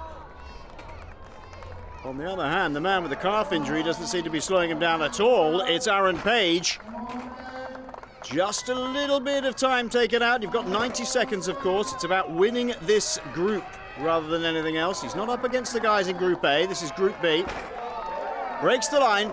Just a shade over 30 seconds, and this is good by Ben Brunning as well. Try and keep it level. If you catch the ground on this, that can really throw you off. Mark Snape really struggling in the background, but he's certainly not the only one. Ben will be very happy at completing that course. Ooh, Mark Snape looks as though he's had a little bit of an injury on that. Good stuff by Aaron Page. Current top 3 men in this Group B. Lying in 3rd spot overall, Part O'Dwyer of Ireland. Glad to have the crowd behind him, I'm sure. Right in the middle here, Tom Stoltman had a good truck pull, I thought.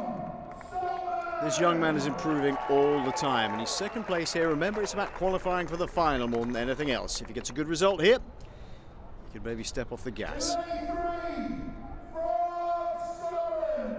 Well, I tell you what, for me, this is the real surprise of the competition so far. Ryan Reid of Scotland is lying 1st overall in this Group B after one event.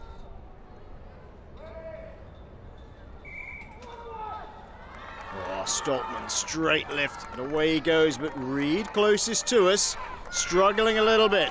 He and Part O'Dwyer were about neck and neck. They both put the yoke down now. Stoltman piling his way towards the line. Good technique, not necessarily really fast, but that's what he needs. Just over 20 seconds, and a good result for the Scotsman. Part O'Dwyer is going to take 2nd in this heat. And Ryan Reid struggling a little bit. Maybe his height is against him here.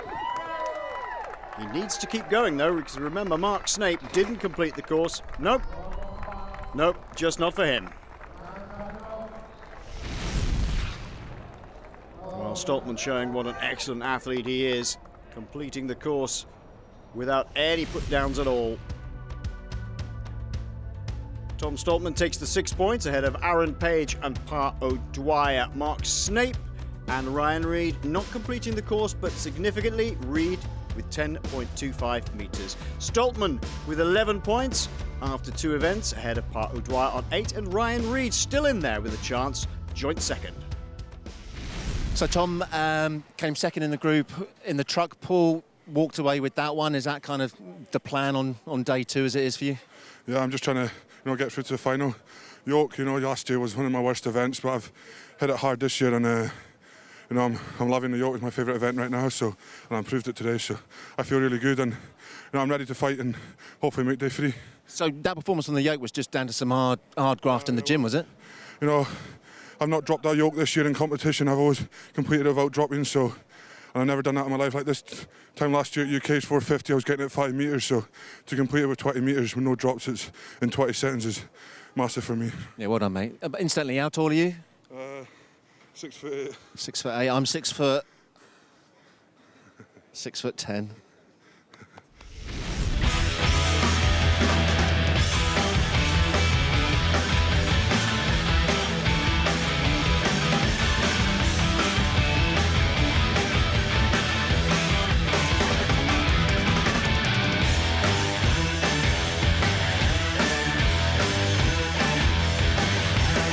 Coming up next, it's everybody's favourite, the Stones of Strength.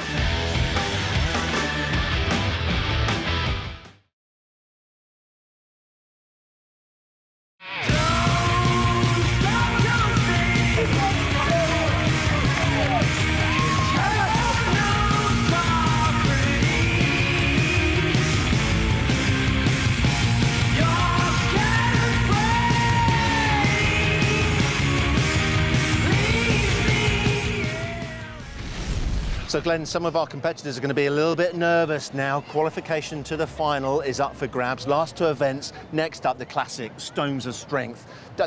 These things have seen some action over the years, huh? This is the business end of the competition.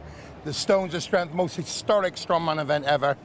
115 kilos must be lifted, and they will jump 15 kilos each right to this massive 175 kilo stone. Only 6 men on earth have ever lifted, and one of them is here, Tom Stoltman. Yeah, we could see something special from Tom, but hey, this is such a tough event for most. 5 stones, and this is a decent height as well, the barrel to get it on top. 4'6" in height, and they've got to use all their might. Blood, sweat and tears in this event. Yeah, and a lot of that blood, sweat and tears is ingrained in these stones. This is always something special. And it was particularly special for these two men, Welshman Hugh Owen Thomas and Irishman Gavin Redmond. They're both fighting for survival in their group. Owen Thomas got a good start. He managed 3 stones in 25.04 seconds, but that's as far as he could go. Meanwhile, Redmond tried a third, but had to call it a day with just 2 at 11.44 seconds. Heat 2 then. This is Group 8, Charlie Goff, second place overall. After the first 2 events, he's up against Phil Roberts. Roberts with 8 points also. It'll be a fine balance between wanting to win and preserving energy for both of these competitors. Both of them pretty good at the Stones of Strength. 130 kilos goes on top of the barrel. Phil Roberts slightly ahead at the moment. 145. The stuff he's rubbing on his arms and hands there is called tacky. It's an artificial agent that they use to smother on it. Provides real grip. Whoa! Phil Roberts struggling with that. Charlie Goff moving forwards. You can also tape your arms up as well. They're making sure they've got plenty of that tacky on there. One of the big problems is the circumference of these stones, not just the weight. You've got to get your arms around it. He's taking his time, Charlie Goff. Roberts doesn't seem to be able to get a grip at all, and that's frustrating him. Here goes Charlie Goff, teeing himself up for the largest stone of all, 175 kilos, getting his arms wrapped right around it. Come on, Charlie. This is the problem, getting that grip all the way around, and I think he's going to struggle.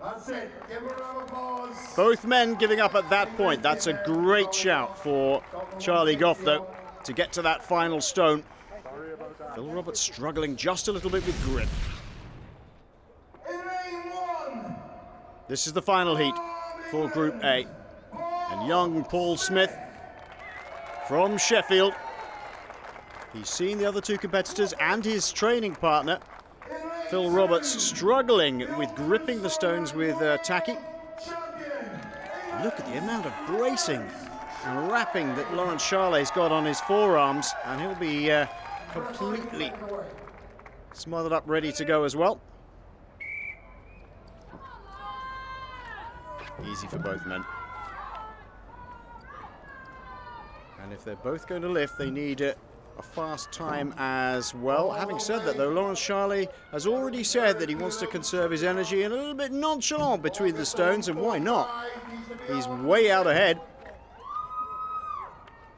All he needs to do is to complete this to keep the points well up there. It's almost as if he could say, well, I'm not that worried about it.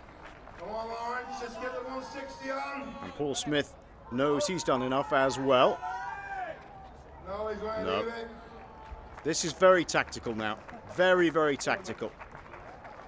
And both men deciding that's all they need to do to progress in this competition. Well, he's not the tallest of athletes, but he does like the stones of strength. Paul, nice look, by the way. I know every little bit helps, though, doesn't it, when you're trying to get these stones up on the barrel? Oh yeah, you got to look fashionable too, haven't you? You got the right name for having the right fashion as well, Paul Smith. So listen, great effort. You did what you needed to do, right?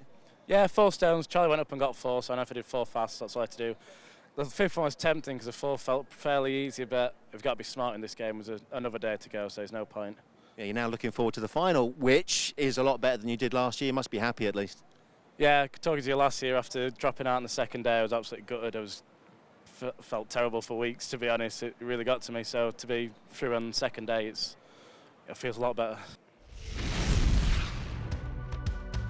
Well, a win in the bag for Paul Smith. 4:27.86 gets him the 6 points ahead of Charlie Goff, Phil Roberts and Lawrence Charlet. The top 4 men on the overall leaderboard looking nice and comfortable, but for Huell, Owen Thomas and for Gavin Redmond, it's almost impossible now to qualify for the final. Right now, the stones are feeling unbelievable right now, and you know, I believe I can do a faster time than anyone else. And I've already done it twice, and the only person to hit that 175 twice. So, yeah, the record's coming home with me. Tom's amazing. Like at the Four Nations, you just picked it up, like it was nothing. Yeah, he's absolutely amazing when it comes to stones. Looking back then on Heat 1 of Group B, it's Snape against Reed. Reed has had a fantastic competition so far, managed 4 stones in 30.25. He came into this second overall. Snape, also 4 stones, 32.25. The 5th was beyond them.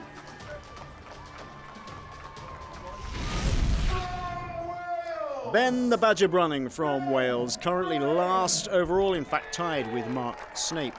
Before this event, he'd have to pull out something exceptional to go forward from this point. This is Par O'Dwyer, currently Ireland's strongest man, comes into this event second overall joint with Ryan Reid. And how tactical will Par O'Dwyer be here, or will he really, really go for it? There's been a little rain here outside of City Hall, so these boards they're lifting from are a little bit slippery. Well, if there's anything tactical going on with O'Dwyer, it doesn't look like it. 145 for the Irishman and the Welshman. Ooh, Ben Brunning have to make sure that it didn't slide off forwards. 160 kilos, and O'Dwyer pops it up onto the top. Is he going to go for the big one? 175. He could, in fact, just stop here, I think, tactically. But I think he really wants to go for this. Ben Brunning has to go. He has to get as far as he can with as heavy a stone as he can. Here we go, you can see the trouble again. It's trying to get your hands right around it. Once they start slipping, there's no way of hanging on to that stone if you can't get a grip underneath it. Ooh, O'Dwyer. That's it. He's shaking his head, I think, is he? At 175, and Brunning doesn't manage the 160, so 145 in total for the Welshman.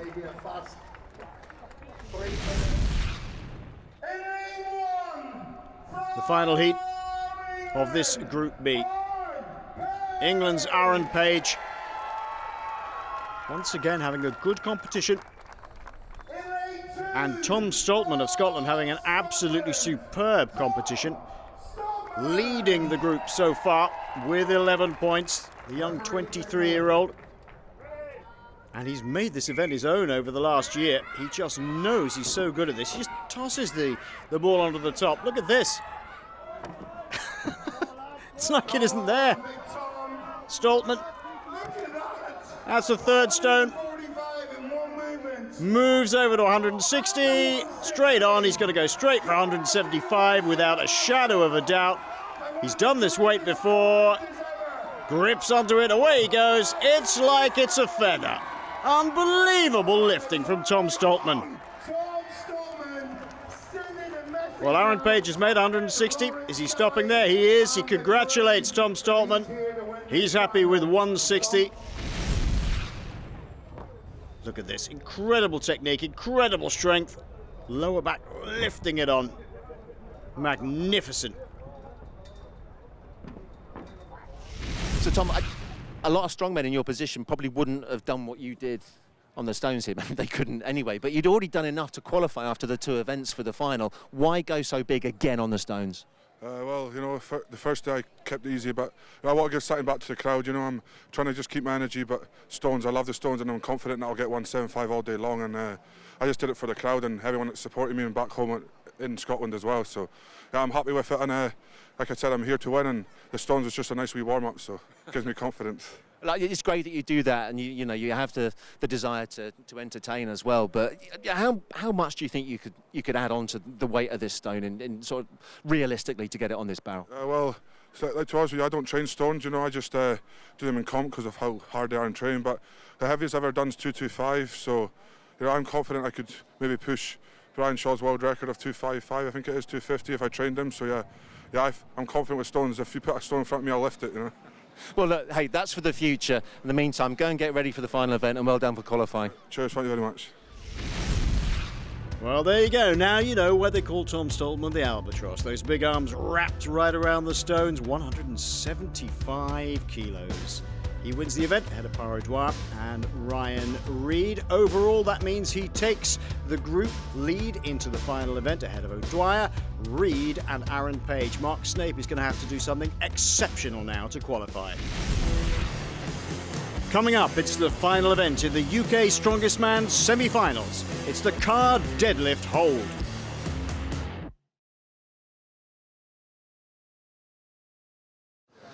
Okay, Glenn, final event on semi-final day. It's another strongman classic. We're lifting a car. Yes, we are. 1,400 kilograms of pain in these MGs. The guys have got to strap in, deadlift up in the deadlift fashion and hold for all their might. How much of it is up there? It's totally in the zone stuff. 30 seconds, they feel pain. 40, the intensity is unreal. Who wants it the most? And it's about finding your happy place, and your happy place was? Sunshine, flowers and pretty things. Whatever it takes. Car deadlift holds it's a horrible event. It's especially with straps, you stand up and then it's just as long as you can take, really. It's all pain going through your traps and your neck, and your legs start to go, your core starts to wobble. But it is just who wants it more, and it's one I've done really well in before. I mean, I've been in some pretty bad tangles afterwards because it absolutely kills you, but it's one I normally do really well in, so I'm looking forward to it. I suppose looking at it, it looks easy enough. All we're doing is picking up and just standing and holding it, but it's so painful. It's sore in the arms, the biceps, your neck. You can feel it all the way up to your head. And it's all about zoning out and thinking of a happy place. First heat then in Group A. This is Gavin Redmond, 6th place. He knows he can't progress any further than this. He'll have enjoyed his competition. He's up against Hugh Owen Thomas of Wales, another man who cannot progress any further than today, but determined to have some fun. Referee, take it away.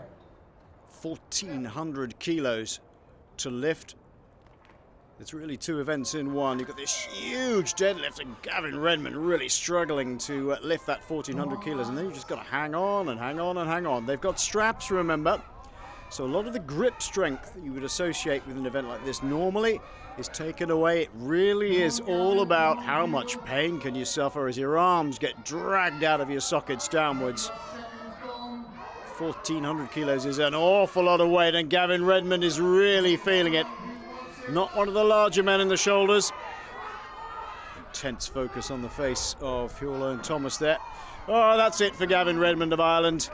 And I don't think the Welshman will be that far behind by the look of it. There we go. That's the end of the competition for both men, but they've made a great account of themselves this year. Just hanging on for dear life. Paul Smith. Very natty glasses. He's going up head-to-head in the Sunglasses Stakes with Lawrence Charley, I would imagine. There we are. Hudson Flowers for Lawrence Charley. Well, he's first overall to get back to the serious business of this competition. These men are both going to go through, so they're going to have a little bit of fun with this. 1,400 kilos. Oh, he's going to watch him, Paul Smith. He's just done enough. That's all he needs. Now, he's just going to watch Lawrence Charlet and see how far this man wants to go. He doesn't have to hold up the weight for that long. He's first overall. This is all about pride. This is about showing people what he can do. Who says you can't have fun lifting 1,400 kilos? Try it at home, folks. 32 seconds, 33, 34. Oh, the crowd really appreciating the showmanship of this. It's one of the great things about UK's Strongest Man. It's the showmanship as well as the sheer athleticism. Lawrence Charlet winning the event, 42.71 seconds ahead of Huw Owen Thomas and Gavin Redmond. The other three, knowing they're going through, just taking it to the minimum. At the end of semi-finals day for Group A, it's Charlet, Smith, Roberts and Goff who go through to the finals. Owen Thomas and Redmond, it's an early bath for them. So Lawrence Charlet is proof that no matter what he wears on his head, he still looks pretty cool and tough. I don't know about that, but I'm having fun. But you did look very cool holding this thing up. Is it ever easy, or you just find a way to make it look that way? Depends how hard you're pushing it. I picked it up, and it didn't feel too bad. So I was talking to the referee, and I kind of asked him what I needed to beat, and I was pretty much there anyway. So I thought I'd just hold out and then put it down. But yeah, it's not the kind of event you really want to push too hard. If I had to really kind of dig deep on that event, like if it was the final or something, it'd be completely different. So it's quite nice just to make it feel easy sometimes. Well, talking about the final, that's what we're looking forward to now. How are you feeling? I feel good. My body feels really pretty fresh. Go and eat now and just kind of do a bit of foam rolling and massage and just get myself ready for tomorrow.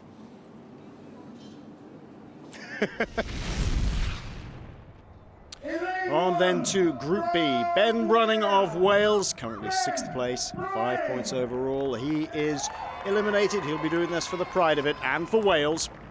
Mind you, he's up against Mark Snape here, the Englishman. He's formerly of the services. In the services, I think he was a Marine, in fact.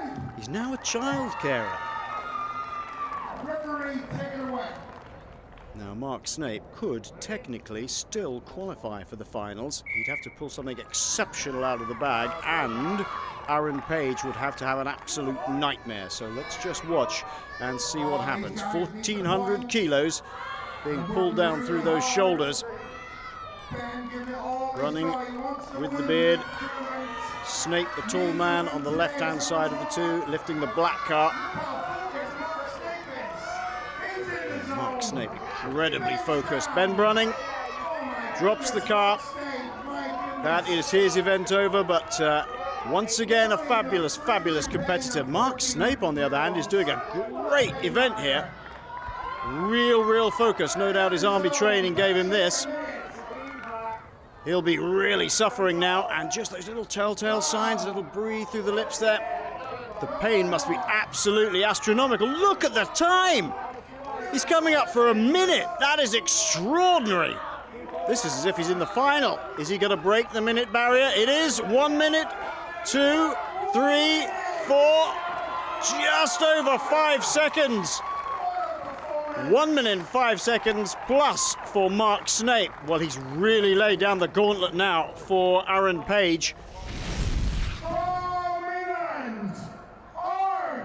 And he's got a smile on his face, Aaron Page, but he knows that the man behind him in the standings does not want to give up lightly. Closest to us in the camo hat is Ryan Reid, the Scotsman. He's had a fantastic competition. He's 3rd overall. Ben Brunning managed a time of 23.54 seconds, and that really is the marker that Aaron Page has to beat. So once we get over 24 seconds for the Englishman, he knows he's got enough points to go through. He doesn't look very comfortable, though. And we're just coming up onto 10 seconds. Ryan Reid, very impressed with the Scotsman, I have to say. Oh, Aaron Page is suffering here. Is he going to make 24 seconds? Just hang on in there, Aaron. Well, he's over now. We haven't seen him drop it. He's definitely gone through, and the valiant efforts of Mark Snape are for nothing. Ryan Reed and Aaron Page dropped the car at just about the same time. Both men know they're through to the final. Fantastic second day for them.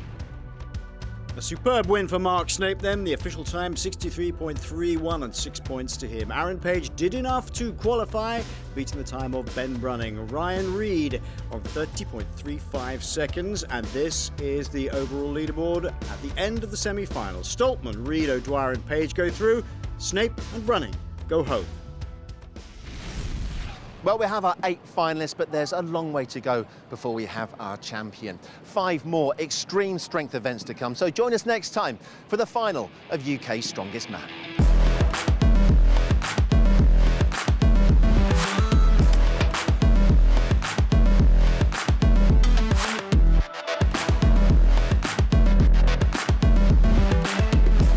Bodies are already battered and bruised after 2 days' intense competition, and it's only going to get tougher as they face 5 more lung-busting, muscle-bulging strength events in the final. So, who's got what it takes to become UK's strongest man? This year's very strong. Some basically world-class athletes. I know the events aren't particularly amazing for me in the final, and they're very good for Tom. So, I'm going to have to work hard to win this. Yeah, well, Lawrence Son is an amazing athlete. I used to watch him on TV and I've competed against him at Worlds and at the World Championships last year. So I've watched him closely and I know what events he can slip up on. So hopefully I can take that into advantage today. So Glenn Ross, 5-time UK strongest man, known as the Daddy, and this is the Daddy Dumbbell event number 1. Yeah, it's a massive dumbbell, originally from the Arnold Classic, but now it has a daddy weight of 90 kilos. It's massive, 200 pounds, but there's a difference. It's over 3¼ inch handle, has to be lifted to your shoulder.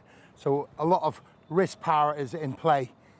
Press above your head into a locked out position. Referee will give the down signal. You can return it to the shoulder or to the floor, but more than likely to the floor with that weight. Not just brute strength, technique needed as well, right? Totally, totally. And if they want to change hands, if they can do it with the left, they must return it to the floor, back up to the shoulder and press. 90 kilograms, folks. These guys are going to be pressing it as many times as possible, and it's man versus man at the same time. This is a final, you've got to give it everything. Tough one to start with. The first event for me is the tricky one. If I can get out of the first event in the top 3, then I'll be pleased. Just my pressing's feeling phenomenal. So yeah, I'm really confident this year with the dumbbell that I hopefully get a good few reps and maybe come first or second in that event. Yeah, Daddy Dumbbell should be a good event for me again. I've got quite big wide shoulders. I can sit it well nice, put it up. It's going to be Arnold rules, so you can do it from the shoulder. As long as you can keep it on the shoulder, you ain't got to keep putting it down. So I should be good for 5 or 6 on the shoulder. Welcome to the finals then of UK's Strongest Man. This is event 1 as we see it so far. Pa O'Dwyer, Ireland's strongest man, leads so far with 6 repetitions ahead of Paul Smith, Phil Roberts and Ryan Reed of Scotland. Big crowd here at Crumlin Road Jail, and the sun's come out as Charlie Goff of England, 27 years of age, fancies he can do a good event here. Steps up to the Daddy Dumbbell, 90 kilos, alongside Aaron Page, who's battled against a calf injury to make his way into the final.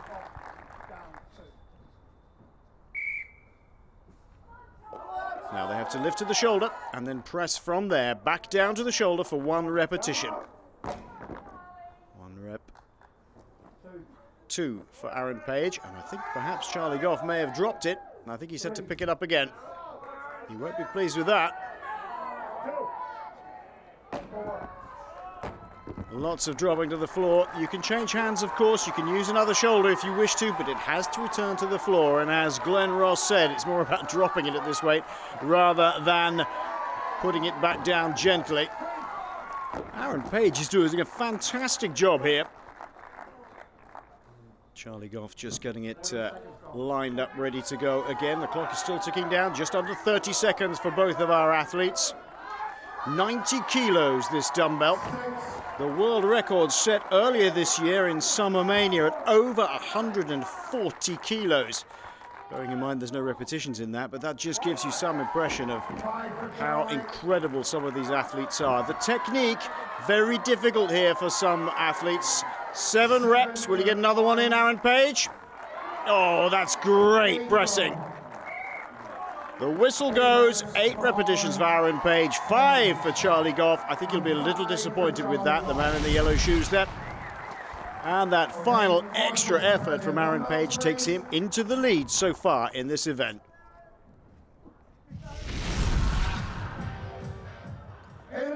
Lawrence Charley on the left-hand side up against Tom Stoltman on the right.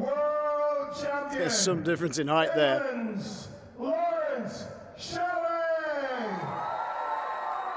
Lawrence Charley, 34 years of age, sporting a very fine beard, I must say. On the right-hand side of your screen, in the blue shoes, Tom Stoltman, just 23 years of age. I'm not sure he's old enough to get a big as beard as Lawrence Charley yet, but a fantastic athlete. This is going to be some match. Up onto the shoulder easily for both men, and away they go. Stoltman making it look easy, as is Charley. Ooh, that is a surprise. It looked like Tom Stoltman was struggling a little bit there, and Charley takes the advantage. Up to 5 repetitions now. Remember, they've got plenty of time. 7 is the mark that they're going for to equal Aaron Page. They have to get 8 to go over the top of it. Charley looking very good with 40 seconds still to go. Both sticking with the same shoulder at the moment. Tom Stoltman preferring to press with that left arm. Charley with the right. Charley is now tied with Aaron Page on 8 repetitions. Stoltman suffering a little bit, but Charley would like to overhaul Page to take a clear lead in this. Just coming up to 10 seconds. Both athletes have got to put in a mighty effort now. One more press from Lawrence Charley will take the lead. Nope. Tom Stoltman, no, he can't make another one either. Well, that's a solid but maybe not spectacular start for both of the favourites. Charley, in fact, whacked his head on the way down in the last one. So joint winners in our first event, Aaron and Loz. Maybe one with no expectations and one with plenty of expectations. Did you know coming into that event that you were going to do so well? To be fair, the dumbbell is normally a good event for me. 2 years ago, I managed 9 reps on 90 kilos. This is a different dumbbell this year, so you can't really tell. They're all different. So you've just got to take it, find the right point, and do as many as you can. To be fair, my fitness has let me down a little bit. I would have liked 10, but again, my fitness just wasn't there at the moment, and that's due to my training, nothing else. Yeah, and that comes back, obviously, to that terrible injury that you suffered this year. So fantastic start for you. Loz, though, you had to set down a marker, didn't you, in this first event of the final? To be honest, I saw Aaron go, and I know he's one of the best overhead lifters in the competition. So I attempted to get 9 to beat him. Just missed out on that 9th one, whacked my head on the way down. At the moment, it doesn't hurt, but it'll probably get a nice bruise later. But I'm very happy with that. My training's not been ideal for this competition. It's been almost non-existent, and I haven't done any dumbbell training whatsoever in about a year. So quite happy to come in and get 8 reps on that. It's a very hard dumbbell. It's a bit harder than normal because it's so thick. You know, the handle's so huge that just getting it balanced becomes very awkward. Isn't it? So it's that point that you've got to find to be able to get a lockout where it's not going to move, especially where they're filled with water as well. So that's moving, everything plays into consideration. Like, you've literally got to get it up and you've got to stabilise, otherwise it's going. And you saw that with a couple of the guys today. Yeah, well, you two handled it the best. Great start. Go and get ready for the next one. Cheers, lads. Cheers. Well done, mate. So forget the quarters, forget the semis. It's about today's final, and Charley and Page lead overall after one event from Stoltman and O'Dwyer. Coming up next, our finalists slug it out in the silver dollar deadlift. Don't go anywhere.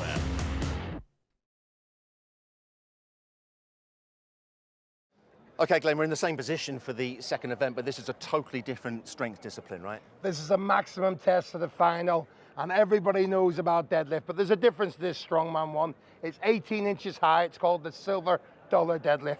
The guys will strap in and pull it up just like a deadlift with shoulders back till the referee gives the signal down.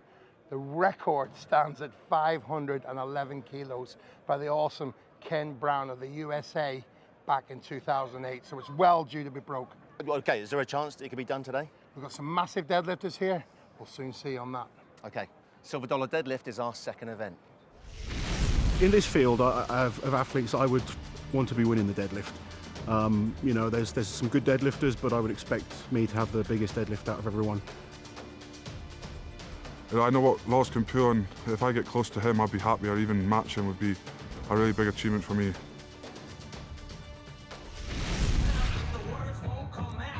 Well, we join the action with Phil Roberts from Sheffield in Yorkshire. He's 7th place overall after the first event.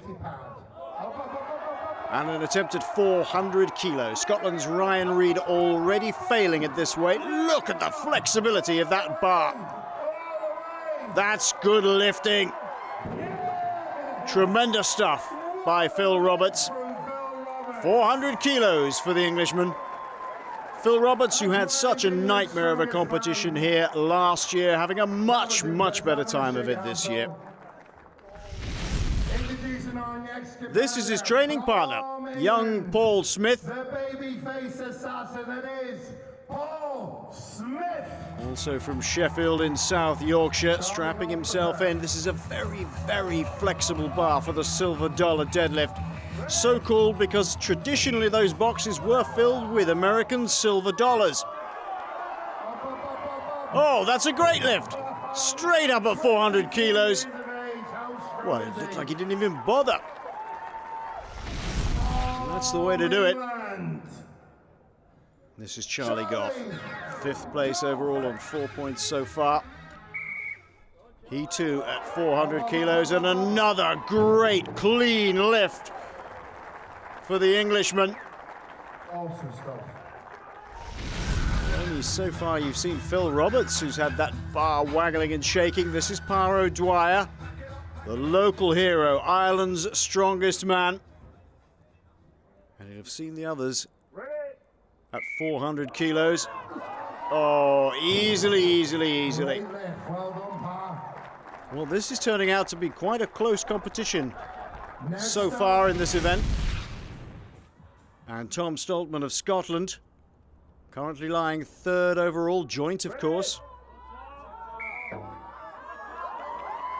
And a little more difficult for Stoltman because he is that much taller, but you can lift such big weights when the bar is 18 inches off the ground rather than going from the ground itself. Well, Aaron Page, still attention to detail for this man. He really does look at everything in detail. No shoes on, wants to get closer to the ground, which means he's got less height to lift the bar. This will be playing on his injured calf, but he's done a very good deadlift there. He'll be very happy with that. At 400 kilos, does a little shuffle to show that he is. Joint 1st place then with Page is Lawrence Charlet. This is at 400 kilos, remember. Which means every man except for Ryan Reid will go through. An easy deadlift for Charlet. I'm not surprised. He knows he's good at this. The crowd know he's good at this. If you've been watching Strongman for a while, you'll all know he's good at this. Phil Roberts coming back to the bar then. This is 425 kilos. Well, he struggled an awful lot first time around. Touches the bar and they let him bow out at this weight. He did really struggle, and discretion, the better part of valour for the Yorkshireman. Not so for his training partner, 22-year-old Paul Smith, though. Come on, Paul. He's taking this very seriously indeed. Proper deadlift style. Oh, attacking it, pulling with the lower back and shoulders. And is given 425 kilos on his second lift.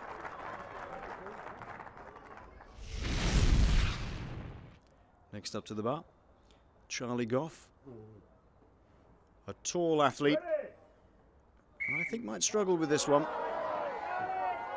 Oh no! Magnificent lifting from Charlie Goff. Well, I didn't expect that. Great stuff from the Englishman. 425 kilos for the man from Chelmsford. This, Pa O'Dwyer.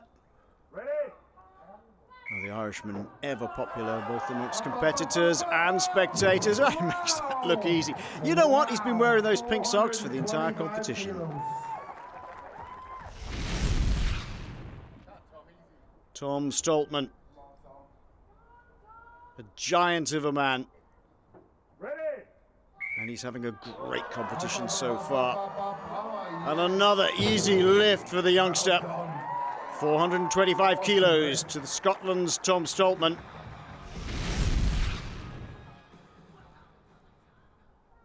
Our joint leader after round one, Aaron Page. Oh, that's... Oh, no. Well, he looked like he had a little bit of a struggle last time, but Aaron Page using all the technique he can and deciding, no, I can't make 425. He'll be disappointed with that, but he has been carrying an injury for a long time. This is Lance Charlet. If he lifts this, he puts clear daylight between himself and Aaron Page and makes it look easy. He is the consummate deadlifter and strides away after 425 kilos. Well, I can tell you that the rest of the field have bowed out at 425 kilos, and Lance Charlet here attempting a new UK record of 465 kilos in an attempt to get some daylight between himself and Aaron Page. Now, this is a very big ask for Charlet. Well, he started well. Oh, he's got to lock up those shoulders and back. They're so hard. Keeping the bar in motion while he's trying to do that. He almost got there, but not quite. He has one more attempt. He's eyeing up that bar very carefully indeed, trying to focus. Well, the record is 511 kilos set by Ken Brown of the USA back in 2008. But anything over 450 is a massive, massive lift, and Lance Charlet knows it. He's going to leave it. Well, that leaves him on 425 like everybody else, and he is annoyed about that. Not a happy man at all, Lance Charlet. You were just centimetres, maybe even millimetres away from getting that UK record, which has stood for some years. Yeah, you know, the records are great, but the first kind of priority is to try and win the competition. You know, it's such a big jump. We only did 3 lifts before that just to get to that, so it was kind of, you know, very, very quick to get up to that kind of weight. I was close. It really wobbles. You can see how much it kind of wobbles and the flex in the bar, and it is difficult. And I thought about trying again, but then I wouldn't have got it a second time, and it would have just been expending energy then. But a little bit frustrated because, like I said, I wanted 7 or 8 points from that, and with only 5 events, there's not a chance to really kind of stretch away from people. And personally, I expected myself, Charlie and Pa to be the top 3 on that event. So with my battle with like Tom, he's got some good events to come now. He's a bit closer than I would have liked him to be, but we'll get on with it and we'll get on the next event and try my best. You're top at least. Thanks for chatting to us. Cheers, Loz. Well, what a turn up for the books then, as the top 5 men share the cumulative points for the top 5 places. 6 points each. A disaster for Aaron Page, though. So Charlet puts a little bit of daylight between himself, Tom Stoltman and Pa O'Dwyer, who are joint second, but an entire horizon between himself and Aaron Page, who drops from joint first to 4th with just 10 points after 2 events. Next event then, 3 out of 5 events for our final. Glenn, what have we got? We've got a medley. It's the duck walk and drag, anchor and chain. 200 kilos of duck, 440 pound, have to be taken down a 20-meter course, and then they've got this awesome anchor and chain that weighs 404 kilos, has to be pulled up a 10-meter distance. So 2 disciplines in one event, basically. What's the deal with this, the duck? How do you carry that down the course? Well, a lot of grips involved, lower back strength, a lot of hammies and glutes, and you get down there as quick as you can, waddling like a duck. And it's something like that? Something like that. Anything goes in the duck walk, and I've never seen something like that pulled before? This is an absolutely massive implement. The anchor and chain, like I said, 404 kilos. There'll not be many finishing this today, but there should be one or two. And if they want this title, they'll need to do it. Just keeps getting tougher and tougher. The duck walk's all about having fast feet. Fitness won't come into it, and duck walk will just be speed, but the lungs will start going and the legs will start burning on the drag back, so that'll be when we see who's the fittest. So the duck walk is, I know I'm good at that. I'm very fast and can move with weights really well. But then the second half of that is a bit of a twist, and it's into the chain carry. So I've never done that before. What I've got to do is just give it everything and just go for it. Well, if you're a fan of strongman, you will have seen the duck walk before, but I bet none of you have seen an anchor drag like this. Ryan Reid of Scotland. He's had a bit of a poor start to this final, but a fantastic achievement to be here in the first place on his first trip to UK Strongest Man. Phil Roberts, you heard from him just now. He's looking very, very focused indeed. He's good at the duck walk, as he says, but it's an unknown quantity, this anchor drag. From the south coast of England, Aaron Page getting the crowd behind him. He's a very popular athlete. He needs a good combined event here. Slipped to 4th overall. And this is Paul Smith. He's currently the world under-23 champion. He too would like to improve his position overall. 20 metres with this 200-kilo weight in the duck walk. All of these men are quite good at the duck walk, but Phil Roberts getting a little lead over Aaron Page now. All of them doing well at this point.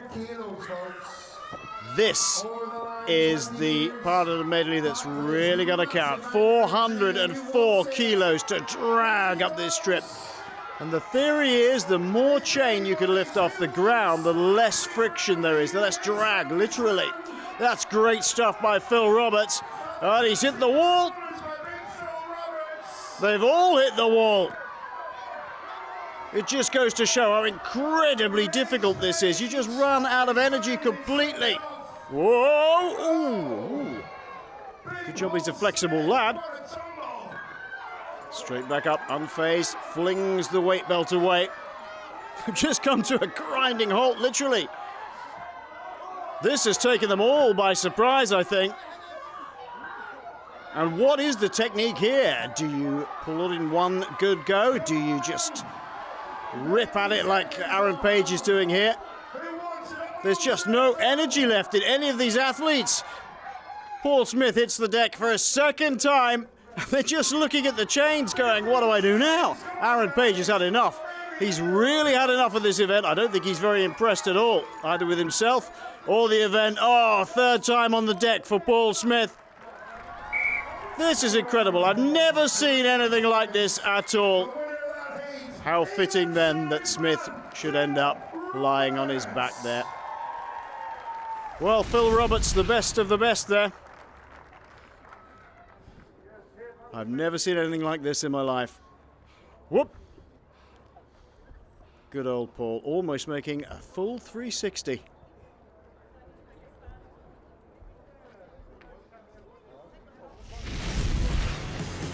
Coming up next, Heat 2 of the gruesome, grueling and gripping duck walk anchor drag medley.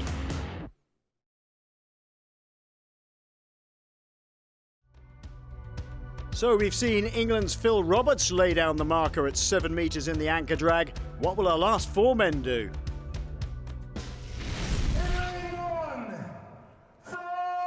Well, the weather's wonderful, the crowds are big, and these 4 men have just seen their fellow competitors at 6s and 7s over the anchor drag. A really, really tough event. Charlie Goff, next to him, Pa O'Dwyer of Ireland, currently 2nd overall with 11.5 points. Joint 2nd, I should say. And next to him, another Celtic competitor. And another 2nd place man, Tom Stoltman of Scotland. This is an event where he could really shine. He's a tall man, he could lift a lot of that chain off the ground and reduce the drag. This is our current leader, 13.5 points for Lawrence Charley of England. And I think still smarting a little bit after the silver dollar deadlift. And away they go. 200 kilos. And it's not the most graceful of events, is it? 20 metres to carry this down, and Stoltman keeping in touch with Charlie. That's what he'll want. Pa O'Dwyer over the line, and finally Charlie Goff. Lifting this chain. Oh, that's a great start by Lawrence Charlie. He's got a good grip on this. It's almost like a combined walk and deadlift. Well, Tom Stoltman looks like he's struggling a little bit, although he's got a lot more of the chain off the ground than Charlie. Well, he's come to a dead halt, Lawrence Charlie. And Stoltman has overtaken him. Oh, it's almost neck and neck. One chain drag for Stoltman, followed by another for Lawrence Charlie. And he's lost a shoe. That's not good. Tremendous effort that's been put in, and while he's putting that back on, Tom Stoltman could make hay while the sun shines, literally here. Well, suddenly they just come to a grinding halt, all of them.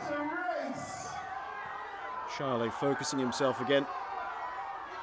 Let's see if he can repeat the first drag. That's good stuff, but oh no! That's a disaster for Lawrence Charlie, and Stoltman is still inch by inch pulling away. But there must be, what, 6 inches in it? Oh, that's a great pull by Lawrence Charlie. Surely he's overtaken Tom Stoltman there, but it'll come back again. I have never seen anything like this in my life. This is brutal. That's almost a technique now, falling over. They've had it. They've both had it. Well, that goes down to the wire. You know what? If this was the Derby or the Grand National, that would be what they call a photo finish.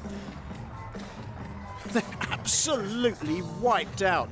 I don't think I've ever seen an event in strongman that has left all the athletes in such a state. They can hardly get up. Well, anybody who says they're not athletes has another thing coming. That is an extraordinary event. So, Tom, I believe that was 26 centimetres between first and second, just losing out to Loz. I don't think it could have been more exciting because you two battling for first place in that side by side. How was it for you? Yeah, it was hell, but I tried my best to keep up with him, but he took that wee break that got the last push. But, I'm fighting till the end, and that's what a Scottish guy's doing. Hopefully I can pip him, but just being here, like I said, is an amazing feeling. So 5 events in total, 2 more to go. What's it going to take now from you to get over that finish line and win this thing? Just to stay mentally strong like I've been the whole competition, and try and get Loz in this event and the flag post and push, and hopefully I can be champion. But I'm second place, and I could have only dreamt to be second place in this lineup. And 23 years old, I've got loads and loads of years left in this sport, and I'm going to come back here every year and improve, and that's what I'm here to do today. So. Well done, mate. I'll go and get your breath, and good luck in the next event. Cheers. Well, that is a very important win for Lawrence Charlie. 8.15 metres and the full 8 points. 7.89 for Tom Stoltman. 26 centimetres down on Lawrence Charlie, and that's the effect it has on the overall standing. Charlie pulling out a little more each time from Stoltman. Great event for Aaron Page, though, brings himself back up to third.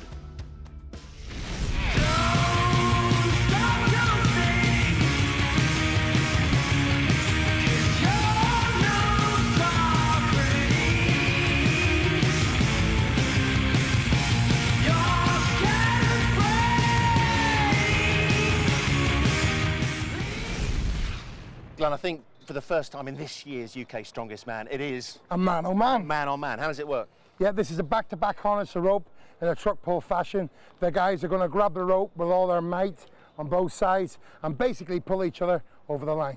Okay, so head referee Rene is going to be here, making sure that the starting point is absolutely central. Yep. A whistle from Rene, and then it's Let's go, and then whistle to finish. Simple as that. Yeah. How do they win this one, Glenn? Beast mode. Simple as that. Beast mode, right. Hey, business end. Just 2 events to go. I'm going to try and be as explosive as possible, and really, I'm going to be yanking. If you're at a standstill for 30 seconds, lactic acid's building up, legs are starting to tire, arms are tiring. Who's going to give up first? No, it's just going to be whoever wants it the most, really. The back-to-back harness and rope pull. This is semi-final number 1. Lawrence Charley looking really focused. He is currently leading, but he can't take his foot off the gas at all. He's up against Phil Roberts, who's looking a little pensive, and I'm not surprised. This is an event that deals with body weight, and officially Phil Roberts, England's strongest man, is giving away 35 kilos to Lawrence Charley. Charley 160 kilos, Roberts 125. Climbing boots on both men, getting as much grip as possible. Surely centre of gravity must play a part in this, and Charley is not as tall as Roberts, and maybe that's an advantage where you can see they are difference in weight. Oh, an immediate pull over the line from Lawrence Charley, and Phil Roberts didn't get a chance at all. Took the strain, but look at this, all of a sudden he's being dragged backwards at a rate of knots.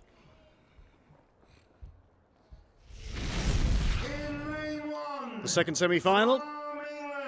This is Paul Smith, currently 5th place overall, just 22 years of age.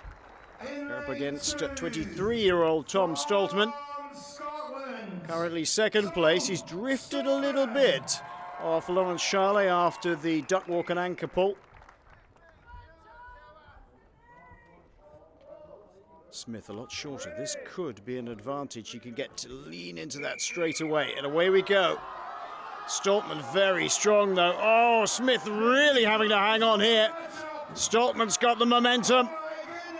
Digging in, digging in, digging in. That's great, great resistance by Paul Smith. It's now a grip event for him. How long can he hang on? The inertia is with the big Scotsman. Oh, that's fantastic stuff by Paul Smith, but I fear he's going to give soon. Trying to get some advantage, but I don't think it's going to work. Now Stoltman may be tiring a little bit. Just hang on in, Paul. Hang on in as long as you can. No, the grip goes, and Stoltman takes the win. The effort that Paul Smith put in there to resist this man, who was driving second after second after second. This then the final. And you could have written the script for this, couldn't you? Lawrence Charley of England, the current leader overall, really focused. He knows he's got to get a very, very quick drive and pull to beat this young Scotsman on the right-hand side of the screen there, now in front of you. 2nd place overall. These two have been going head-to-head throughout the competition. Charley's experience, I think, counting so far. Quick drive by Charley. Oh, Stoltman resisting. Oh, that's good stuff by the youngster.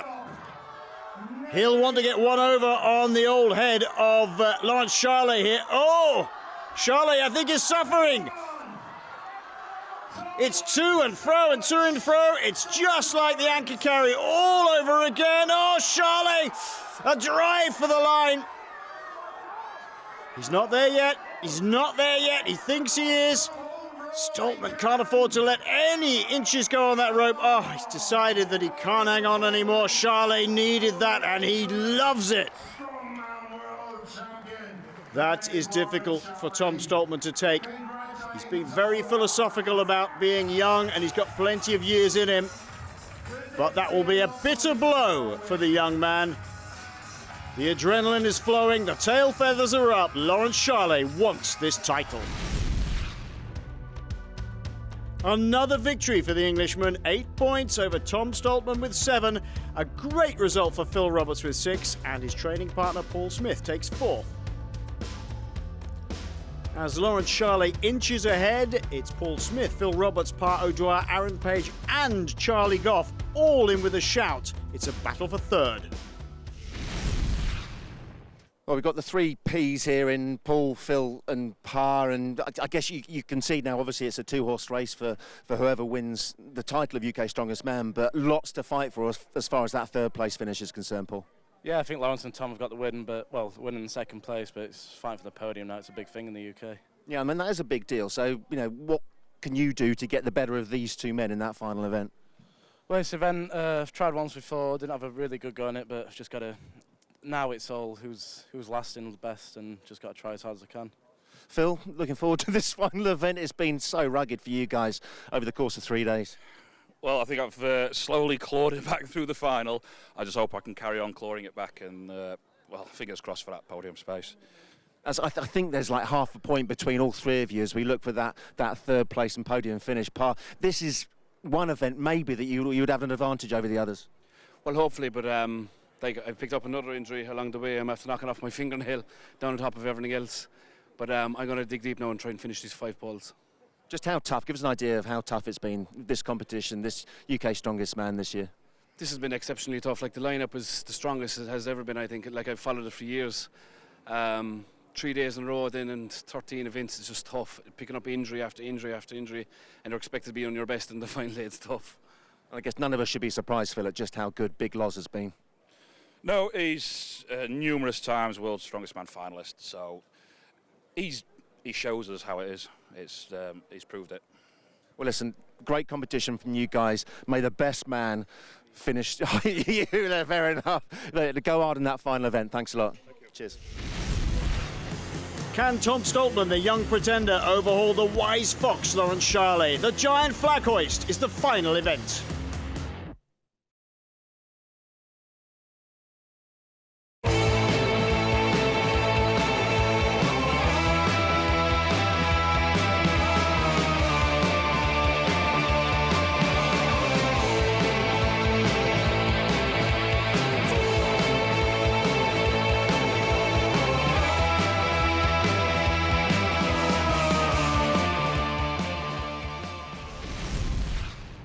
So 2-horse race then for the title, Glenn. Lots to play for as far as a third place podium finish is concerned. How are we closing this year's Strongman? Well, I think that is the difference. The fact that third place are going to be working hard for that podium could split the points and help possibly Tom Stoltman to get the win. 4 points to play. It's still anybody's, and this is a Strongman flag hoist. What a finish this is going to be. So talk us through this. We'll start with a small one down the end. Yes, it is, and it weighs in excess of 275 kilos. I say small one. It's small compared to the others. And take us up in these weights, Glenn. That's in the pole from the red mark. Okay, right. They'll go on to the second one, then the third, then the fourth, and then this finish is an absolutely massive weight. So that red mark means they can't put their hands any further beyond it when they're lifting? No, they can't. They've got to pull it up as far as they can, click it in, and then move on. Right then, here it is, folks. Final event of this year's championship. Who's your money on? With an event like that as the last event, it's going to be interesting. I've never done it before, so I really don't know what to expect. I think like the technique I discovered for flag hoist is brute strength, just ignorance. Catch it and rip it as hard as you can up off the ground. Our first 2 men in this final event of UK Strongest Man. Aaron Page. That's a little bit disingenuous saying he's 6th overall. He has a shout of a podium place here, you know, because there are 5 men within striking distance. This is another one of them. Phil Roberts. Well, he's really, really nailed the last few events. He gives it absolutely everything he can. It's a brutal event, this. It's a combination, really a transition event. You've got that deadlift, and then, as you get the weight coming up over the centre of gravity, you've got to drop your hands down the flagpole again in order to keep walking backwards. There is no way on earth that you can train for this sort of event, and Phil Roberts really struggling. That's 3 flagpoles in the locked position for Phil Roberts. He's going for a 4th. Aaron Page suffering on the 3rd. He's got time, but I think he's suffering a little bit of injury. He had a calf injury he's been carrying through this competition, and he's decided that that is enough for him. Phil Roberts wants this 3rd place on the podium. Absolute maximum effort. You can see his body going anaerobic there. He's got to bring that weight back up again. If he drops his hands once more, it'll topple over. That's 4 flagpoles, and Phil Roberts has done the best that he can. He's almost out on his feet. applauds the crowd. That's the best he can do. Well done, Phil Roberts.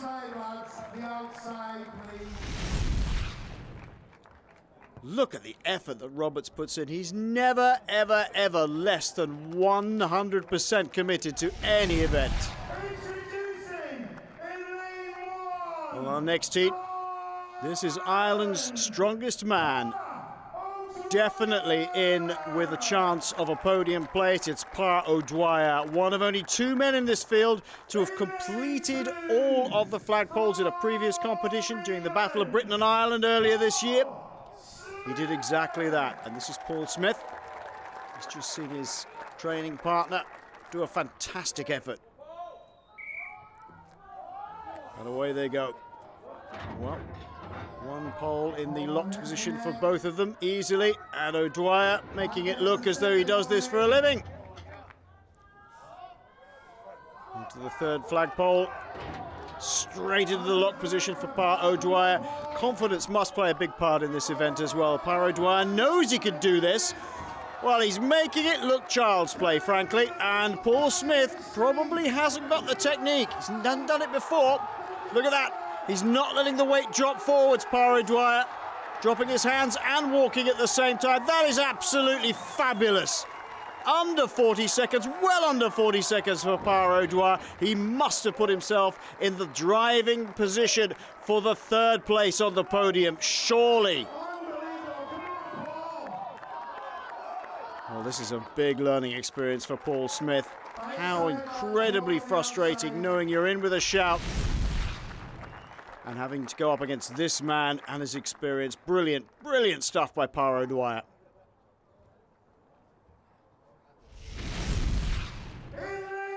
Well, this is the one we've all been waiting for. On the left-hand side of the screen was Lawrence Charley. This, however, is Tom Stoltman. Second place overall. He still has that chance if Charley can't complete this event.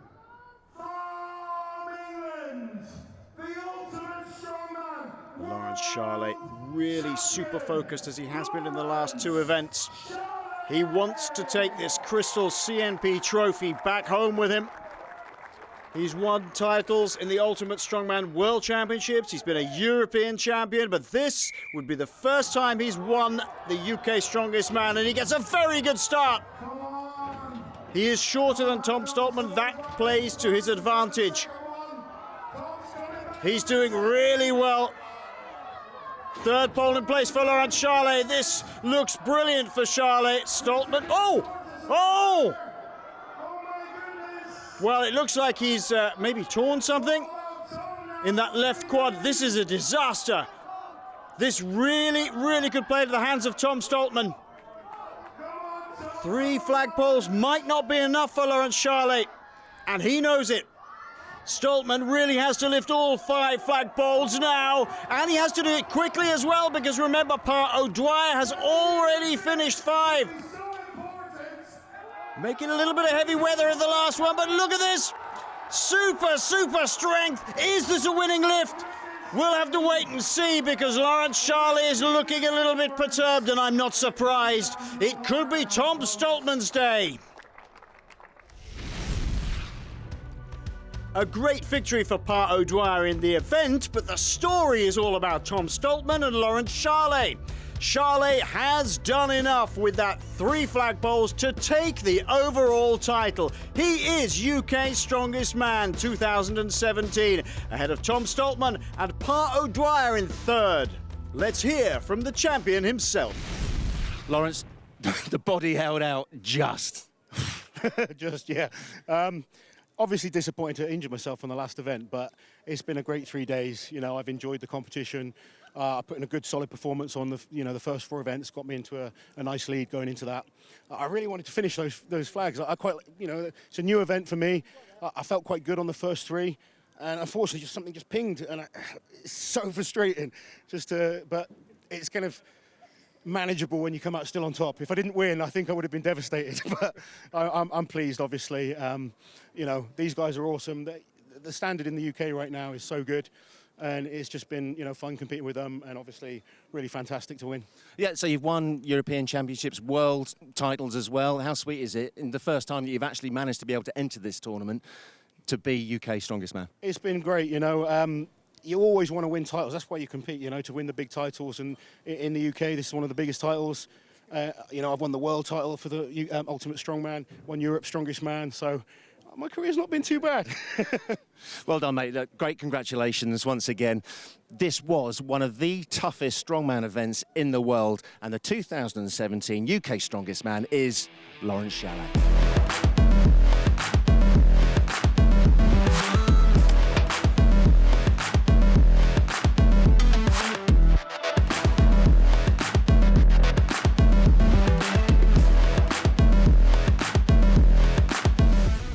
We're in Bangor, Northern Ireland, for the inaugural Ultimate Strongman Battle of Britain. 16 of the strongest men from England, Ireland, Scotland and Wales. 4 teams of 4, 6 of the toughest strength events. Yes, there's a fancy trophy on offer, but today is all about bragging rights.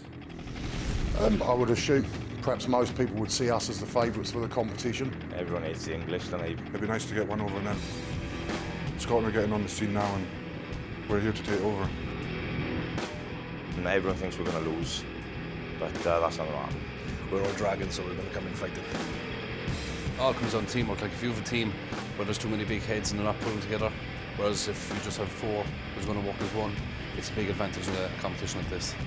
Scotland can definitely beat England.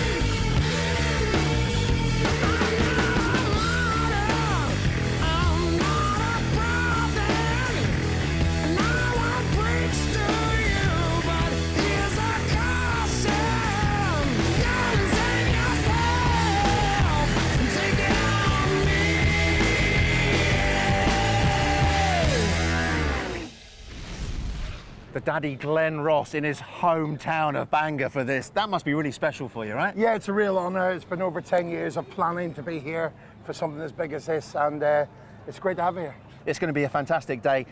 6 events you've set out for these teams. First one, duck walk. Talk us through this. A 4-man challenge. Team captain really has to think what he's got to do here. Does he send his best duck guy out first to get the lead, or does he keep him to the last? It's all going to be swings and roundabouts. Plus, we have got an 18-inch platform in the middle. I saw that. They've got to get over a 200-kilo weight over that 18-inch platform. Guys can bang it, drop the duck, stumble over it. It's really going to be quite a difficult event. It's difficult enough as it is. Why have you put that platform in there? Because I'm the daddy. Duck walk, you basically pick it up and you move with speed, and the faster you do it, the better. So it's a speed event. It's going to be a bit hard with that steeplechase in the middle, going over the hump. But other than that, I'm fine. We've got Terry Hines, who's never been beaten in a duck walk. I would say it's a taller man event, and duck walk's good for us. With all the home nations competing, this really is the Battle of Britain and Ireland. In lane 1, Scotland's Tom Stoltman, the tallest man in the competition, then the oldest Dale Peters of Wales, Matthew McCoy, the smallest from Ireland, and England's strongest man, Phil Roberts. Well, it could be a little bit slippery. You can see the rain has been falling before the event, and away they go. Roberts and Stoltman making great starts here. Onto the platform. Oh, dreadful stumble by Tom Stoltman in lane 1. He stumbles twice, in fact, getting up onto that platform, and that's handed the advantage clearly to England as Phil Roberts sprints back, leaping over the podium. Tags Goff. A quick sprint up the course to pick up the duck. It requires a lot of attributes, this event. You have to have great grip strength, especially in slippery conditions like this, hence the chalk. But you've also got to be able to move, have sort of mobility. The three teams behind, though, almost neck and neck, and that's great technique by Ireland. Wales struggling just a little bit. Terry Hollands from England nearest to the camera here. Oh, almost stumbles onto the platform. And off it. Well, maybe his height is playing against him a little bit there. Meanwhile, Ireland seem to be pulling out a slight advantage over the two other teams. Paul Smith tagged in for England, goes over the top of the podium to pick up the duck at the far end. Meanwhile, the other team sprinting down as Pat O'Dwyer, the Irish captain, comes to pick up the duck and moving pretty quickly. O'Dwyer, look how he's gaining ground on Paul Smith. Oh no! Catches the edge of the duck on the platform, and that's the end of chances of catching Paul Smith. A clear win for England. But who's going to take second place? This is so close between Ireland and Scotland. No, that can't be a second place for Scotland. Surely they haven't pulled it over the line. Here it is then in slow motion. Pat O'Dwyer and Paul Benton almost neck and neck. O'Dwyer gets the duck right over, but Benton's still not completely over the line. Skipper, you must be happy with that performance from the team overall? Yeah, I mean, it was a perfect start for us as well. Going into that event, we thought the Scottish boys would be our closest rivals going into the whole competition, and they ended up placing fourth on that, so it couldn't have worked better for us. Paul, did you know what was going on for second place? Because it was pretty tight out there, or just focused on what you were doing? I knew we were ahead, so all I had to do was not make a mistake. So I didn't rush it, just made sure I got it through and knew we'd get the win if I didn't mess up. Right, well done, boys. On to the next one. Cheers. And so, following the form book, England take a commanding win in this first event ahead of Ireland and Wales, but a disaster for Scotland. Their duck not breaking the line, fourth place for them.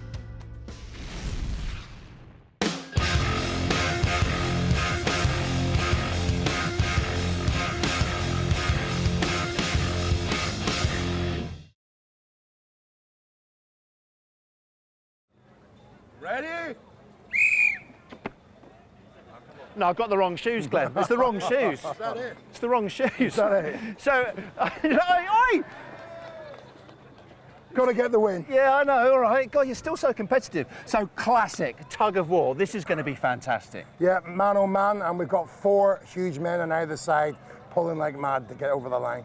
This is something that we can all relate to. Hey, we all had a game of tug of war when we were kids at school, whatever. What makes a good tug of war team? Well, a good body weight, good anchor man, and a good team captain signalling the pulls and the resting and then the pulls. And the right kind of footwear, I find, is crucial. Yeah, can't have slippy shoes, that's for sure, Dan. Right, I'm going to get my trainers, hold on. We've got to try and work out a plan to work together as a team so all four of us are pulling on the rope at the same time. It's nice to compete against Terry Hollands. That's the first time that'll be. There's a lot of technique involved, and there's a lot about foot movement and stuff, but Glenn's going to make it quite difficult by not being on grass. It's going to be on solid ground. In the first heat of the tug of war, England took on Scotland. England made it through to the final with an easy pulling of the Scots over the line within seconds of the start. Heat 2 was Ireland versus Wales, but the Irish, giving away nearly 80 kilos to their rivals, were an easy target for the Welsh, who booked their place in the final against England. This then the two packs for the third place playoff. Ireland on the left, Scotland on the right. Nearly 80 kilos advantage for Scotland. Paul Benton, the anchor man for the Scots, will be on the right-hand side of your screen. So Ireland versus Scotland here. Ireland by far the lightest pack, giving away 80 kilos nearly to Scotland. And when it's all about bulk in an event like this, you could just see how much it affects the result. No chance for Ireland. A pull clean over the line by Scotland. Doesn't matter how good your teamwork is, when you give away almost an entire man's weight to the opposition, it's never going to be a victory. This then for victory, the big favourites England and competition leaders up against Wales. Terry Hollands anchoring England, Ben Brunning anchoring Wales. 55 kilos the difference between the two teams. Wales on the left, England on the right, England in the ascendant. And a huge pack weight of 610 kilos for England, pulling against 548 for Wales, but they're working really well, the Welsh. Great teamwork, great communication, and that's what it's all about. They've anchored themselves really well at the back with Ben Brunning. Big Terry Hollands, the anchor man for England, and this is a remarkable performance by Wales. They're holding the bigger pack, and in fact, they look a little more dominant to me. Working in unison. Good commands coming from Nathan Llewellyn at the front. He's digging in deep. Then Hull Thomas. Dale Peters, the oldest man in the event, third in line there in the yellow and black socks. Terry Hollands really anchoring the England team at the moment, but they don't look to be gaining any advantage whatsoever. This is very evenly matched. Oh, a problem for Hull Thomas. He's had to let go, and that has handed victory to England.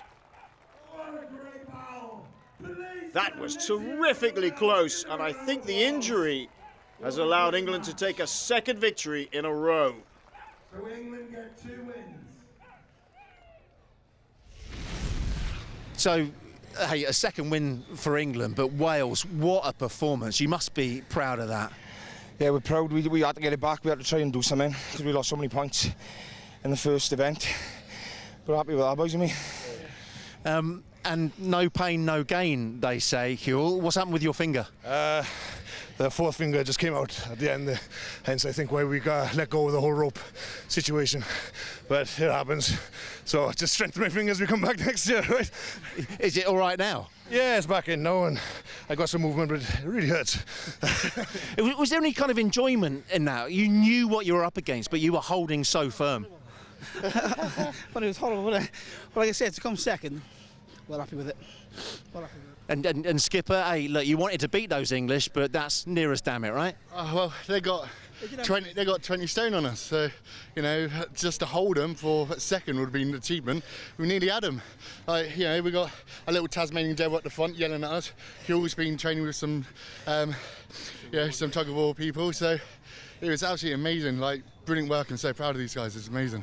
Yeah, just finally, like you're sort of leading from the front the way you were. I'm just wondering, you know, with your rugby background, whether that helped, you know, the team effect. That's all it is talking in every event, in every sport. As long as you talk, everything else will follow. So if you scream, send signals to the brain to do your body, and that's the way it goes. That's how you do it. It's all about talking. Well, listen, I know second place, but hey, well done. That was brilliant. Yeah!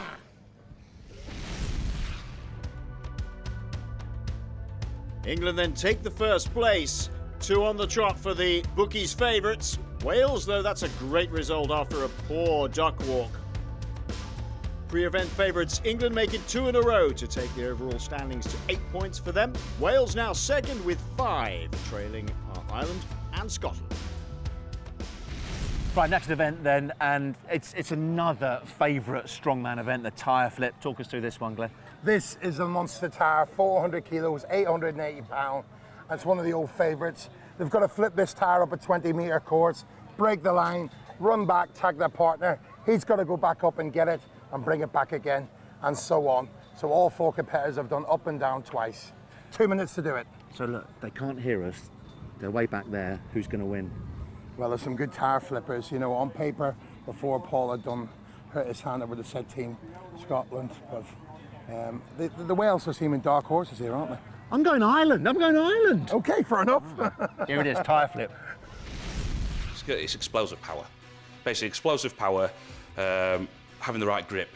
Okay, if you don't grip the tyre right, then you can really cause yourself injury or just not be able to lift the weight.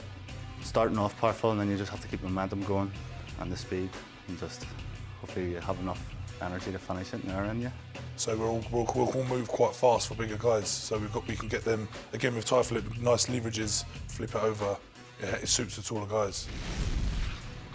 In lane 1, it's Paul O'Dwyer, the Irish captain. Lane 2, Kenny Sims, the former bobsleigh man from Scotland. Lane 3, Hull Thomas for Wales. And lane 4, Phil Roberts of England.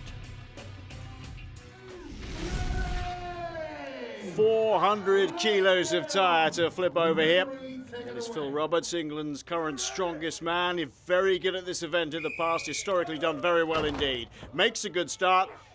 He's got about 1.5 feet over the opposition, but Pádraig Dwyer on the top of your screen, the Irishman going very well. The Irish captain, great technique, getting the knee under, flipping it, and look how much you can gain if you push hard from the top. Because it's slightly damp, this surface, they're gaining an extra 6 to 8 inches. Ooh, Roberts really suffering.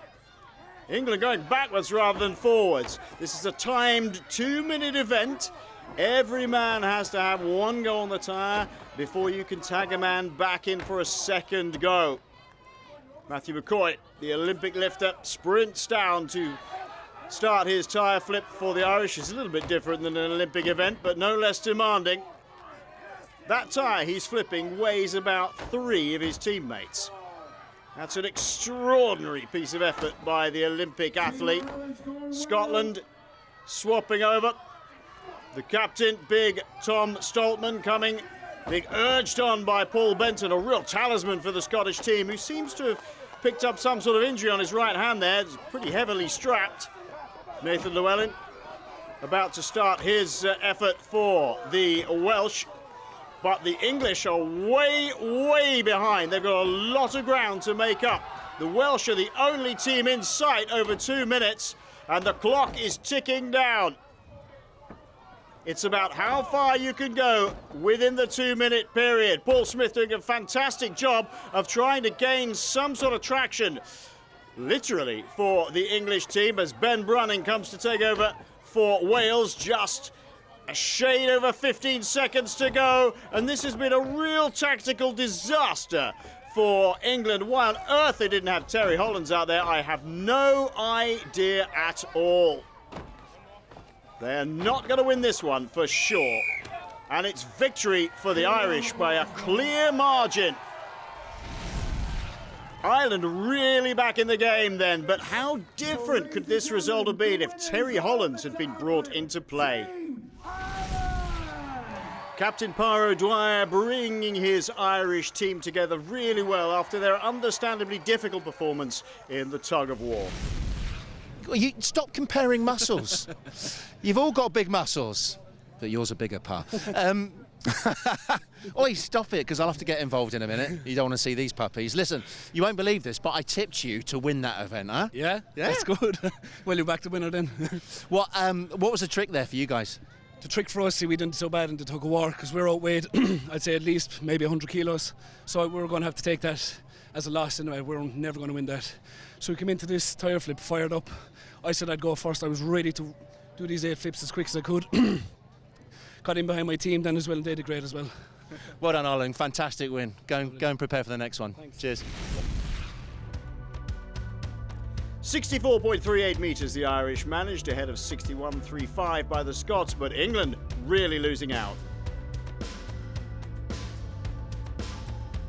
So here is the State of the Union after 3 events. England hang on to the lead with 10 points, but Ireland, Scotland and Wales are on the hunt.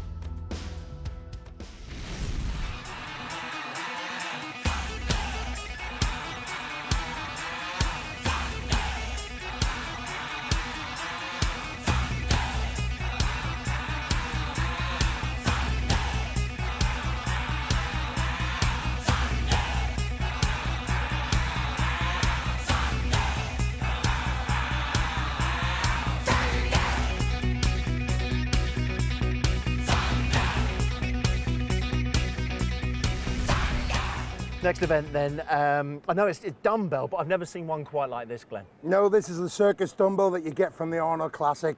And there's no point in talking to me, you might as well talk to the Arnold Classic winner, Vytautas Lalas. Vytautas, so look, this is your event, right? I know you're referee here, Yeah. so in official capacity, Yeah. we're not going to get you to lift this, but tell us what makes a great presser like you. It's actually a very tough event for everybody. You have to be really strong in the shoulder area. Your balance has to be spot on. It's not easy to lift such an object at all because it's really wide. It's really awkward to balance at the top, and especially when you go over, it can go either way.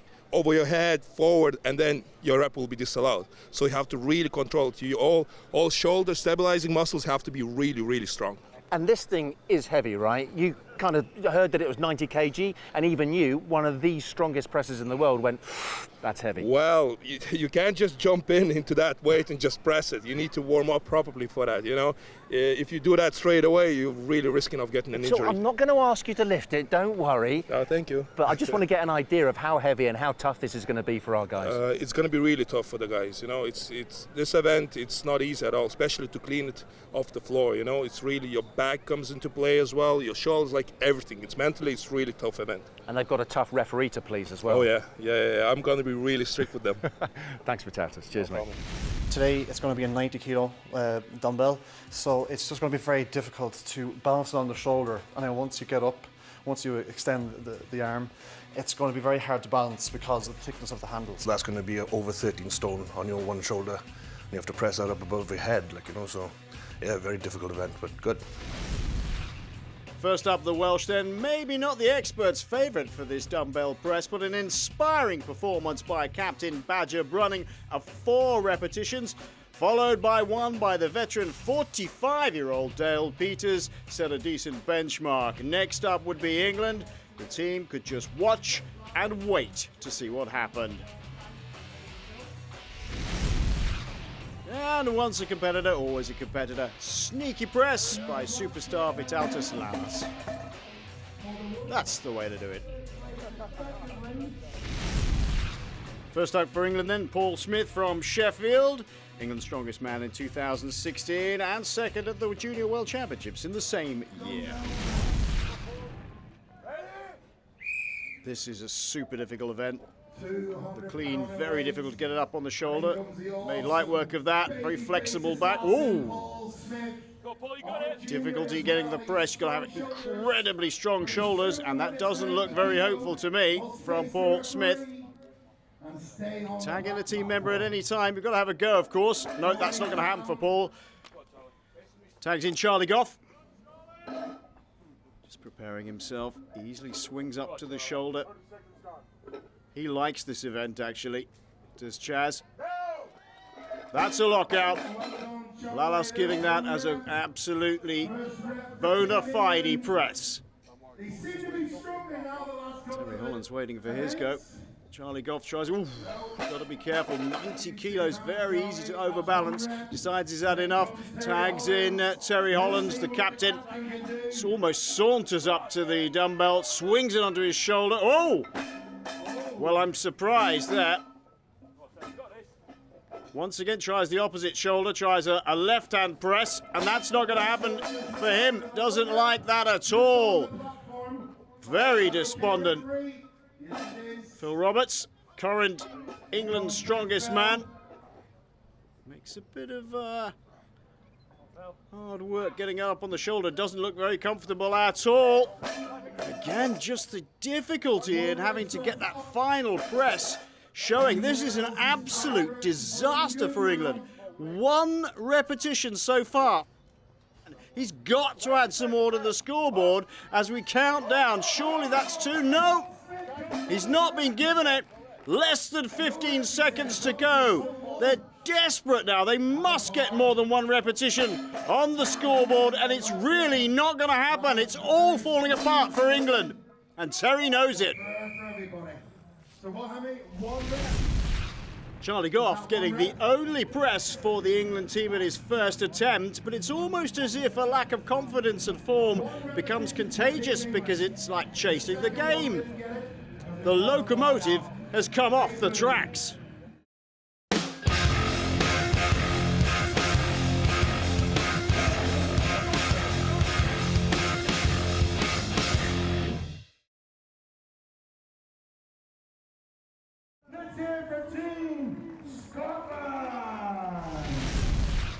Double press for Scotland, then started by a now injured Paul Benton. 137 kilos, 6'6", and ultra competitive. Heavily strapped right hand, you can see there for Paul Benton. He's not the team captain, but he is the man who is the inspirational figure. Super competitive. and almost resting that dumbbell on his hand rather than gripping it, and that will have been painful, but he won't like to let the public see that as Kenny Sims comes in. Quick glimpse of Paul Benton clutching that right hand then as Sims swings the dumbbell up to his shoulder, steadying himself. Sims, a late addition to the team, but that's a fantastic press. And going for his second, which would take the team to 3 overall. That's amazing. The former bobsleigh man for GB. Can he make another one?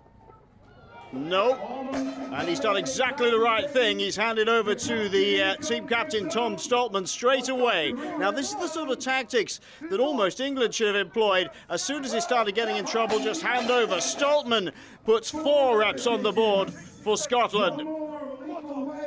One more and they will equal the score of Wales. He's just steadying himself, Stoltman. I don't think he's in trouble yet. That's an excellent press.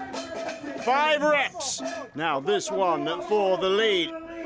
And Stoltman still thinks he's got it in him for another press. Oh, fabulous stuff.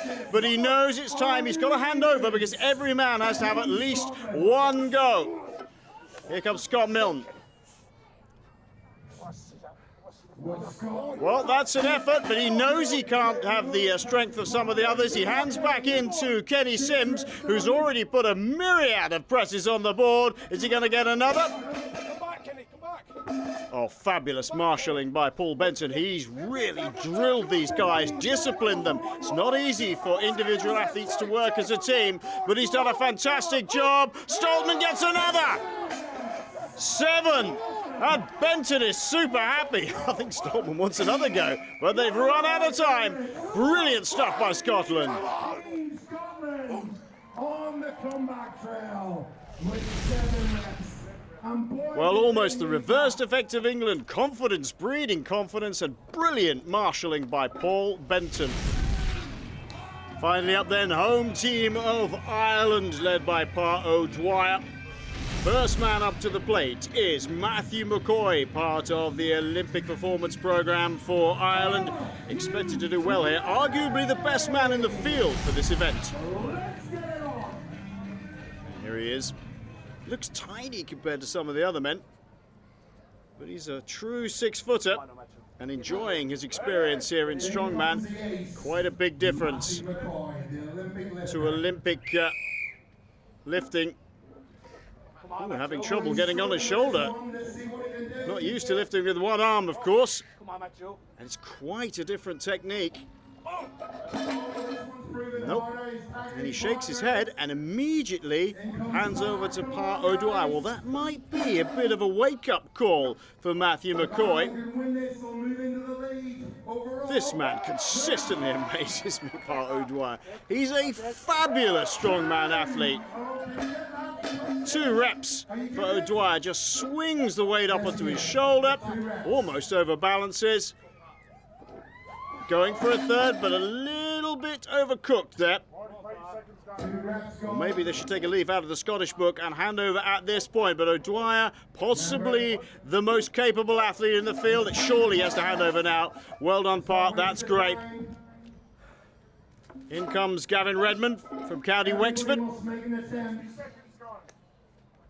Just taking his time, get himself ready. Oh, that's a great press, using his knees and his back.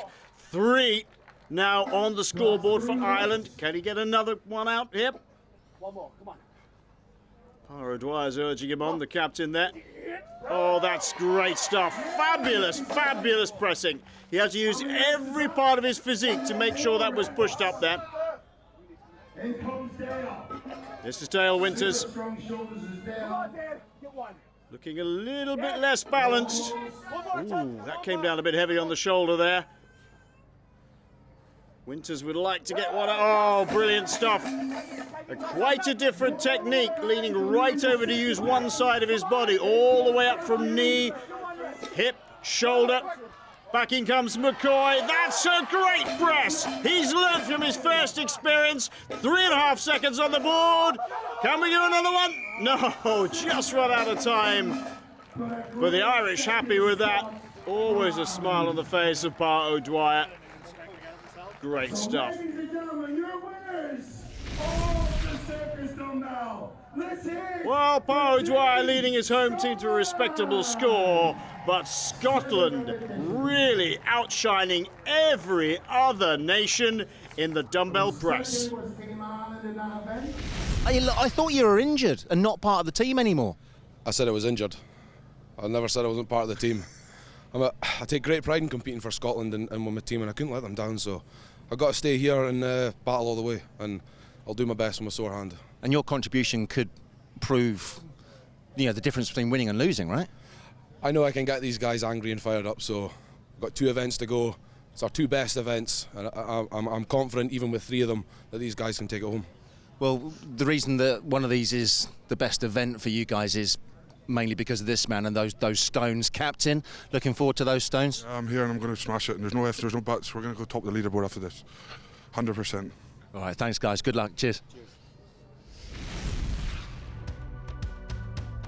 Well, the Scots challenge really gathering pace. They've had a 4th, 3rd, 2nd and now a 1st in the dumbbell press. So England on 11 points, joint leaders with Ireland. They're still at the top of the table, just they can't afford any more mess-ups, and Scotland really on the charge. But then, look, this is classic and it's a fan favourite, Yeah, right? it is. Stones of strength, 100 kilos. We then do 115, which is that stone. And it's just a matter of like grabbing it, putting it onto the 4.5 foot barrel. You then go on to 130 kilos. Our next stone will be the 145, which is quite taxing. Is this another tag team? So, like, when you've had enough, you tag somebody? Correct. You've got a in your run-back team? attack. Our next stone is 160 kilos, which only like 23 people on Earth has ever put up. And this stone, we're only sitting on about 6 people on Earth that have done it. And 2 of the guys are in this contest, Paul Smith and Tom Stoltman. So England need to produce the goods, and Scotland are on the way back, and Ireland are holding on with the skin of their teeth. Hey, it's anybody's, isn't it? It is. It's going to be a great contest. Stones of strength. Yeah, I mean, I think that the stones for us, I mean, it should be a really good event for us. I mean, we should be able to load all 6 stones, no problem. I know the Scottish team are also really good with Tom Stoltman in there as well. I just kind of take the event by event, and stones to me are probably one of my strongest events by a long, long point. Really doing the stones now. Yeah, one of my stronger events, so it is. So hopefully we get all this right up to 170 kilo stone. One of the all-time great strongman events, the Stones of Strength. It's Wales, led off by Huw Thomas in lane 1, farthest from the camera. Phil Roberts for England in lane 2, closest to the camera. And here we are. You can see from that surface there's been a little bit of rain between events, and this is going to make it technically even more challenging. And as we speak, just a little tiny slip from Huw Thomas there. Immediately, Paul Smith has been tagged in for England. This is one of only 2 men who has made the biggest stone on the course today, 175 kilos, as Charlie Goff tentatively makes his way down the course. Dale Peters on the right-hand side of your screen there. For Wales, the oldest man in the field, having a bit of trouble trying to get his arms around the stone, which is one of the biggest problems. It's not so much the weight. As they go up in weight, they also go up in size. Terry Hollands at 160 kilos. Getting his arm around it, heavily taped up on the forearms, lots of tacky on there as well. Makes 160 kilos, taking his time, sauntering up to 175 kilos. He'll be wanting to make this one for England. It'll be about time as well as the amount of stones lifted as well. Tries to wrap his arms around that. Meanwhile, Ben Brunning for the Welsh, struggling with 160, makes his way back towards the start, and Terry Hollands has decided that the man who's done this weight before is more suited to getting that final 175 kilo stone onto the 4.5 foot high barrel. It's Paul Smith. Smith struggling as Nathan Llewellyn tries for Wales, and he's gone to tag back in another teammate. Paul Smith really suffering here. Well, he's made this weight at a previous occasion, but he's really struggling to even get it off the ground at the moment, and that will be frustrating for him. Stuck at 160 kilos are England at the moment. It's a 2-minute event. Hill Thomas is trying for 160. The time runs out. England have to make do with 160 kilos lifted by this man, Terry Hollands. Next up, Scotland versus Ireland, and this is an absolutely crucial heat. Scotland with Paul Benton in lane 1, Gavin Redmond leading off the Irish in lane 2. It's the battle for first place. Redmond nearest to us. Look how heavily taped up he is. Paul Benton just touching the stone. They've allowed him to do that, the judges, because of his injured hand. He can't grip the stone. But look how well disciplined they are, because as soon as he touched that stone, he's grabbed a towel and he's making sure each side of the stone is dry. Well, they may not be fastest yet, as Pat O'Dwyer, the Irish captain, comes up for 145 kilos. Easy for him.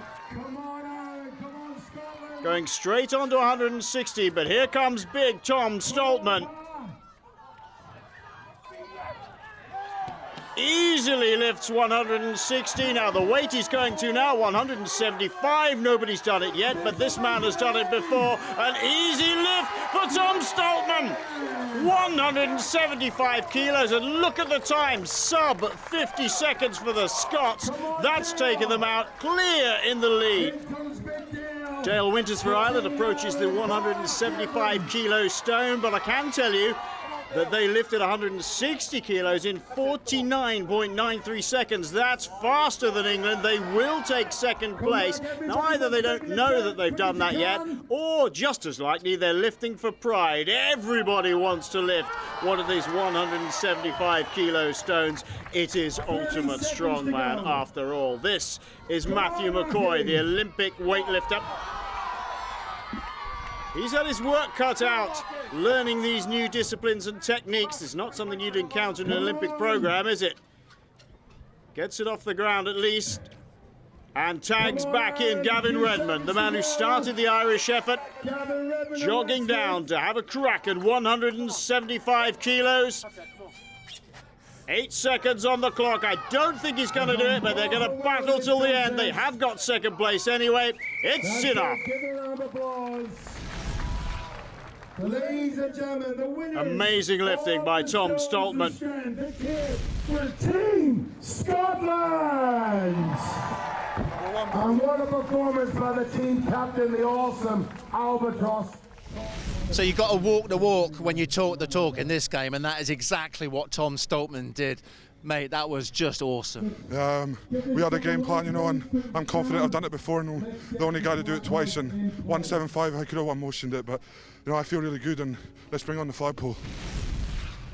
2 on the bounce for Scotland then, 6 stones in 48.86 seconds, but look at England, 51.19 for 5. It's a disaster. So England slipped from the top of the leaderboard for the first time. It's now occupied by Scotland and Ireland. They are in 3rd spot, but they could still win. It's going to go down to the wire.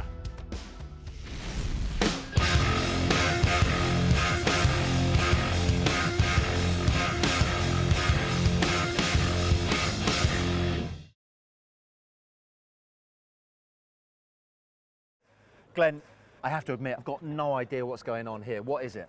This is the flag hoist, strongman style. You're not hoisting the flag with a rope, you're lifting the pole on the hinged end.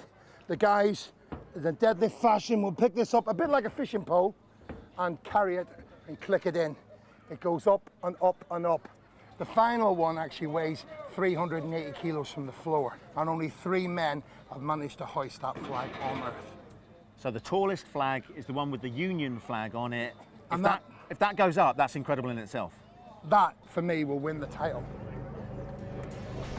There's 5 of them, and only 3 people has done the 5th flag.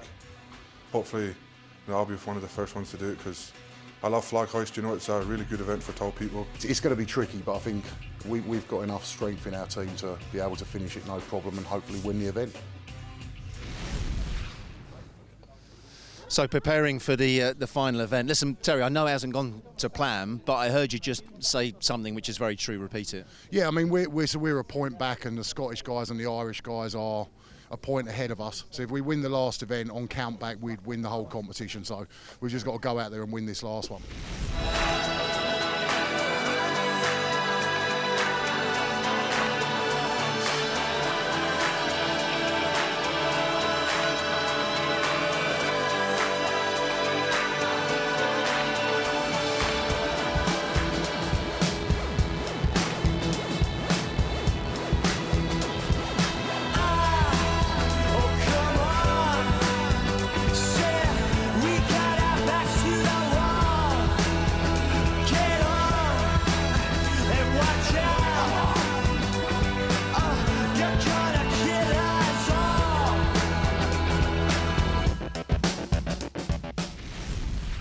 Well, despite knowing they needed to win to secure the overall title, things didn't go quite the way Team England wanted, as Paul Smith struggled with the second pole, losing valuable seconds.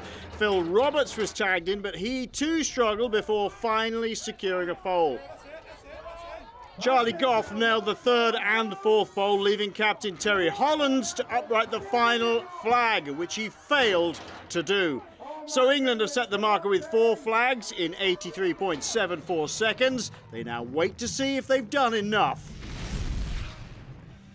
The most crucial first leg of the day for these two men. Dale Winters for Ireland on the left, Scott Milne on the right. For Scotland, it's all for the win. Dale Winters just stretching, getting himself ready. This really is a unique event. The technique to lift these flagpoles, unlike any other event in strongman. Sort of rolling, clean deadlift into a pull to the chest, and a walking event as well. Paul Benton lifting 2 flagpoles into place despite having an injured hand. Hands over to Kenny Sims for Scotland. Meanwhile, Ireland's Gavin Redmond is struggling on flagpole number 3. Kenny Sims tags in Tom Stoltman, the captain, and the final man for Scotland to take his place. Redmond hands over to his captain O'Dwyer. Stoltman, meanwhile, has just got 1 flagpole to go. O'Dwyer is challenging to try and get back into it, but Stoltman has time. Drawing the final flag up towards him. O'Dwyer, just 1 more to go. Still pulling hard, Tom Stoltman. That looks like it, and the expression says it all. The captain has secured victory for Scotland. They are the champions in the Battle of Britain. O'Dwyer, meanwhile, he has secured second place for Ireland. They raised 4 flagpoles, 25 seconds faster than the English. This is for pride. And Matthew McCoy urging him on, and there goes the final flagpole for Paul O'Dwyer. He's a happy man. Second place for Ireland overall. So the underdog Scotland run down the flag of England to take the championship. Tom Stoltman, leading a team event for the first time, secures victory at this senior level. A magnificent win for the Scots. And a terrific performance from the Irish to secure second.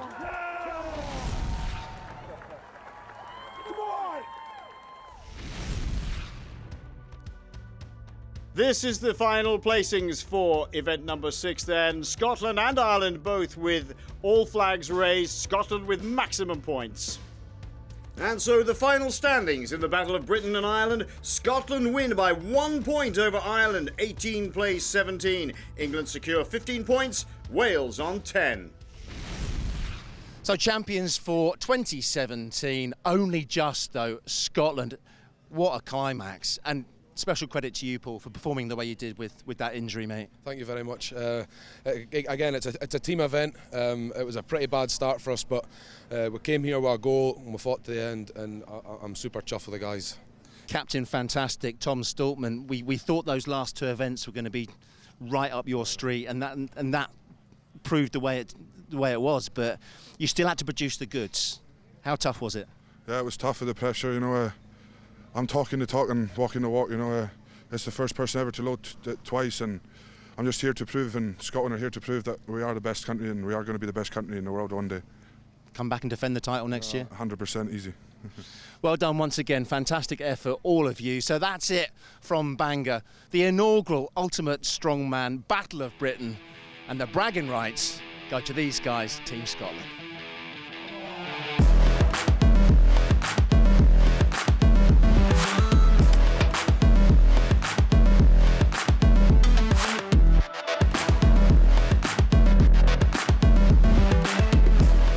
Strongman competitions have been a TV favourite since the 1970s, and we're still going strong.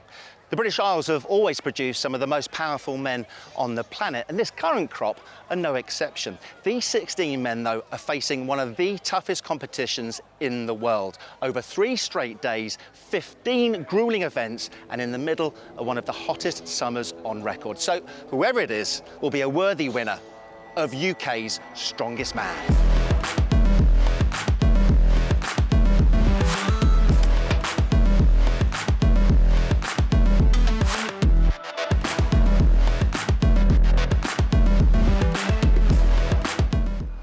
Day one of the PMW Marketing UK's Strongest Man, and this is Group A with the big Welsh Guardsman Gavin Bilton and Richard Besant from Wales, and the defending champion Lawrence Charlet of England. Sean Logan, the newly crowned England's Strongest Man, the big threat in that group.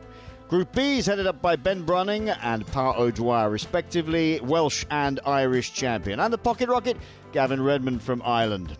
Let's hear from our host Dan Lobb and the daddy himself, Glenn Ross. Strongmen are preparing for the pain ahead, and the man behind their misery is Glenn the Daddy Ross. You're not responsible for the weather, but you are responsible for these events, and they are tough. Tough. We're in sunny St Albans, and this historic Roman town has brought 15 ultimate tests to them, and we have starting off with this duck walk. This is classic strongman, and it's the ugliest one. One of the ugliest ones, because the guys waddle like ducks and look quite silly. That adds a bit of drama to it. We've got a wee bit of a challenge. They've got to go over an 18-inch platform. So it's 20 metres up, 20 metres back, going over the platform once each way. And fastest time wins. How heavy is this thing? 440 pounds, 200 kilos. 200 kilos. And that equates to? Well, 200 kilos would be the equivalent of nearly 2 rugby props. So lifting up 2 rugby props at once. Heavy boys. Yeah. And it's the quickest. You can go up and back? Correct. Okay. Here's where we start then. It's the duck walk. Oh, yes, indeed. I'm not sure St Albans has ever seen anything like this. This is Chris McNaughton, twice a junior Irish champion. He's a great pressing man, but whether he has the grip strength, who knows? Here's one man who certainly does, defending champion Lawrence Charlet of England. The man from Sheffield, Phil Roberts. He's really looked at the way he trains, the way he eats, the way he sleeps, everything to prepare himself for this event. And this is the Welsh giant, Gavin Bilton. Absolutely enormous, 6'6". He's in the Welsh Guards. He's been in the Welsh Guards for 10 years. It's all about grip strength, this. And you can see what they mean about the ugly duck walk. Now, you can put the weight down on this 18-inch rise. Oh no, McNaughton already having trouble lifting. You've got 2 processes to go here, of course. You've got to grip it and walk, but then you've got to pull up from the upper biceps and shoulders and almost press those legs to get on. Oh, great stuff. Ooh, Phil Roberts almost coming over the top of it, but that's a fantastic run by Roberts. Brilliant start. And the Englishman is super happy with that, 30.86. Bilton, a very tall man, he's struggling. He's got to get down and up again all the time. This is the defending champion, Lawrence Charlet. Come on, Lawrence. Just inching it to the end. Stops the clock at about 49 seconds. The other 2 really suffering. Here comes Bilton. The first time he's ever been at this level of competition, Gavin Bilton. He's a rising star, and McNaughton really knowing that he's up with the big boys now. There goes, oh, that's going to hurt. That is going to hurt. Gavin's got to get it right across the line.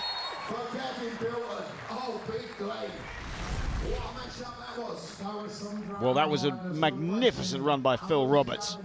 No stranger to this event at all, but he knew exactly what he had to do. Speed and power.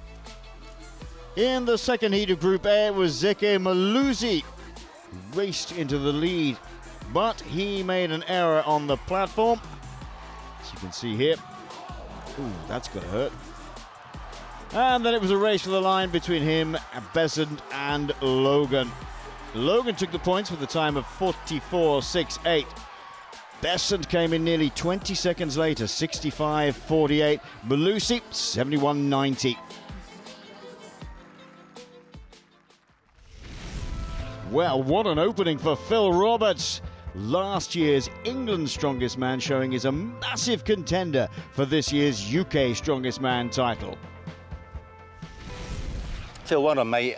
As performances in first events go, that has to be one of the best I've seen in these competitions. That's very kind of you to say. One of my favourite events. It's a fitness event, endurance event.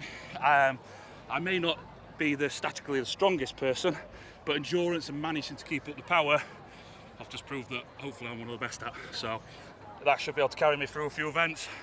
On the not so good events, like the static events, I may lose some points, but I can get it back on the fitness and endurance events. There's a long way to go, but what a great start. Okay. Well done, mate. Right, thank you very much. Cheers, Phil. Cheers. Well, the first heat of Group B consisted of Spence, Brunning, Redmond and Hawkins. All the men started off pretty much at level pegging, but then Hawkins took the lead at the turn. He was good enough to hold on to that right the way to the end. He was followed up by Ben Brunning, Wales' strongest man, and then the pocket rocket from Ireland, Gavin Redmond. Spence, unfortunately, unable to finish. It's a big step up for the under-23 UK's strongest man. Well, the sun's beating down on Great Britain for weeks on end now. And during that period, this man, Kevin Coyles, as a reserve, qualified for UK's strongest man. We'll see how he goes in this against this man, Pat O'Dwyer, 3 times Ireland's strongest man. Immensely popular. The self-styled bad boy of strongman, Paul Benton. Alongside fellow Scott Milne, with a very impressive beard, I have to say. Grip strength and speed, absolutely paramount here. Benton going great guns.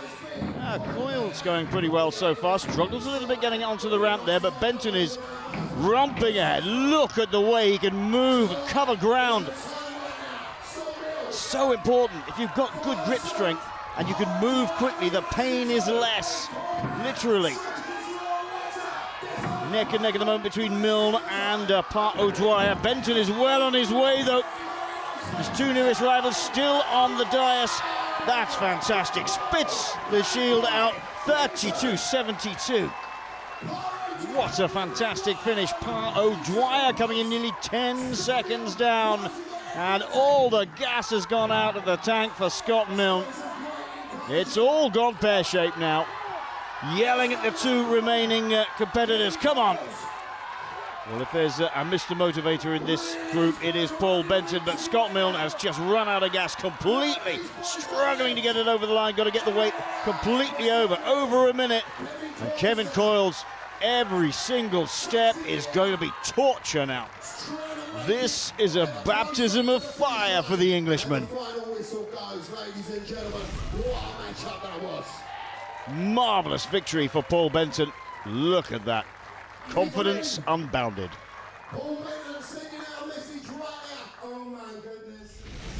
Well done. Thanks. That was fast. It was all right. Do you know if it was fast enough to win in the group? I don't know. I do. It was a good steady run. So you won.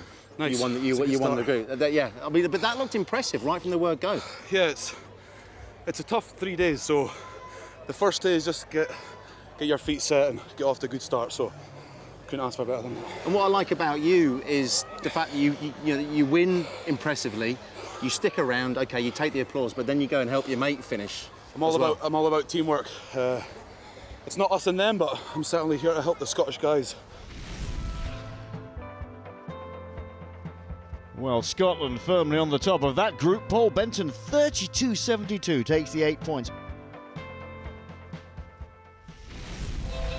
Coming up next, event 2, the truck pull, a classic. We all love a truck pull. Talk us through this one in particular, though. This is 20 metres, 18 tonne, 75 seconds time limit, as fast as you can. Guys, lean into the truck, on the toes, get a good drive of the rope and pull using their arms and their biceps, legs, calves, hips. Everything comes into play here. It's how fast you want it, how low to the ground, and how hard you can pull 20 tonne. So every major muscle group is being used here, and this is one of the most lung-busting events you can have, right? No question, there's oxygen going to be required after this event. It's a classic truck pull. With just 3 men left to go, it was the Welsh guardsman Gavin Bilton using his height and strength to lead the way with a distance of 12.10 metres. And the first of those 3 men is this man, Richard Besant from Wales, psyching himself up currently 4th overall in Group A. Leaning into it, using every muscle group, and already you can see on the shoulders and biceps there that he's beginning to use as much muscle oxygen as possible. Got to get that truck rolling and keep it rolling. Well, sometimes in a truck pull, a classic truck pull, you can see that they get the vehicle rolling and then it almost runs away from them and they're sprinting almost down the line, hand over hand on the rope, but it's not the case today. This is an absolute drag fest today. Fantastically committed Richard Besant here. He almost looks like he's going to tie up every time he gets to a marker point. And here he is, he's slowing right down. Still getting good grip on this surface. But there's no let up at all here. Normally it sort of shifts to that running stance, as I say, with your legs doing most of the work, but this is not the case here. It's absolutely all about pull and push. You see those muscles going to oxygen deficit, and Besant will not give up. He's approaching the 15-metre mark. That is a fantastic effort by the Welshman. Brilliant stuff. What a great effort. That was a very, very good pull indeed by Richard Besant. Well, here's a man who knows a thing or two about a classic truck pull. This man defending his title. Currently 3rd overall in this group, Group A. It's Lawrence Charlet. Safe to say, I would say that 2018 hasn't been quite as good as 2017 for him as a year of eventing, but he's got the truck moving a little bit quicker than I've seen before. This is good.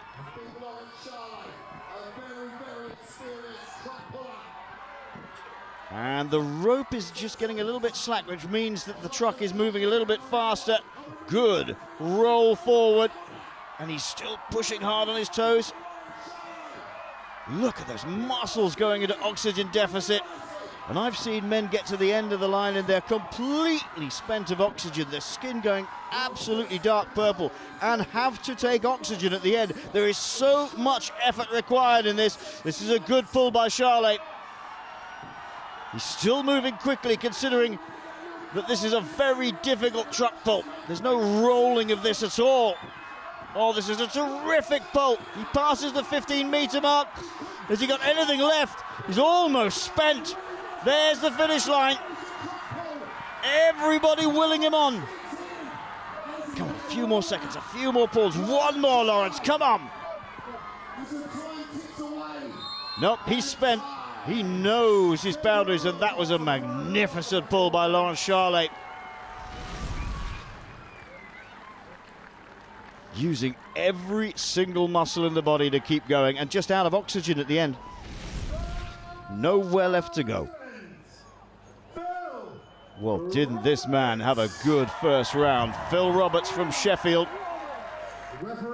He spent so much time preparing for this competition. I would say probably the best part of 2 years, making sure he's in super top shape. He's looked at every aspect of his training, his diet, his lifestyle, and he's got that truck moving. You see the way he got on his toes and then just leant into it.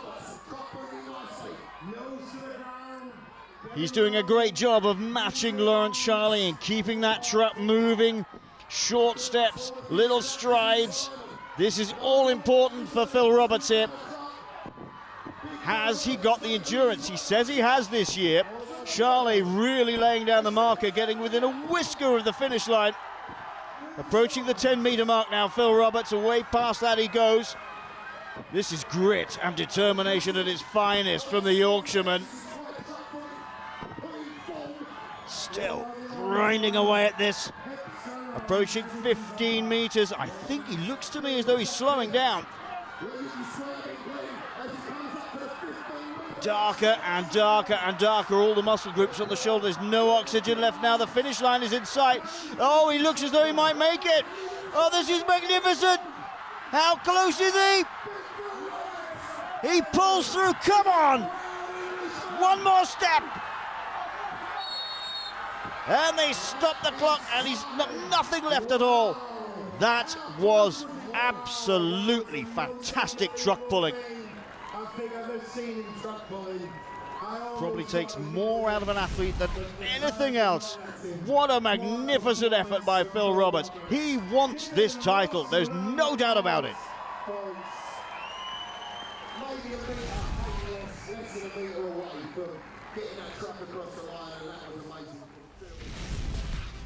Here's the confirmation then. Group A in the truck pull, a clear win for Phil Roberts. 19 metres over the defending UK Strongest Man champion Lawrence Charley. This is the overall standings in Group A then. Phil Roberts ploughing ahead, 13 points ahead of Lawrence Charley, and then Richard Besson of Wales. Lawrence, I don't know about you, but this is a new interview position for me. It's a little bit different, isn't it? Have you ever been horizontal giving an interview before? I can't say I have. I don't want to get too close. Oh, I might have actually. How needed is this after that truck pull? Yeah, it was a tough truck pull. Legs are a bit pumped, arms are a bit pumped from pulling on the rope, but second place on that, I think. I'm happy with that. Like I said earlier, it's just all about enough points to get through to the next day. Yeah, on that, it looked as if Phil was pushing really hard. I don't know why he pushed that hard, to be honest, because he's in a good position, and obviously, you know, like I've said, that experience of trying to save energy when you can. If I was him, I would have just made sure I got that second place and saved some energy. But he's hungry, he wants to win, he wants to prove, you know, he's one of the best guys, and he is. You know, he's improved loads. But today doesn't really matter, you know. The final day is what matters. It's your fault. You made him push that much. I'm good. I've got to make him work harder. Right. I'm now. The longer I stay down here, the more I'm in need of physio too. So I'm up and out of here. Cheers, Lars. Thanks. Well done, mate. Massive effort, but did it come at a cost? Yeah. So about halfway through, things going absolutely fine, and all of a sudden, it felt like someone kicked me in the calf. I felt like a pop and a move. So I'd imagine I've partially ruptured my calf. So seeing a physio, they've wrapped it with ice. They're going to reassess it again in a bit. But I think we're going to go out for dumbbell next. So I'm going to do that first, and then we'll see what they say. I'll just do the best I can. In Group B, 4 men have gone. Paul Benton, 7.27 metres. Look at Kevin Coyles there, only managed 1.25 metres. He's having a tough time. This is the first of our last 4 men to go then. Scott Milne from Scotland, currently 5th overall in Group B. Let's see how they manage these last 4 at this very, very tough truck pull. Interesting what Lawrence Charley was saying about preserving your energy. It's very much that. Remember, this is the qualifying for the final day. Slow and steady here from Scott Milne. Quite a different technique. He's moving those legs in the sort of same way as he's moving his arms. There's no short steps here. Much longer strides for Scott Milne. looks reasonably comfortable at the moment, as if you can look comfortable in this event. Of course, we can't see quite how much he's suffering or how much oxygen debt he's going into. He's elected to wear a t-shirt. A lot of them don't, of course, because they just overheat really, really quickly. This is a great pull by Scott Milne. He's just inching away at it. He doesn't seem to be troubled at all. Up to the 15-metre mark, and Milne is an absolutely magnificent truck pull. Well, this has confounded my expectations of this man, I have to say. I know he's a great athlete, but he just looks to be making it easy. What a magnificent run! Milne pulls the whole distance. And he knows it. Looks almost comfortable. Quite a different technique here. Longer strides. Almost in unison with it. I know the last thing you want to do is is talk, but we've got to grab you after that. That was brilliant, mate. Thanks very much. Aye. First one to finish the course. Oh, I like a truck pull, and after making a wee mistake in the duck walk, I had a wee bit of making up to do. So hopefully I've done that there. How tough was it to keep the same momentum going? Because what a lot of the guys have what's happened to them is they've actually stopped and had to start again. That wasn't a problem for you. To be honest, I never noticed as much. Obviously the back wheels hit the lip. I never felt it. I just kept thinking about just keep going, and got there. So magnificent, just mate. Happy. Aye. Yeah, well done. Keep going. Thank you. Cheers. Well, what a marker to be laid down by Scott Milne for this man, Power O'Dwyer. It's a fierce competitor, O'Dwyer. He's always smiling. He's one of the nicest guys on the circuit. Everybody likes him. Fans absolutely adore him. He seems to be going for the similar technique to Scott Milne here. Getting it moving is the problem for O'Dwyer. A little bit slower in getting it moving, I think, than Scott Milne, but he's gone for that slow and steady. Again, exactly the same as Milne. Oh, switch tactic. Shorter steps, shorter strides, trying to keep the momentum going.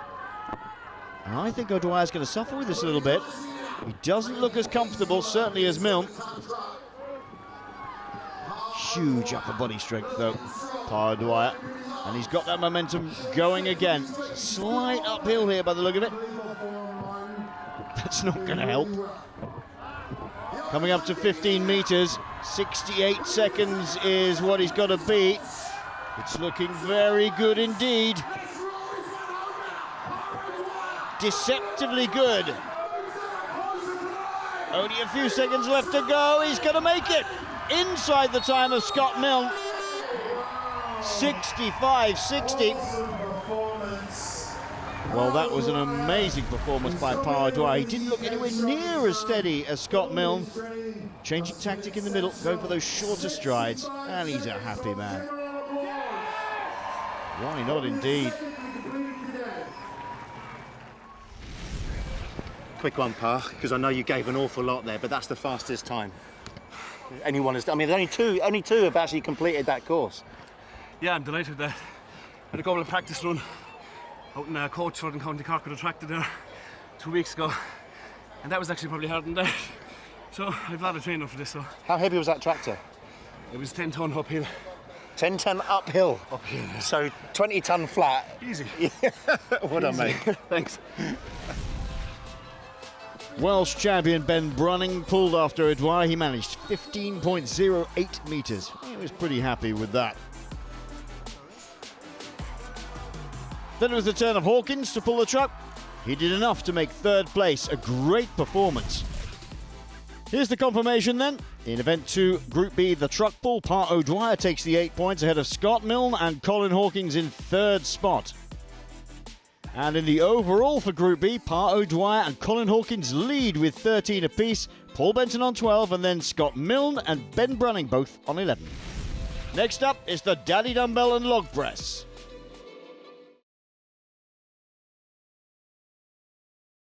Okay, Glenn, next event, the dumbbell press.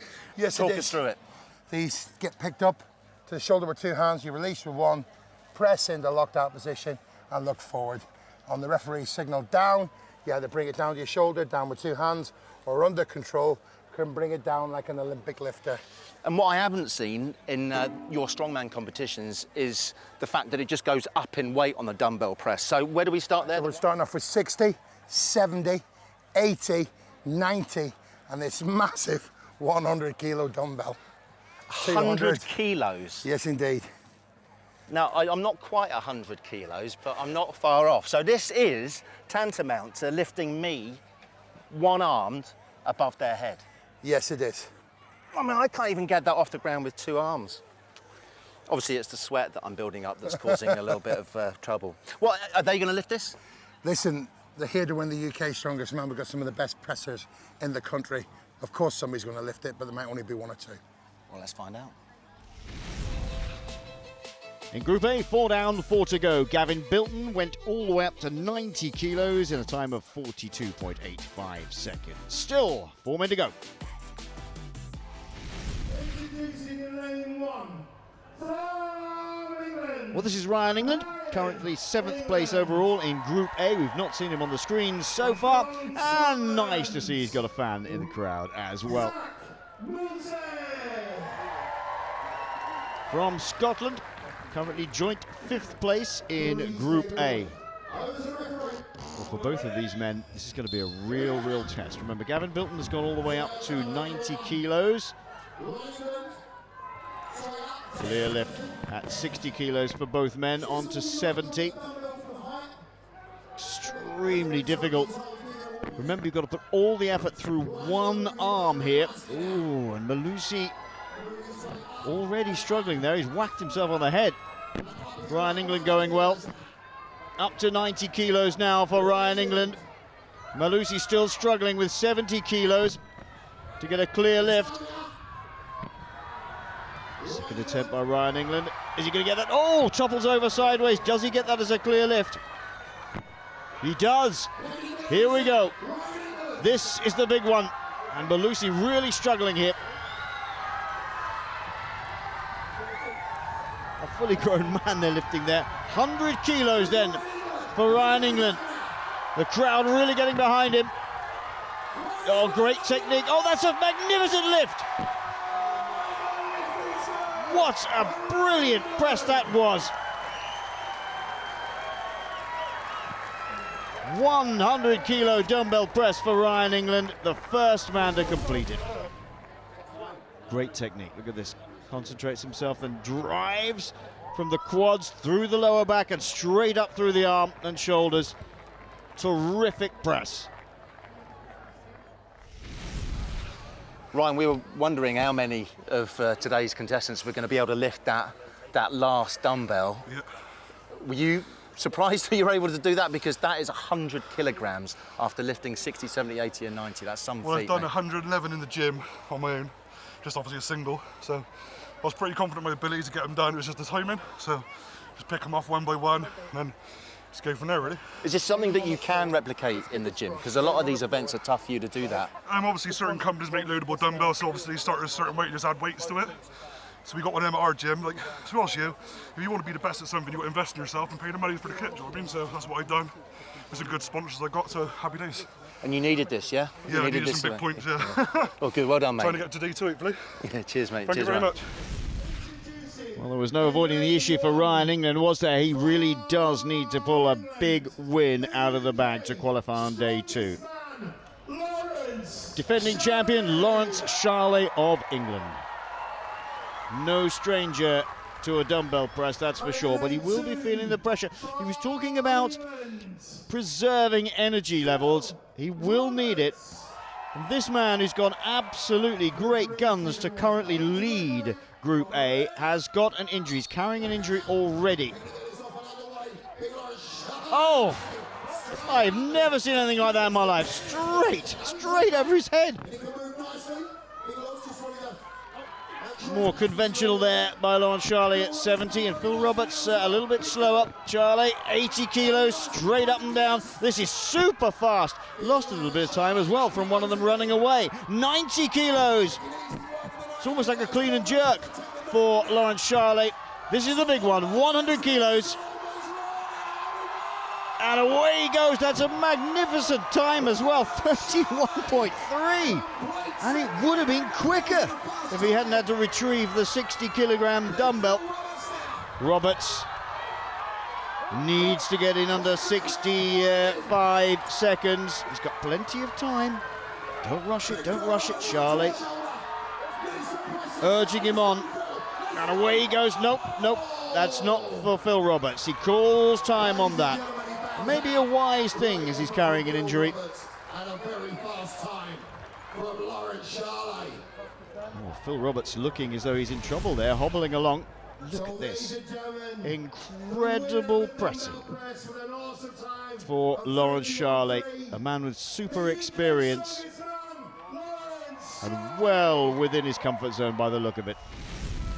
Charley then just romping away, half the time of Ryan England to take the 8 points for all 5 dumbbells. Phil Roberts still leads, but only just from Lawrence Charley, Gavin Bilton and Sean Logan and Richard Besant, all on 13. Oh, it's good news that you haven't pulled out yet. Yeah. At a moment with the physio, the local physio and the paramedics, they said probably best you pull out. But then I've spoke to a few other people and they said, you know what? Why give up now? Let's see what happens tomorrow. So you're off so to we're going to get do some... absolutely everything. Yeah, I'm going to get some physio. I'm going to get hot cold treatment on it. I've got a few guys here supporting me, so they're going to help me through the night. Even if I have to stay up all night, I will do what it takes to get there tomorrow. Right, Glenn, for Group B, different discipline. Yes. But one that we've seen plenty of times on Strongman. Well, not really. 160 is actually the heaviest weight ever lifted in the UK Strongest Man for reps. So this is going to be a real challenge. I mean, the guys are improving every year, but this is day one, and this is a rude awakening. You've now arrived at what is the ultimate strongman. So 160 kilos. What do they have to do with it? I know ultimately it's going to be above their heads, but how do they go about getting that thing up there? Well, basically, they've got to clean it to their knees, up to their chest, and with everything they've got, legs, power, shoulders, up it's got to come. And trust me, 160 doing it once is a mighty lift. To do it any more than that, you are UK strongest man level. Well, the daddy's got that absolutely right. Look at this, Coiled and Spence both trying at 160 and failing. Then it was Redmond and Benton. Benton had a really good effort. Too much for both of them though, and they are both world-class strongmen. Next it was Brunning and Hawkins. Hawkins didn't mess about and lifted the log straight away. And he managed to get a second rep on the board as well.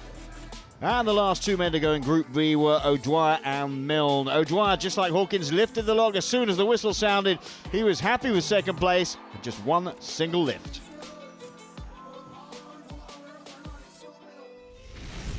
And in event 3, the log lift for reps, a mighty effort for Colin Hawkins with 2 reps. Pa O'Dwyer with 1 just behind, the only other man to lift. Overall standings for Group B, Hawkins now leads ahead of O'Dwyer, Benton and Milne, and Brunning tying for 4th place. Basically, it's like a tug-of-war event. It's called the Strongman Sweetie Snatcher. As you can see, it's a bit of a sweet in the middle, and it's who wants to gobble it up and take the other competitor over the line. Right, so where... You lean in, yeah. You've got a 5-metre course. Oh, it's 5 metres? That's all. And they just got to drag the other person over that 5 metre that's all? That sounds like a long way. It's a long way. Trust me, this is going to be tough. Our wrestling tests are always tough for the strongman. 15 disciplines, you've got to have a wrestling test. Oh, this just comes down to heart and determination, doesn't it? And grip too. Grip, no doubt. Well, I'm all over this. Well, just as you'd expect, Group A of the Sweetie Snatcher saw a lot of aggressive battles, but as the men got whittled down, it was Ryan England and Gavin Bilton, Lawrence Charley and McNaughton who made the semi-finals. Bilton and England had a strong battle in their semi, but Bilton eventually made his way into the final, and McNaughton's path was a bit helped by Charley's fear of injury. Lawrence happy to take 4th place. But the event really suited the big guardsman. His flexibility and strength made easy work of McNaughton in the final. Confirmation of the 8 points for Gavin Bilton then, ahead of Chris McNaughton and Ryan England. Lawrence Charley taking 4th spot and 5 points, but Phil Roberts only a single point. Injury playing on him. So Lawrence Charley takes over the top from Phil Roberts, but Bessant, Malusi and McNaughton facing elimination. Group B's first semi was between Hawkins and Milne. Milne slipping and sliding all over the place, and Hawkins, the victor, making his way into the final. Terrific stuff. And in the second semi-final, O'Dwyer put up a good fight, but he was pulled over the line by the Welsh badger, Ben Brunning. So, it was Hawkins versus Brunning in the final. Hawkins, like Charley in Group A, saving himself for day 2. A wise head for Colin Hawkins then, settling for second place behind Ben Brunning. He takes 7 points, Brunning takes 8. But how does it look in the overall? Well, in Group B, it's Redmond Spence and the first-timer Kevin Coyles facing elimination. Hawkins safe at the top. Up next, it's the Stones of Strength Eliminator. So final event then, Glenn, something different for UK Strongman. We've got an eliminator. Talk us through it. We know this is Stones of Strength, but how's it all working? Yeah, a real classic event, really, to show who is the strongest to make the next day 2. And 3 lanes will go into play. It'll go on a point system. Whatever points you finished on will warrant the seconds you get on the whistle of the referee. So if you're leading in points, you'll have a slight advantage on the guy that's last place. But the drama that did happen in previous shows that we've done it in, somebody could fail a stone and somebody gets in and still make their way to the final. Okay, so talk us through the weights and how many of these things they need to get on the barrels. In the heats for this eliminator, we're going to do 100, 115, 130, 145 and the massive 160 that only a few people on Earth have ever lifted. So it could come down to who just gets through like the 3rd or 4th stone the quickest. This is it, and the strongest will win and go through to day 2. Okay, so 3 lining up, only 1 will go through to tomorrow. Yes, it's a big, big event for Richard Bessant, Zeki Malusi and Chris McNaughton. They are the bottom 3 facing elimination. Right, lads, this is it then. 3 of you, but only 1 goes through to tomorrow. But there's so little in it. Who's off first whistle? Rich, do you feel like that's a big advantage? Yeah, 2 seconds is it's a big time in strongman, really. So yeah, I've just got to go as quick as I can. It's got some big boys and they're all good at stones, like, so just got to do what I can, really. What are stones like for you? Wait and see, but I think he's a very good stone lifter. But if he gives me an inch, I'll take a mile. So there you go. And then was it just a second after Zach? That's when you can. I think it's a couple of seconds. It's a couple of seconds. So it's the whole on your whistle type thing, you know, 1-1. So the guys has earned the extra points throughout the day, so they get that bit more of an advantage, you know. So it works out sort of fair enough in that way. Like, you know, we're all going head to head. You know, somebody was a lot better at stones than one of the other guys, even though they put in a lot more work in the day. Well, then it's a wee bit unfair that way, but this makes it sort of totally even, like, you know. Well, yeah, I mean, it's good that you think that way. It's a shame that there's only going to be one of you going through, but may the best man win. Good luck, lads. Thank you. Bessant in the red lane on the left of your screen, Malusi in the white in the centre, McNaughton on the right-hand side in the blue lane. Bessant gets a bit of an advantage, on goes the stone. Oh, no, Richard, you've got to get that one on. Well, he's gone straight away for the 115. He's got to get that 100-kilogram stone on there and keep it on there. Meanwhile, McNaughton and Malusi have gone forward to 115 kilos. Richard Bessant gets that 130-kilo stone on. Moving on to 145. He's doing a really, really good job here, but look, it's pretty slippery out there. But a little bit of red. Oh, that is so unfortunate for Zeki Malusi. I thought he had that on there, and it just seemed to roll off gently. But he's got to go back and do it again. And the plate at the bottom up. A little bit of rain has caused this, and although they've got the forearms taped up and loads of tacky on there to try and grip that, it's very, very difficult indeed. Zeki Malusi gets the 130-kilo stone on. Meanwhile, McNaughton is trying 145. They're all stuck on 145 now. Now, if somebody gets a 145 stone up, they will be the winner. If not, it goes back to time on 130. They're all trying. Is that on? No, just tips off the edge. The whistle goes, and they are all stuck on 130. It'll be Richard Besant who goes through. The other two eliminated. Here's the confirmation. Group A, Besant goes through 3 stones in 21.43. He qualifies for day 2. And overall in Group B then, this is how it plays out. The bottom 3 who are in the eliminator are Redmond, Spence and Coyles. You've seen what happened in Group A. Does that change anything from what you've seen?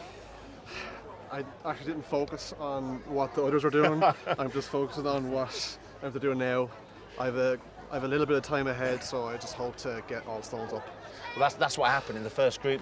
The guy who went first got through, but it was close. Yeah. What about the time that you have to make up, Rob? Couple of seconds I've got to make up. I'll just see how it goes. Just try and keep it nice and easy for the conditions there's. So I'm hoping to get the end stone. See how it goes really. They've been wet. Steep learning curve for you youngsters, isn't it? Yeah, definitely. And Kevin? It's been a very bad day. Realistically, I need one of them to make a mistake, and I need everything to go right. But it's not over yet, so see how it plays out. Yeah, best of luck, lads. Take care. Best of luck, gentlemen. Gavin Redmond then nearest to the camera in the red lane. Rob Spence, the under-23 UK strongest man, in the centre. And Kevin Coyles farthest away in the blue. Well, Gavin Redmond has a little bit of a time advantage, made light work of the 100-kilogram stone. A bit of trouble grabbing on to the 115. Meanwhile, Rob Spence has caught and passed him. That was magnificent. Oh!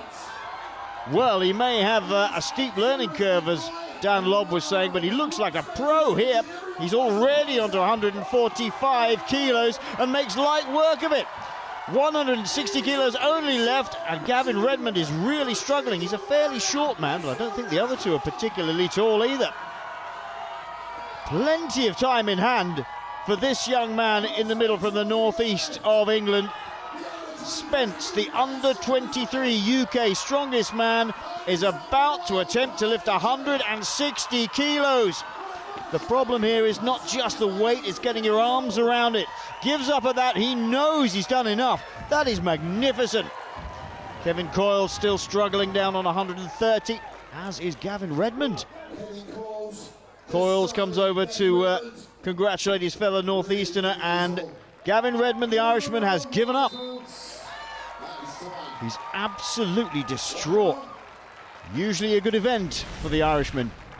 Well, what a fantastic effort by young Rob Spence to take the eliminator and go through to day 2.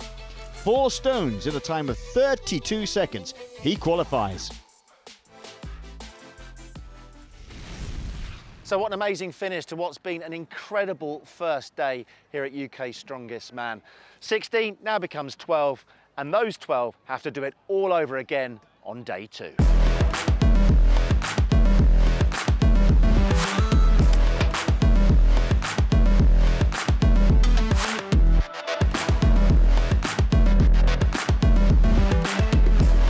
Glenn, the Daddy Ross, is ready for the final. And Glenn, although we are going to be setting up each event for the final, of which there are 5 again, we can't forget what these finalists have already been through over the weekend. Yeah, it's been a tough 2 days. 10 events have already gone, and now we've got 5 left for the final.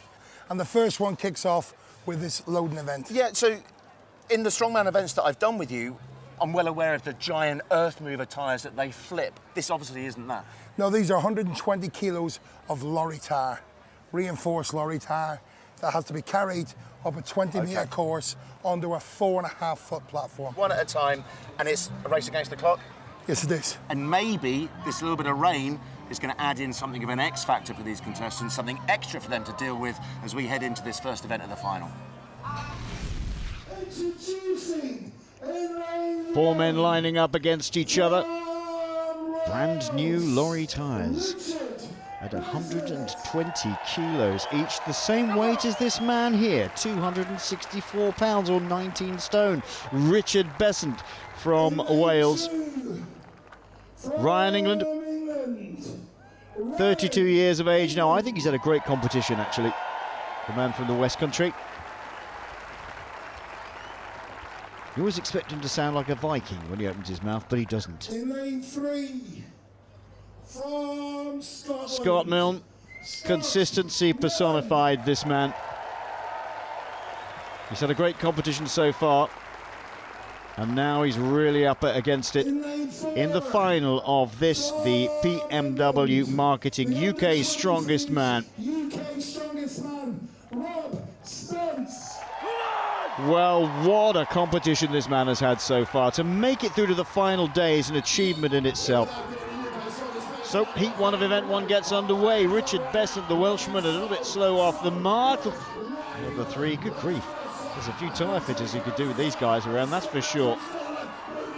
Oh, young athleticism on show there from Rob Spence. That's an interesting way of carrying. Look, he's almost lifting the tyre like a dumbbell, but it seems to be working. He's miles ahead of the rivals. And he's got the crowd behind him. The under-23 UK Strongest Man has a clear lead. And he's absolutely flying up the course.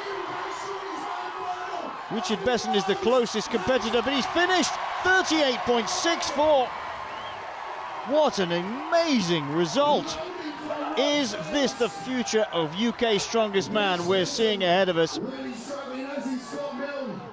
He's come through the process of juniors and under-23s from Ultimate Strongman, and it's really showing how good he is. Look at this, absolutely fantastic, almost throws it on the platform. Rob, I know you're over the moon to be here in the final, but you're obviously not here just to make up the numbers, mate. That was something incredible. No, definitely not. I was the underdog coming in, but I made it cause an upset for everyone. Is that better though, despite the fact that you knew you could back yourself? Yeah. Were you surprised though when you I was looking forward to that event. It's a nice, easy moving event for us, so against these big lads. But hi, better than I expected, to be honest. Well, keep it going, mate. That's a fantastic start. Thank you. Well, cheers, Introducing in lane 1. Heat number 2, the crowd still really happy despite the rain. Phil Roberts looking fired up. He always looks tired, does Phil Roberts. I'm not surprised, he's had 2 very hard days to get here. This is the defending UK Strongest Man, Lawrence Charley. 35 years of age now. A truly international giant in strongman. Scotland, Paul Benton. Well, this man physically a giant, 6'5". The Scotsman, Paul Benton, just shy of 30. And the ever-popular Pa O'Dwyer, now 3 times Ireland's Strongest Man.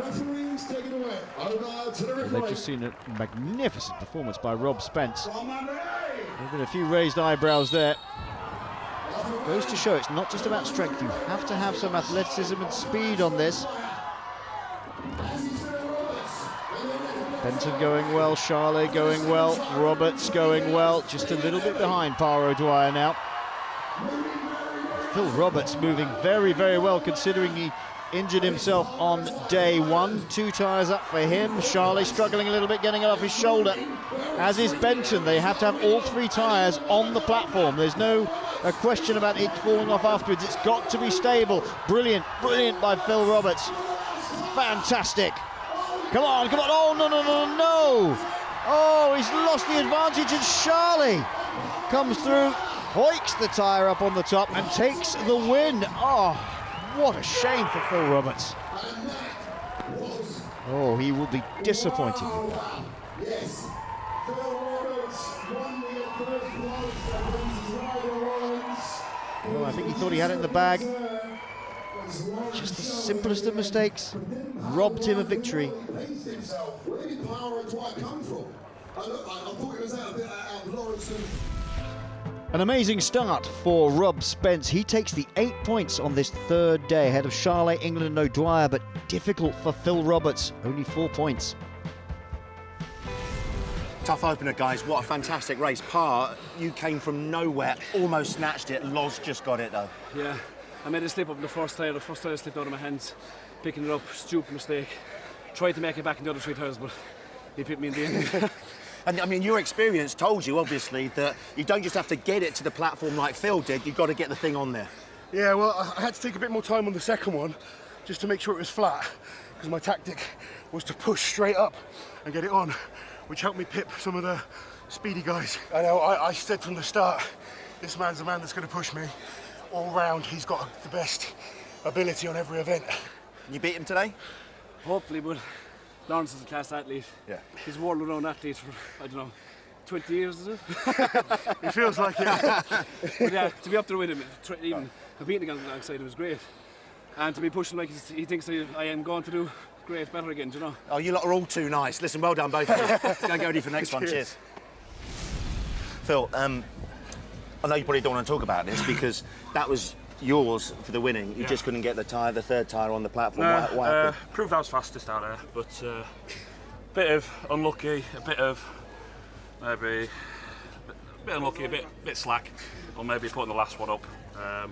Should have won that one, but you know what? Reset, next event. So now, even more important for you to get the head right. So I'm chasing. I do better when I'm chasing anyway. So let the chase begin. All right, well done, mate.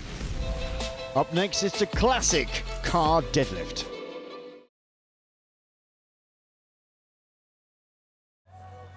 Okay, Glenn, next event in this year's final, we're lifting cars, but the cars are something that I haven't seen before. You're going up in the world. Yeah, we are. 350 kilos of pure power. Difference this year, there's no straps allowed. It's pure hand power, back power. Has to lift these massive weight up in their locked out position as many times as possible in 75 seconds. And this is literally head-to-head, eye-to-eye. What difference does it make for these guys when they're going up against each other? They can see what the other one's doing. Well, there's going to be a lot of gamesmanship, a lot of eyeballing, who wants it the most, and back power. If you want to be UK's strongest man, this is a tale to tell who has it. And this event could tell us an awful lot about who's going to win this thing.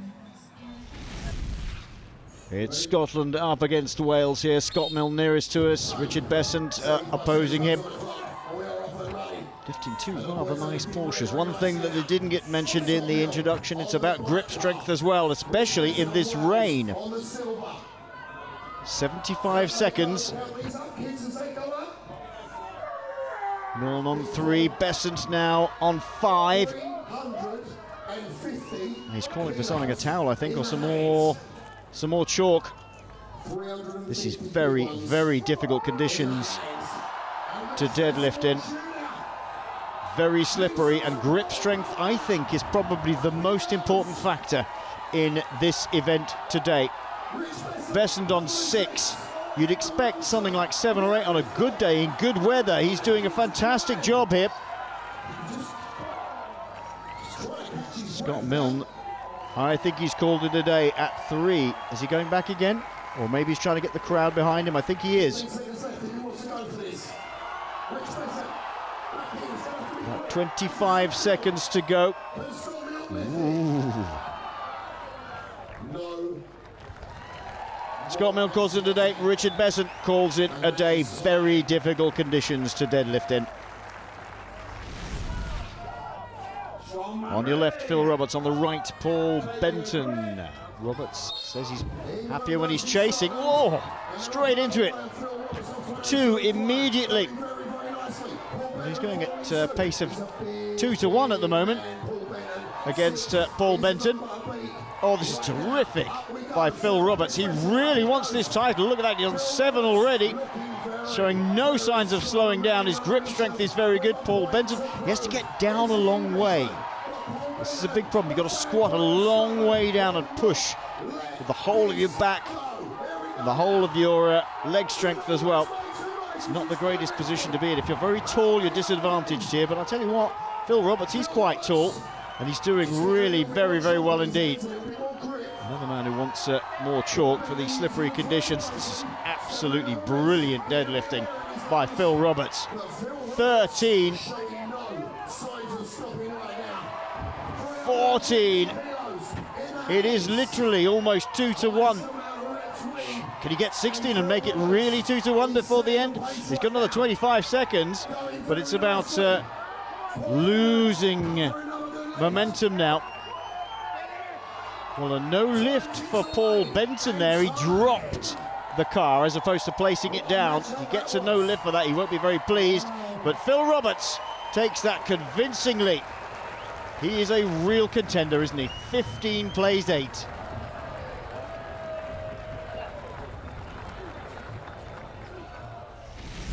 Phil, well done. You needed that, obviously, after the first event. Yep, like I said, I bet when I'm chasing, hopefully that's done enough. There's some really good deadlifters still to come. Obviously, the main man being Lawrence Charley. But it's not just the deadlift, it's the grip as well, because you're not allowed straps. I think I could have probably lifted more, but my hands wouldn't allow me anymore.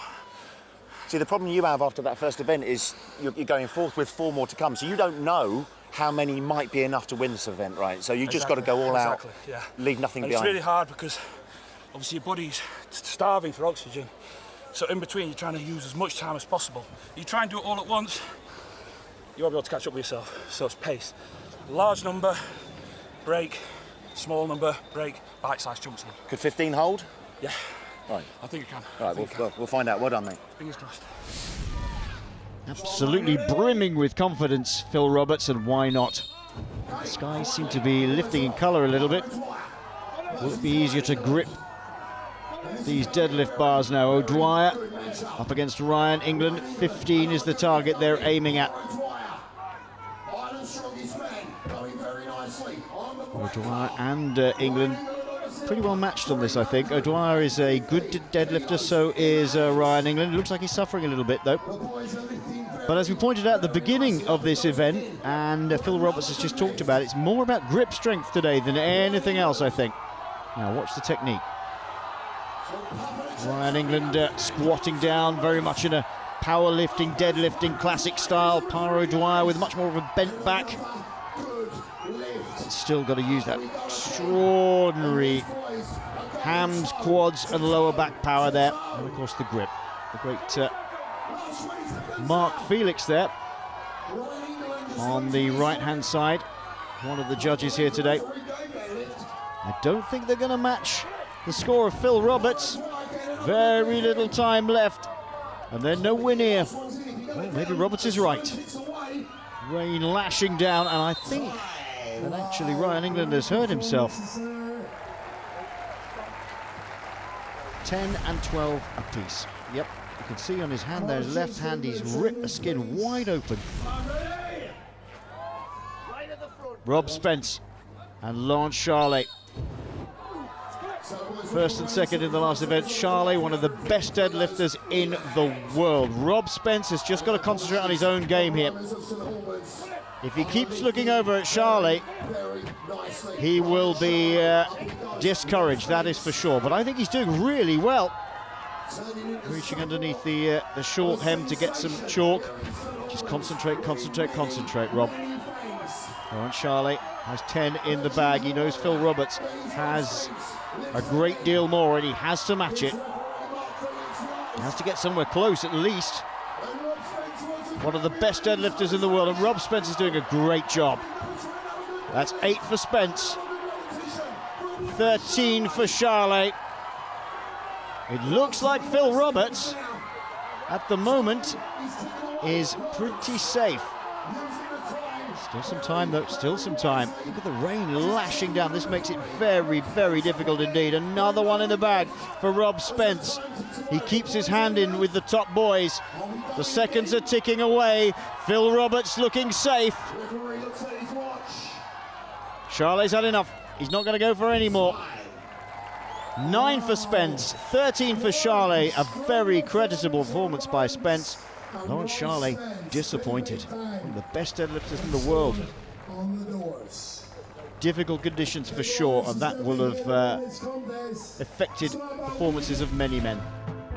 A crucial win for Phil Roberts, takes the 8 points ahead of Lawrence Charlet. That is a surprise. Par O'Dwyer and Ryan England 3rd and 4th respectively.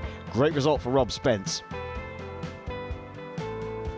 And Spence picking up 4 points takes him to joint 2nd with Phil Roberts behind Lawrence Charlet, just 2 points ahead.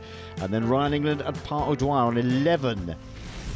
Glenn, as we know in your strongman events, the log lift isn't a wooden log, it's one of these beastly metal things. Yeah. And we've got a medley ahead of us. Talk us through it. Yeah, we've got the difference is it's 2 lanes of logs, a medley of logs to be lifted, 100 kilos, 120, 140, 160, and a massive 180 kilos. And back in the day when I dallied, 180 used to be the world record. So what's the technique to get this thing above your head?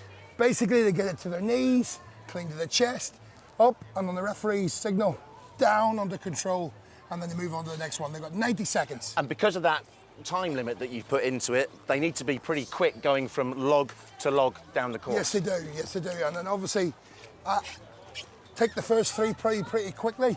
Pace yourself for the last 2. But listen, anything can happen here. There's some really quick log lifters, and you might have to go all out right to the last one. It's a classic. It's the medley log lift. For the first heat of the log medley, Richard Besant managed the 2nd log, and so did Scott Milne. But that 120 log was as far as they both went.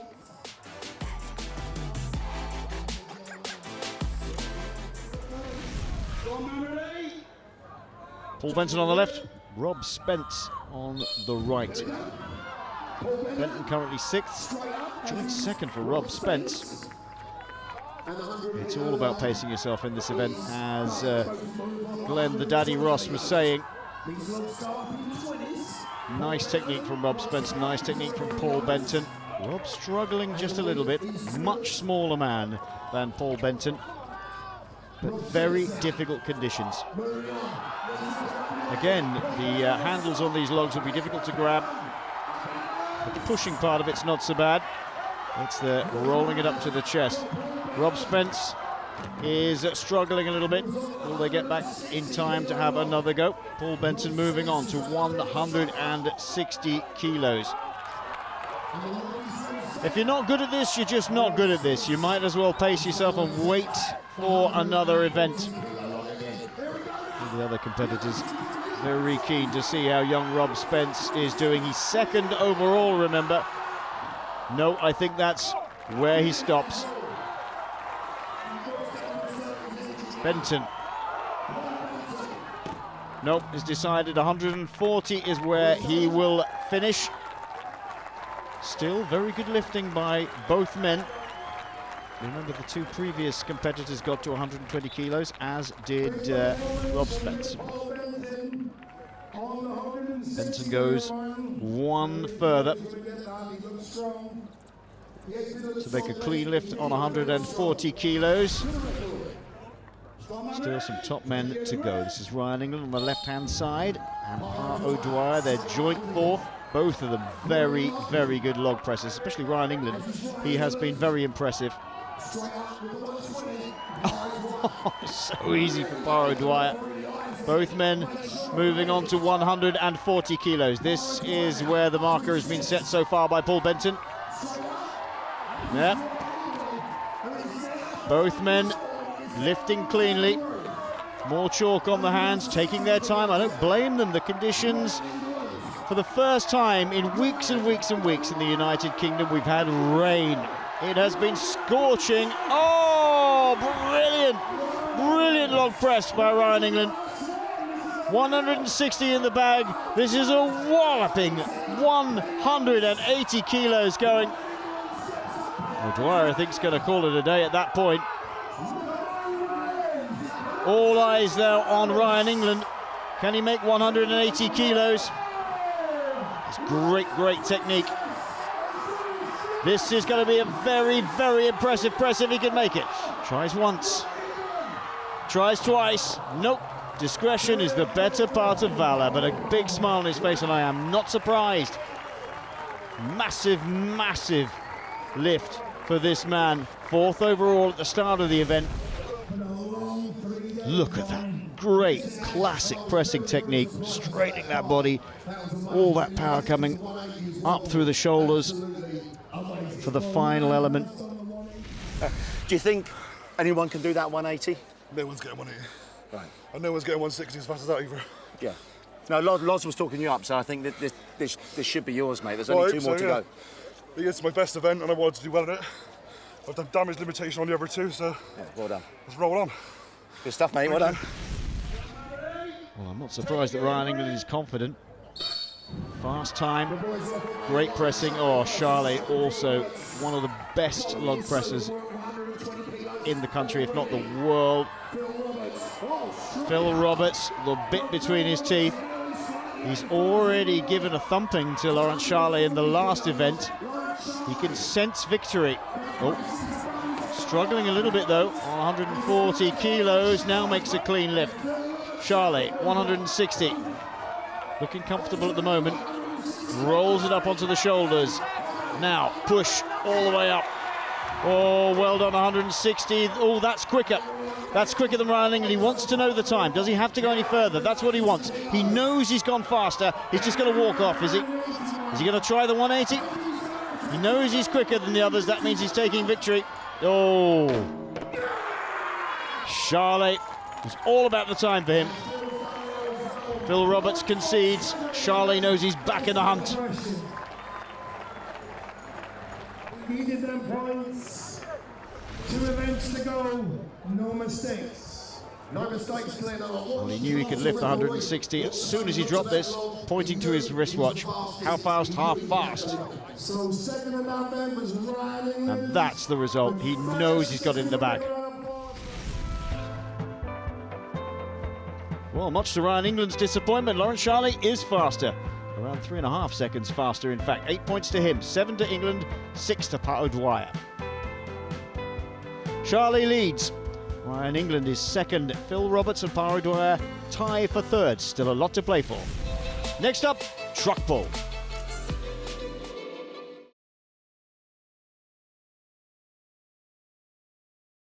Okay, Glenn, event number 4. Charlet has a lead, but this is still doable for those behind him. What have we got? This is one of the closest competitions we've had. Only 5 points split it with 2 events to go, and the arm over arm is a mixed bag when it comes. Some days you get a great pull, some days it can be quite difficult. So it's still a truck pull, but not as we know it. We've seen them do the harness, get close to it and pull. What are they doing now? It's an arm over arm. They've got to go in the seated position and feed the rope in as quickly as possible, and it's 9th on the vehicle. And we have a strong man who's not competing in the final, strapped in, ready to go, to give us an idea of what the finalists are facing. So, Gavin Redmond, take it away. Go on, Gav, there you go.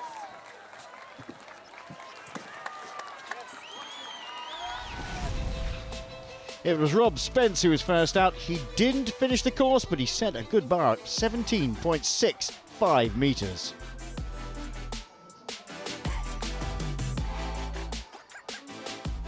Then it was the turn of the big Scotsman, Scott Milne. He managed 13.85 metres, something shy of Spence.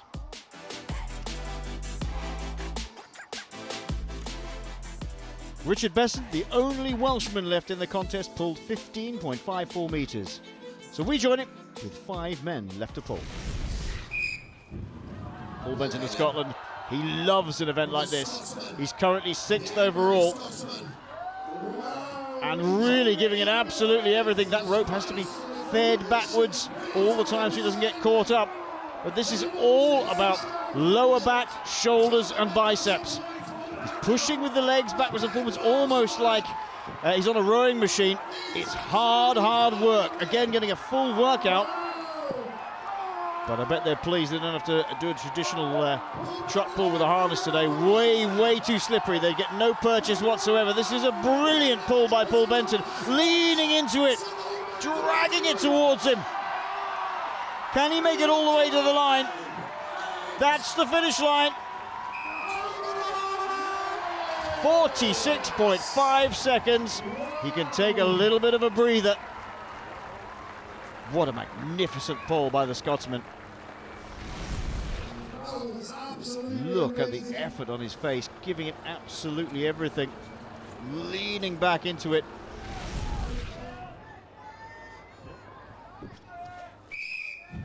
Phil Roberts of England Oh, having trouble just gripping the rope. This is a big, big, big problem here. You can see his hands just slipping on that rope, but it's the same for every competitor. But remember, grip strength will play some sort of part in this, because believe it or not, that's what's going to make a difference. Maybe 1/100 of a second, maybe 1/10 of a second, but Roberts giving it everything. The injury he carried from day one forwards has magnificently held up under this.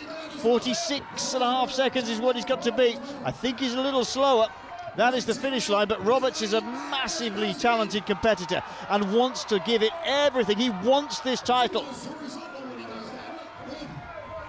It's slowing up just a little bit, still trying to grip onto that rope. He's wrapping it around his forearm now in order to get as much purchase as possible, leaning back, using the thighs and hamstring and lower back to pull. How far is he going to get? He's going to be behind Paul Benton, but it's about the men ahead of him. Lawrence Charlet, he's got to worry about. He's come to a standstill. Can he get it started again? Giving it everything. Oh, well, I tell you what, that almost looked like a disappointed look on his face. So difficult in these conditions, even with a recumbent pull like this.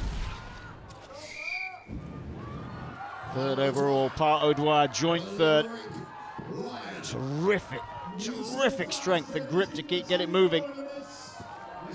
Lets the rope slip through his arm and then decides that he needs to get it around his forearm to maintain as much grip as possible. That truck looks like it's moving quite quickly. O'Dwyer already flagged up by Lawrence Charlet as the biggest threat to his overall title. He's a brilliant all-round strongman athlete, Par O'Dwyer. He's got strength in lifting, pull, pushing. He's fairly athletic, great grip strength.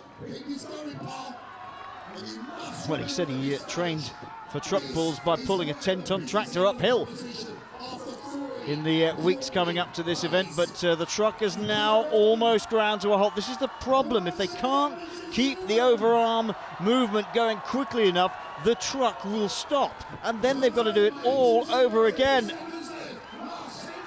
Oh, 10 seconds, Par O'Dwyer. How far can you get? One last effort. That's really taken it out of O'Dwyer. That's the technique he's employed for keeping a grip on that rope. I tell you what, their hands have been ripped to shreds after this as well. It's a pretty coarse rope, isn't it? Sort of thing that would hold an anchor.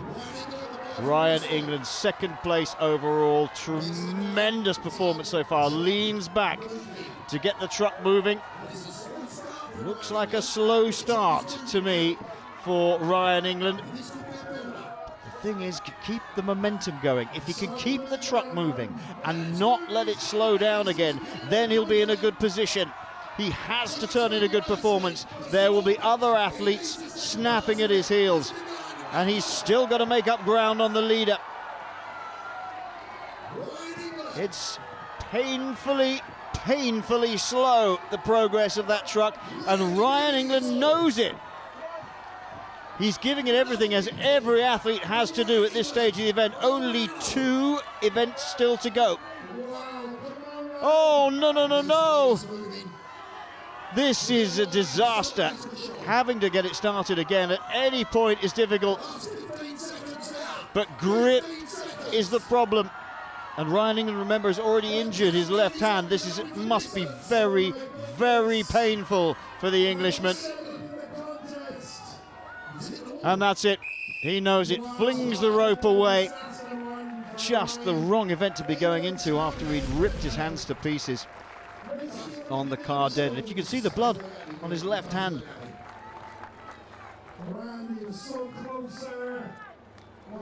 Well, sterling effort, but not going to be enough, I'm afraid. Not for Ryan England. Lawrence Charlet currently leading This event should suit him very well indeed. And more to the point, he has the experience and the motivation because he is the defending champion. Look at that truck going. He looks like a champion Olympic rower, doesn't he? Sliding backwards and forwards using every muscle group in his body. Arms, legs, shoulders, back, everything going into this. This is a wonderful, wonderful effort by Lawrence Charley, and the grip strength showing as well. Well, this man wants the PMW Marketing UK Strongest Man title for a second year. This would be the saving of what has been not as good a year as last year. He would love to retain this title. Suddenly it's ground to a halt. Well, just as I was saying he was going well, it's all run out for Lawrence Charley. Oh! It's just ground to a halt. It is the curse of the commentator. Lawrence Charley has come to a brick wall. Extraordinary. He looked as if he was going absolutely great guns. And suddenly, bang, all gone. And we'll have to wait for confirmation, but I think that is going to be bad, bad news for Lawrence Charley. What's bad for him, though, looks like it might be good for Phil Roberts. Ryan England as well suffering, I think. We'll get confirmation of that in just a second. Oh, he's not a happy man. Here we are then. And that shows it. Lawrence Charley and Ryan England at the bottom of the table. 2 and 1 points respectively. Great for Phil Roberts, though. Here's the overall standings then. Charley and Roberts now joint leaders on 24. Pat O'Dwyer moves to third, clear at 22. Rob Spence at 19 with Ryan England. So let's talk about the stones of strength. How are we going to get a winner out of this, Glenn? Well, it's going to take determination. And you look in the dictionary, and Lawrence Charley has his name right underneath that. He is determined. He has proved time and time again he is a champion. He's been Europe's strongest man. He's been now UK's strongest man, and he'll want this. But Phil Roberts, he's hungry. So talk us through the stones, weights, and how much time have they got to get them on top of the barrels? They've got 75 seconds, 100, 115, 130, 145, and the massive 160 kilos. It is huge. Only a few men on earth have done it, and there's a couple of guys here that are capable of it. Well, what a fitting end that would be, but what an incredible final event we have for UK's strongest man. Who's your money on? Left-hand side of your screen is Ryan England, joint fourth on 19 points. Then Paul Benton, the Scotsman in the red T-shirt. He is sixth overall on 18 points. Shows how close it is. The other two, Besant, the Welshman, in the red cap, and Scott Milne from Scotland. They are effectively out of the competition for the win. Anyway, Benton and Ryan England are battling each other. They still have a chance of victory. That's for sure. I tell you what, they're going great guns. Milne going well here. That's 140 kilos. Oh, Besant's on the floor. What has happened to Besant? The Welshman is clutching his arm. Looks like he's got a forearm injury maybe, or bicep injury. Meanwhile, motoring on is Paul Benton and Ryan England. Oh, Besant is definitely very badly injured there. These two men have to see if they can get this 160 kilo stone onto the barrel. There's still some damp around, getting that tacky on the forearm so he can get his arms around it. Both men have plenty of experience of this. Well, all strongmen have plenty of experience of this type of event. Scott Milne is come over to support Benton, but he knows the game is over. Ryan England raises his arms. He has done enough to secure his place at the very, very least. Meanwhile, Richard Besant is receiving some attention. Paul Benton can't go any further than he is.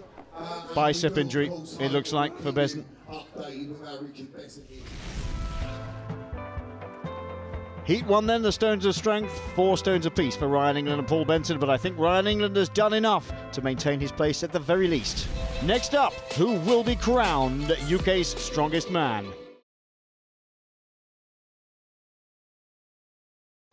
Gents, it's been an absolutely fantastic competition, and it's a credit to all of you that you've got this far and accumulated as many points as you have. I know how much respect you have for each other, but Loz, you want to win this just as much as you ever have done. Every competitor wants to win. I don't come here to come second. You know, I trained hard and I want to win. I'm never going to hide that fact, but sport, things don't always go your way. We've got one event to go, and you know, all three of us are going to battle hard.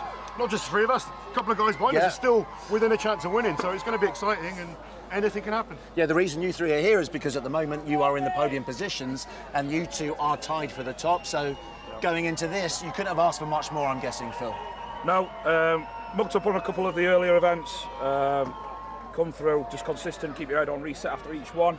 I'm resetting now, so the points may as well, to me, be 0. I'm just going to give it 110% now. That's all I want. It's stones, we've been talking about the conditions today, they've been tough for you. How's it going to affect what we're going to see in the stones? Rain makes any event hard, especially stones. The stones are going to be slippy, they actually soak the rain, that can make the stones heavier. Getting weight in your arms itself, it's going to be a tough last event. This is the 15th event over 3 days, so regardless what the event was, it's going to be hard anyway. It'll be a good battle. One thing's for sure, we'll all be happy once it's over.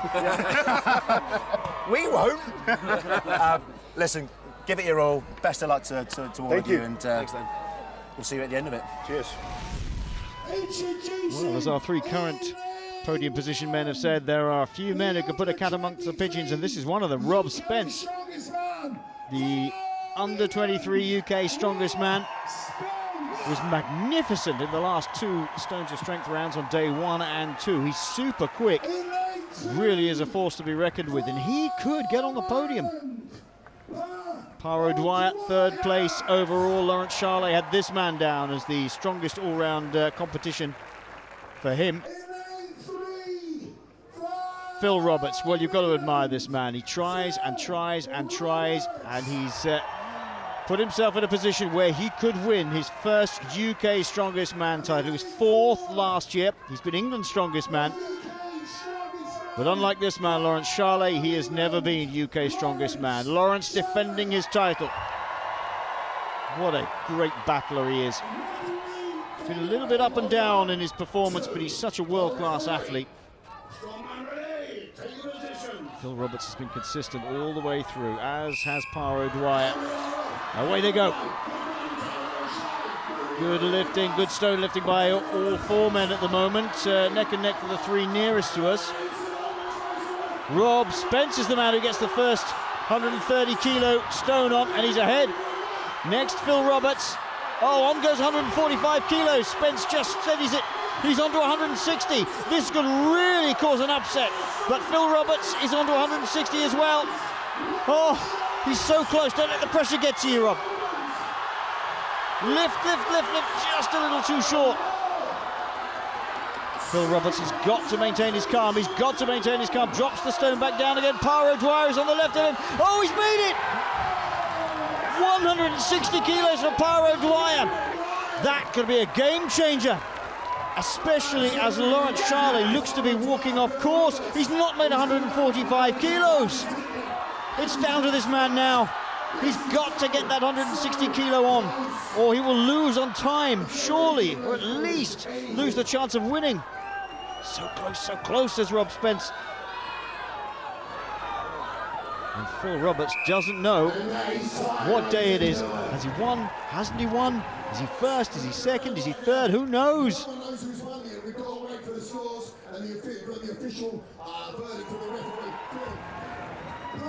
Well, by my quick calculations, I think this man here may well be in with a shout. Phil Roberts doesn't know. He's been concentrating so much on this, and none of the spectators know either. Bated breath. Lawrence Charlet knows he's out of it. He walked off at 130 kilos. Not to be his year. Terrific performance by Lawrence Charlet, but no crown for him in 2018. Last year's champion, as well as Ultimate Strongman World Champion. For the second place CMP trophy, lift it for England, Phil. Yes! So it is Pa O'Dwyer who is crowned UK Strongest Man 2018. Phil Roberts, a gracious bow to the crowd. Second place, improves by 2 from last year. He was so close. But what a performance by this man. Ladies and gentlemen, well, you know, Lawrence Charley said he's the most talented all-round athlete in the field. Up against him as he defended his title, and it has proved to be so.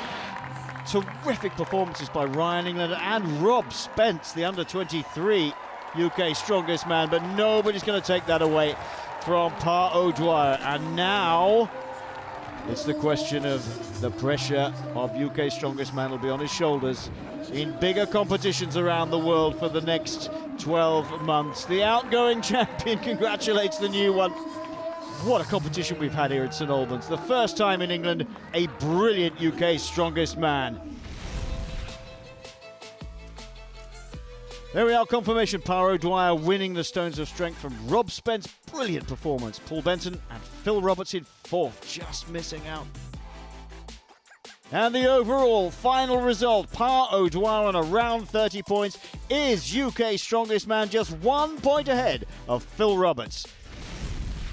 So after the most incredible final here in St Albans, Irish eyes are smiling. UK Strongest Man 2018, Pa O'Dwyer.